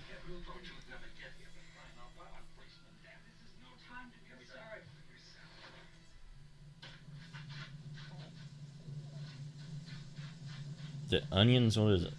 Oh no, it's a bunch of marijuana. Oh, or lettuce. Okay, you're gonna say a bunch of marijuana in there. Well, gosh, he'll fill up that whole thing. Meanwhile, Boy Burgess. BM, a bowel movement. Again, I think we got a bowel movement going on. He's my favorite of the Batman villains, I think. Yeah, overall. Between him and Gorshin, you know. Yeah. I think them two and Romero were all really Romero's close. Great too. Other than that, I mean, as far as the recurring villains, I mean, they're all pretty good. Yeah.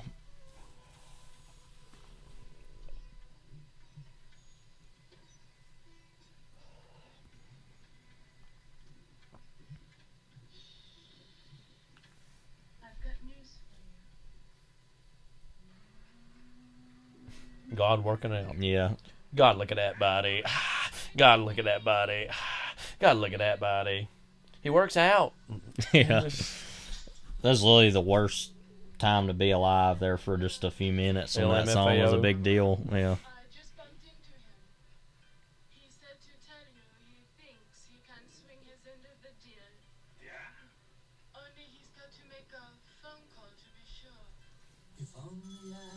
Meanwhile, they've just been hanging out. Yeah, just vibing.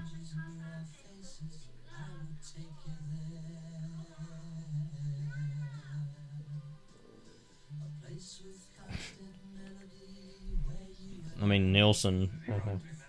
Nilsson, however you say his name. Nilsson as a tower guard.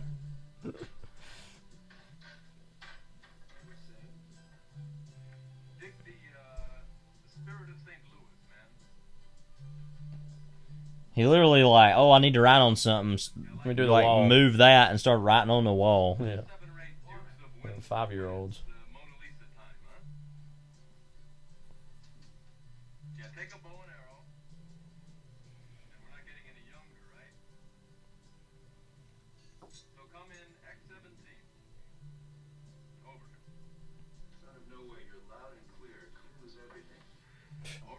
Cool as everything. What do you say? Oh, he says he'll have to get back to me. Spirit of St. Louis, Lindbergh, kidnapped. Who? Mona Lisa. Yours. Darlene. They've got Darlene. Bow and arrow, they're armed. Got like a whole code, Yeah. like. Like some of the codes in the Oceans movies. Yeah. Water, children, water. 7, 8 knots west of... What? That's the hole. X-17. Think. X-17. X could mean used to be. Used to be Pier 17. You notice there's Never like forget. a whole like deal of the music is like ding, like, oh, you're right. Yeah. Like, what do I care if they're right Yeah. or not, you know? They'll start all doping.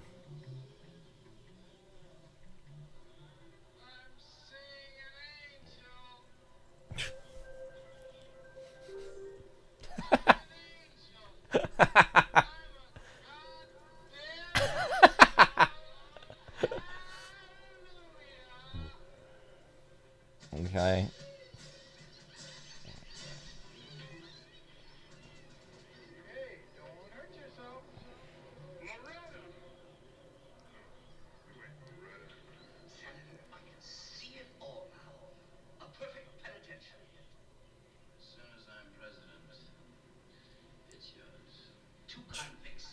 President of the United States, I guess he is.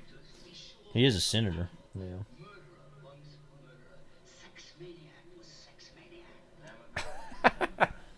And if you're not familiar, look up a story of apparently Sylvester Stallone saying that Burgess Meredith was a real stick man, meaning he's, he had a lot of side relationships. My men are going to learn to express themselves. Obviously, Burgess Meredith, another thing to think of with him was most iconic Twilight Zone episodes he's in. What's that one called? It's the one about... Time Enough to Last. Yeah. There was Time Now.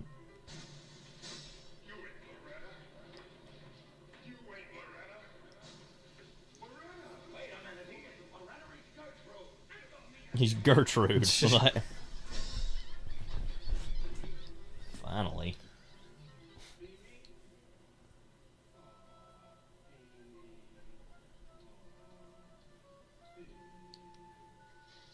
Slim Pickens.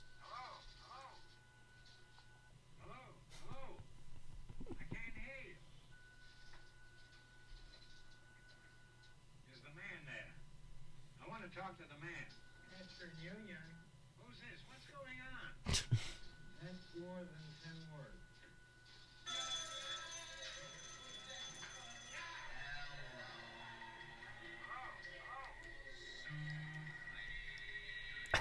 What?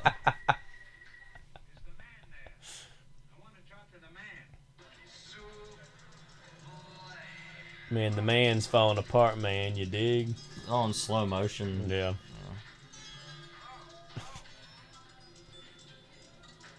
There's got to be somebody there. It's a federal prison, and I'm a taxpayer. Probably not, actually, but...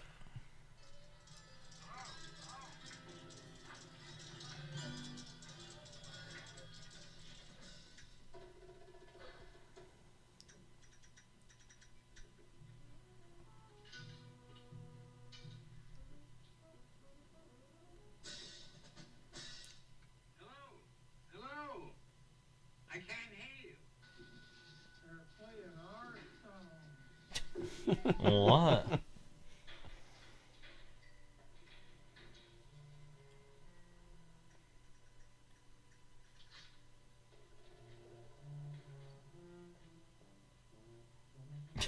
Wow. Had to make all those things for the hot air balloon, I guess. They were able to fashion that, not that long. Spontaneous hot air balloon getaway. No smoking.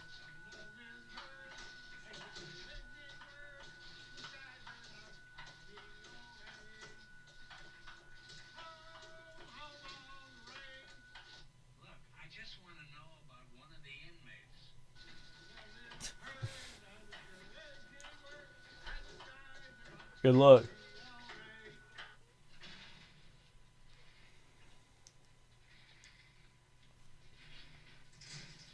There's Nielsen. Mm-hmm. Or Nielsen, or whatever. Maleficent. Elphaba, whatever.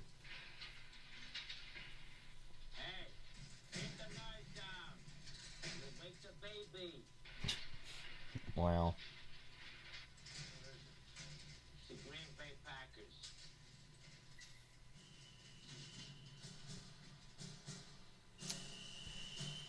Okay. Okay. Not really Green Bay colors, but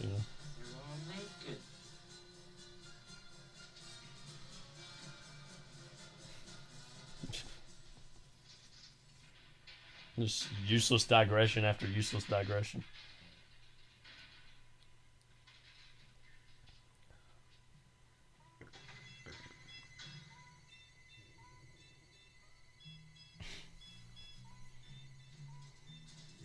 That old gag.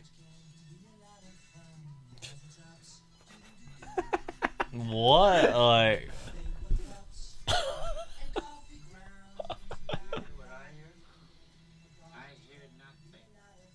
You made this trash music, so you'd hear it.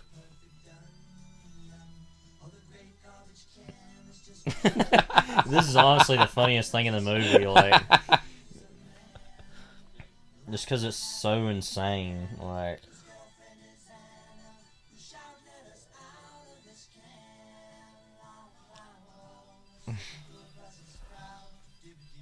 Dibbidoo. Dibbidoo. The dibbuck. The dibbidoo.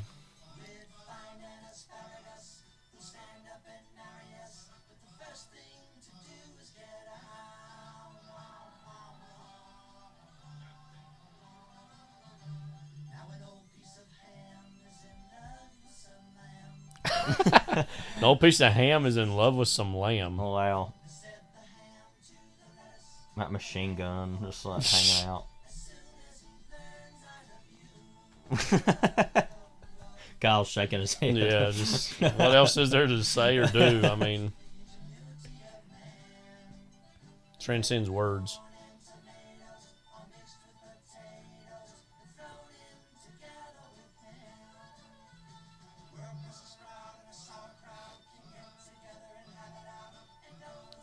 Like he's hiding around the corner for a second there. Look at me be sexy.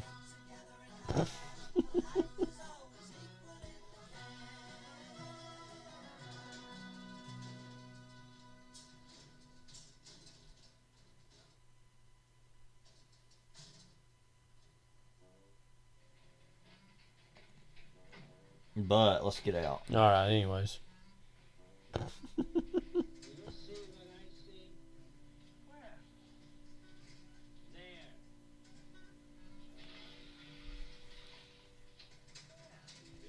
Yeah, what is all that? Up to it got in the food and they're all high. Like not one person didn't partake in the food. Nobody brought lunch that day or nothing. Yeah.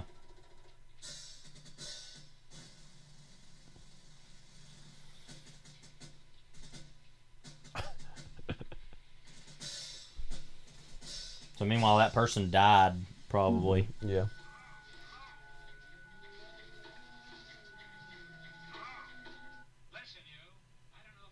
I'll just give up, you know? Yeah.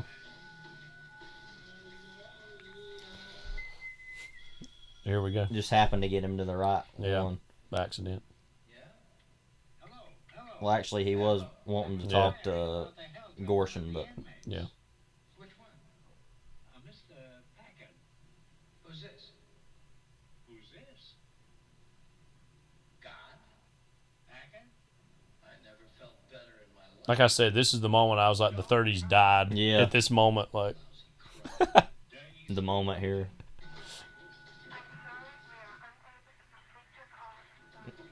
This look on his face. You got a video of this on your phone, I think. Yeah. It's like you laughing, I think, around that time. You can hear it.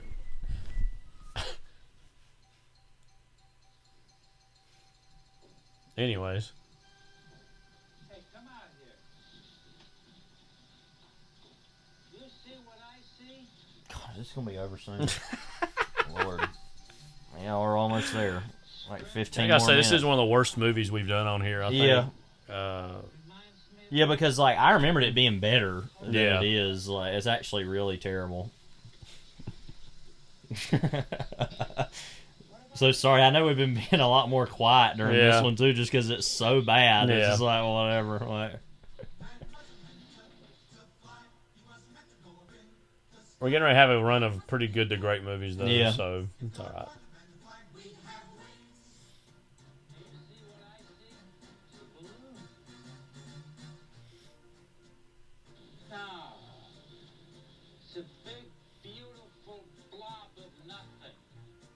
Well, this movie? Yeah. It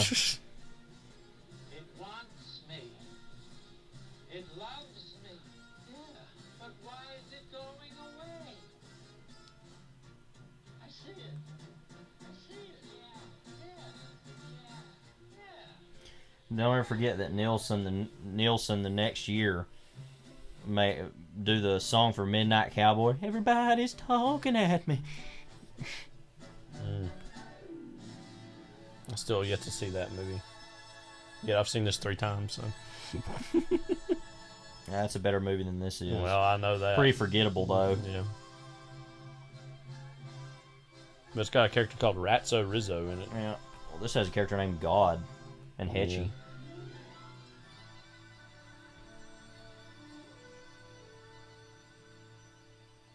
You know, this isn't too bad at that.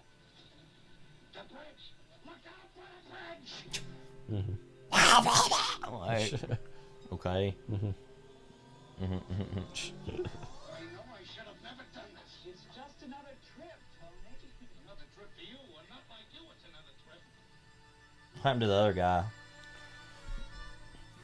He got left behind. He was waving at him Oh. on the ground. I wasn't even paying attention, I guess.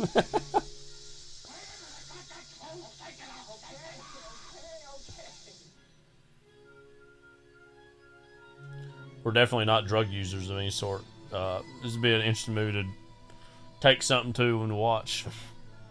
Maybe then it better. unlocks it, you know? Yeah.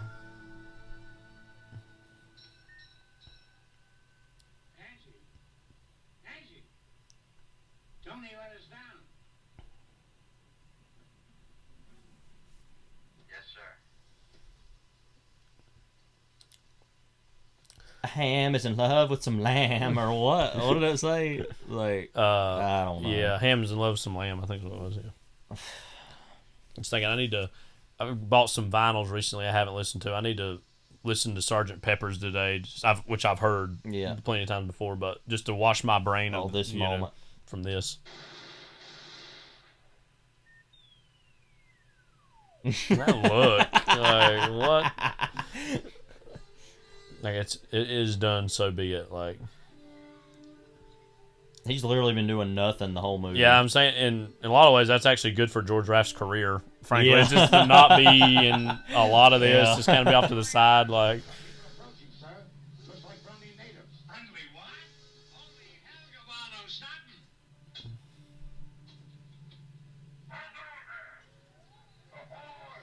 You remember in at the end of White Heat, it's like, "Come on, Cody, give it up." Yeah. Yeah, come on, Cody. You need to give it up. Like, it's all over, Cody. I need you on this sled. It's just, I remember when I first saw this, it just feels like it was going to turn into the climax of a 60s Batman movie. Yeah. Just fighting on a boat, people jumping off. Like, yeah. And it was far worse. Yeah. This, you're saying? Yeah. Yeah.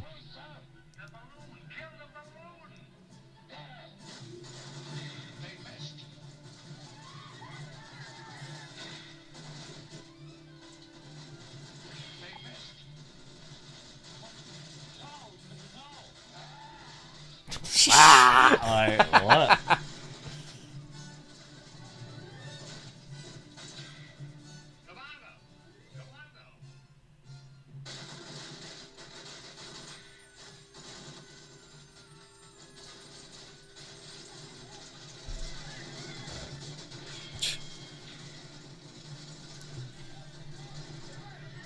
Gabbano, what's the matter with you? I'm talking to you. Uh-oh. God's losing control.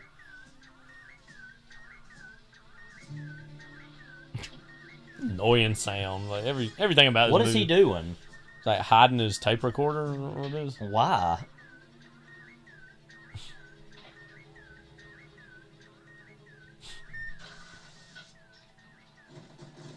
Gotta have a little button for everything on that panel. The song. There we go.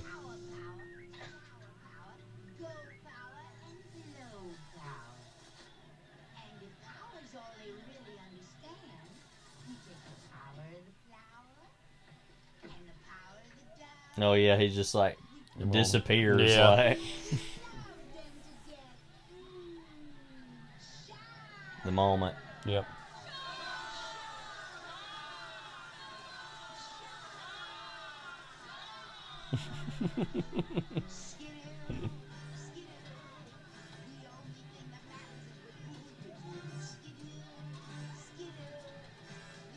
Poor Carol Channing. Yeah.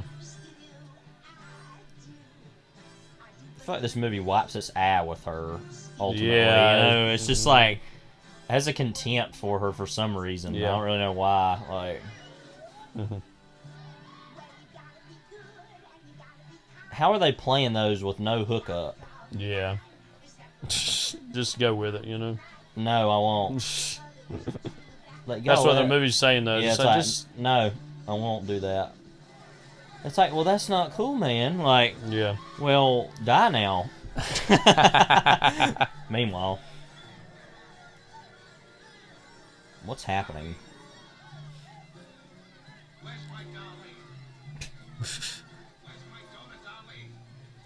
My daughter, darling. In there. In there. Skidoo. In there, Mr. Skidoo. You wondering about your wife at all?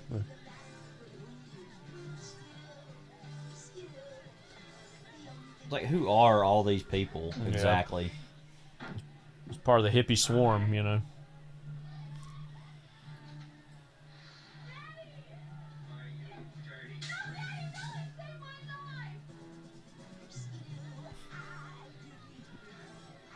She's just leading the dance party, you know.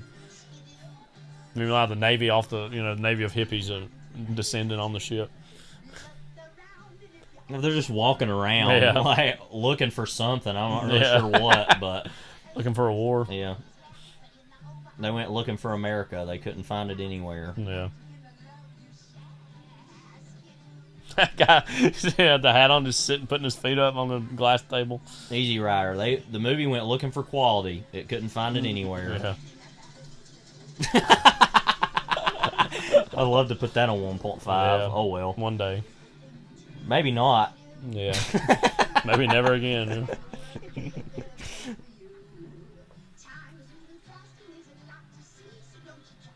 Oh, he got away. Yep. Secret compartment, maybe. Like, I imagine I'll show this movie to my kids once. Yeah. And they'll be like, this isn't good. And I'm like, yeah, I know. Back in the day, this is what it was all about. Like, well, I don't know, about like 30 years before I was even born, you know, but he's just like, what the hell? Like, where's God? Yeah, good question. Yeah, he left. He left a long time ago. So is this the worst they can do?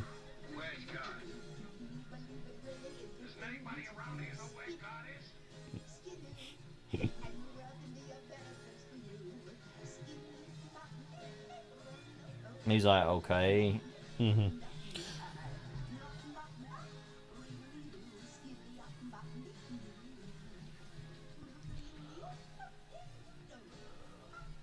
Ooh rah rah. Ooh rah rah.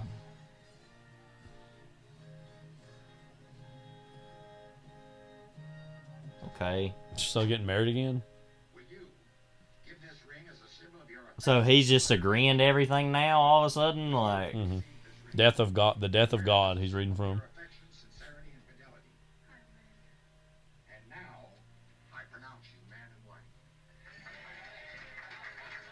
What? He's there now. Like, yeah. The hell did he come from? What? We are gathered here today to join this brother Huh? and this sister in holy union. One of the greatest endings ever. Yeah. In the sense that the movie's over and the yeah and the song. Yeah. In this image. Ooh, Groucho's smoking grass.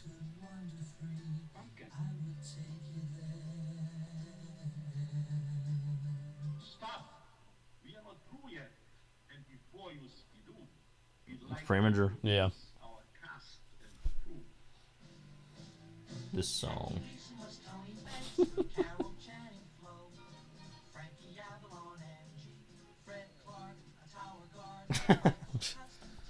I'm really not kidding. I think this is the best thing about the movie is this song at the end and the playfulness of it. Yeah. I mean,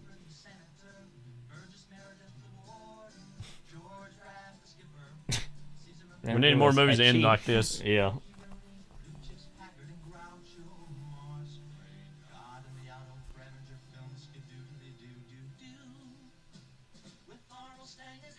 Arnold Stang.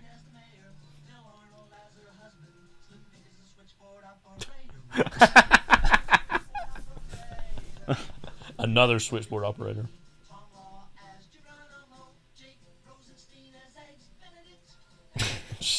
Benedict.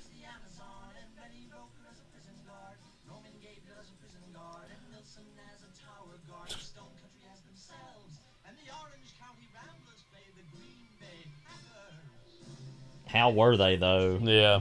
Whatever. Oh, like, down, like, oh, hang shift. on, like, wish you could see me right now doing it, like, you know what I mean? Like, no, I actually don't, but.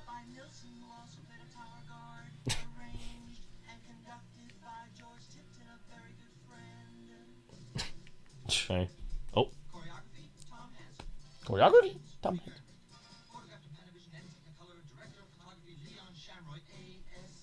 ASC.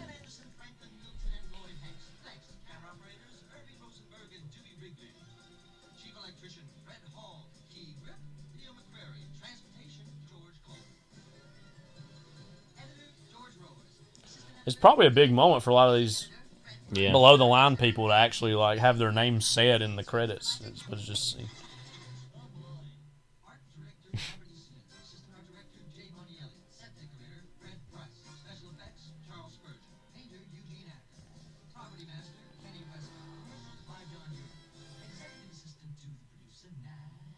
Nad Riddick.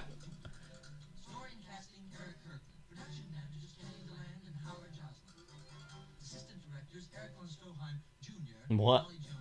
Junior. So Eric von Stronheim Jr. was an assistant director? Mm-hmm. I remember that first time we... Guess it makes sense that it's a yeah German thing, I guess. Yeah. Or are they Austrian? I think he was German, wasn't he? How's your popcorn?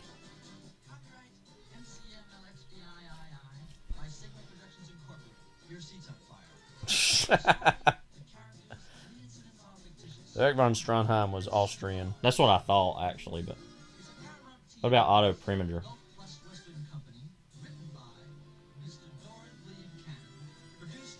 Austro-Hungarian. Okay.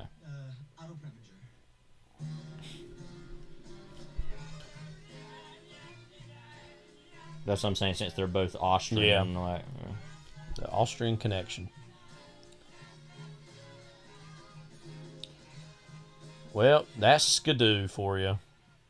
God, it's so bad. No, I've seen this. This is the third time I've seen it. A little worse every time. Yeah. Still like it in terms of fascinated by it as a cultural artifact, but not good movie. So. Yeah, I'm surprised actually because I remember it being better than it was. But I think again the first time, especially, is the novelty of it. Yeah, and then it really wears off pretty quickly. It's just you know? like no. Yeah. So that the ending I felt like is pretty impressive. At least the menu here. But yeah. That's the note we ended 2021 on. Wow. Don't worry, though. We've done some pretty good to great movies recently, and we'll be getting back to some soon. But, Jeff, what are we doing next week? Stay tuned for scenes from our next episode.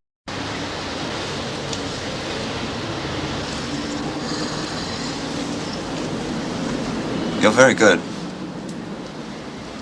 You're really very good. I'm amazed we've not met before. I beg your pardon? I've been watching you ever since you left Capers yacht. Very impressive. I am? Stop performing now, Ed. If that's your name. What are you talking about? Okay. I represent Monsieur Mavi, and I can assure you that he can be far more reasonable than the Savant. The Savant? Shall secret, please. Death Squad. Iranian Gestapo. Shaheen's boys. Shaheen's boys. I like you, Ed. I do like you. You're very good. The Stones. What? Where are the Stones? I can't help you. We do understand each other, don't we? Oh, I don't know.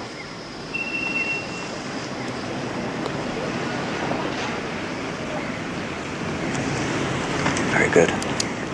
Very impressive. I'm sure we'll chat again.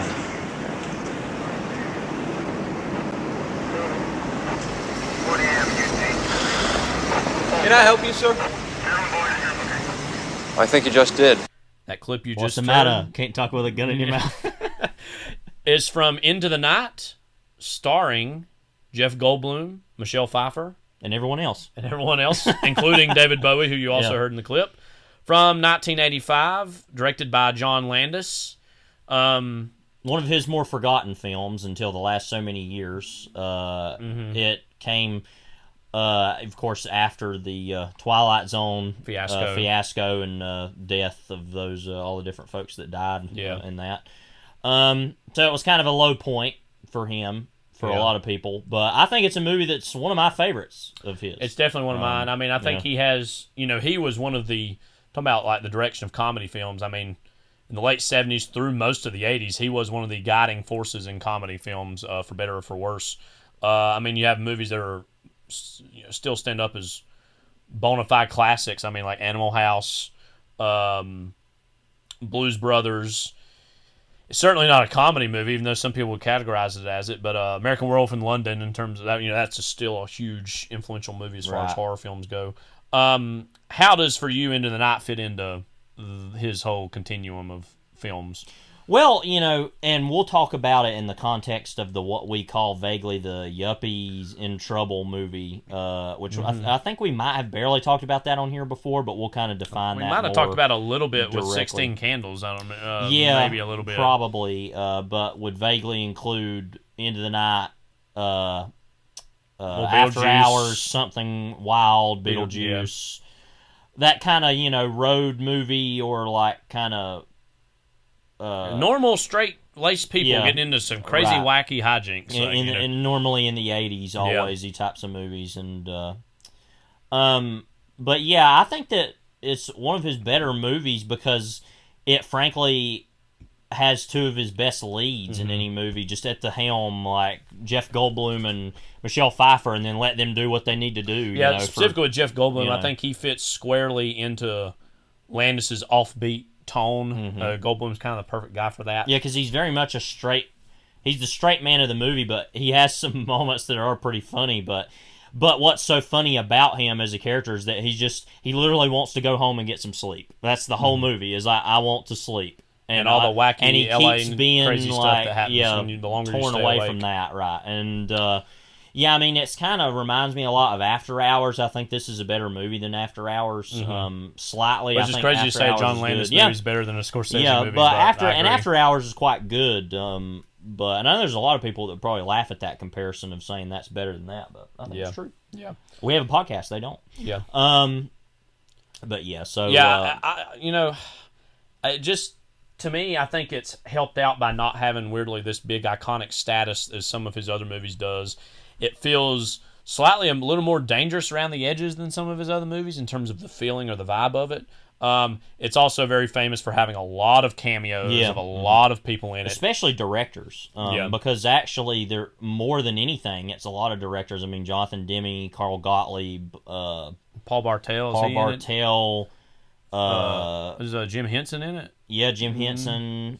I think Forrest J. Ackerman makes an appearance. It's just like a lot of random people. Like Carl Perkins has a great one scene role in it, and John Landis himself plays one of the assassins. He like doesn't talk or whatever. He like has that mark on his neck or whatever. Yeah, so like that's kind of the interesting thing about the movie is how many cameos there are. Then it's got some original B.B. King music in it too that made for the movie. Yeah, well, that was around the time they were kind of making a lot of stuff together and collaborating. But yeah, I think it'll be a good movie to kind of begin the year with, I suppose, and I guess we're mainly doing it because it seems like a lot of people don't know about it, didn't like it, or have just kind of over the years gained more of an audience. But yeah, and I know that Landis really likes it. And thinks it's one of his favorite things he's ever done. I think for him too, it was a chance to turn the page after the disastrous events of the Twilight Zone production. And it seemed like a lot of the critics at the time really shrugged at it and threw that on top of it, and so it, he made some hits after that. But and I wrote a paper on him in college. I might try to find and remind myself of some of the things I said. I wrote about him. I remember one time talking about the televisual cinema of John Landis, which fits into some versions of the things we talked about today in terms of he was born in like 1950, I think, squarely. He was part of that first generation of directors who started to make things who were raised on television. His films have a very televisual aesthetic, much pronounced in something like Kentucky Fried Movie or one of our very favorites, Amazon Women on the Moon, which he was... there's several other directors involved with that as well. But I mean, also, directly adapting something like Blues Brothers, which was directly on SNL into cinema. His films have a very televisual approach that is not all that dissimilar from some of the things we said about comedies. Really, from the birth of TV onward. Yeah. So there's that. Next week we're going to be hitting Into the Night for a very first film of 2022. I just wanted to, we don't have to spend too long with this, but just briefly reflect on this year, 2021. I've had an amazing time doing this podcast. It's kind of the very first, year we're finishing this podcast up. This is our 43rd episode. A year ago at this moment, we had no clue we would even be here doing this. Yeah, because I think we kind of come up with it. I remember we were first started doing tests around Martin Luther King Day, I think. Yeah. And so, it's been pretty quick. Yeah. We've already produced, this amount of stuff. Yeah. So, we're very grateful to anyone who's followed us along the way, and hope that you'll stick with us into 2022. Hopefully. We got better movies than Skidoo coming up. Certainly. Some... Yeah, in various forms, some of our very favorite movies. Actually. So, this is Kyle. This is Levi. Take care. God bless, and have a very happy New Year.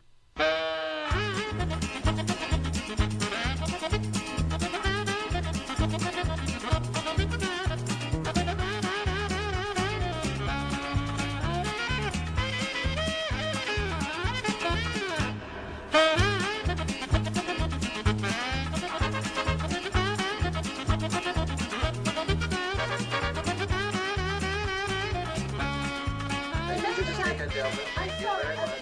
So nice. Goodbye.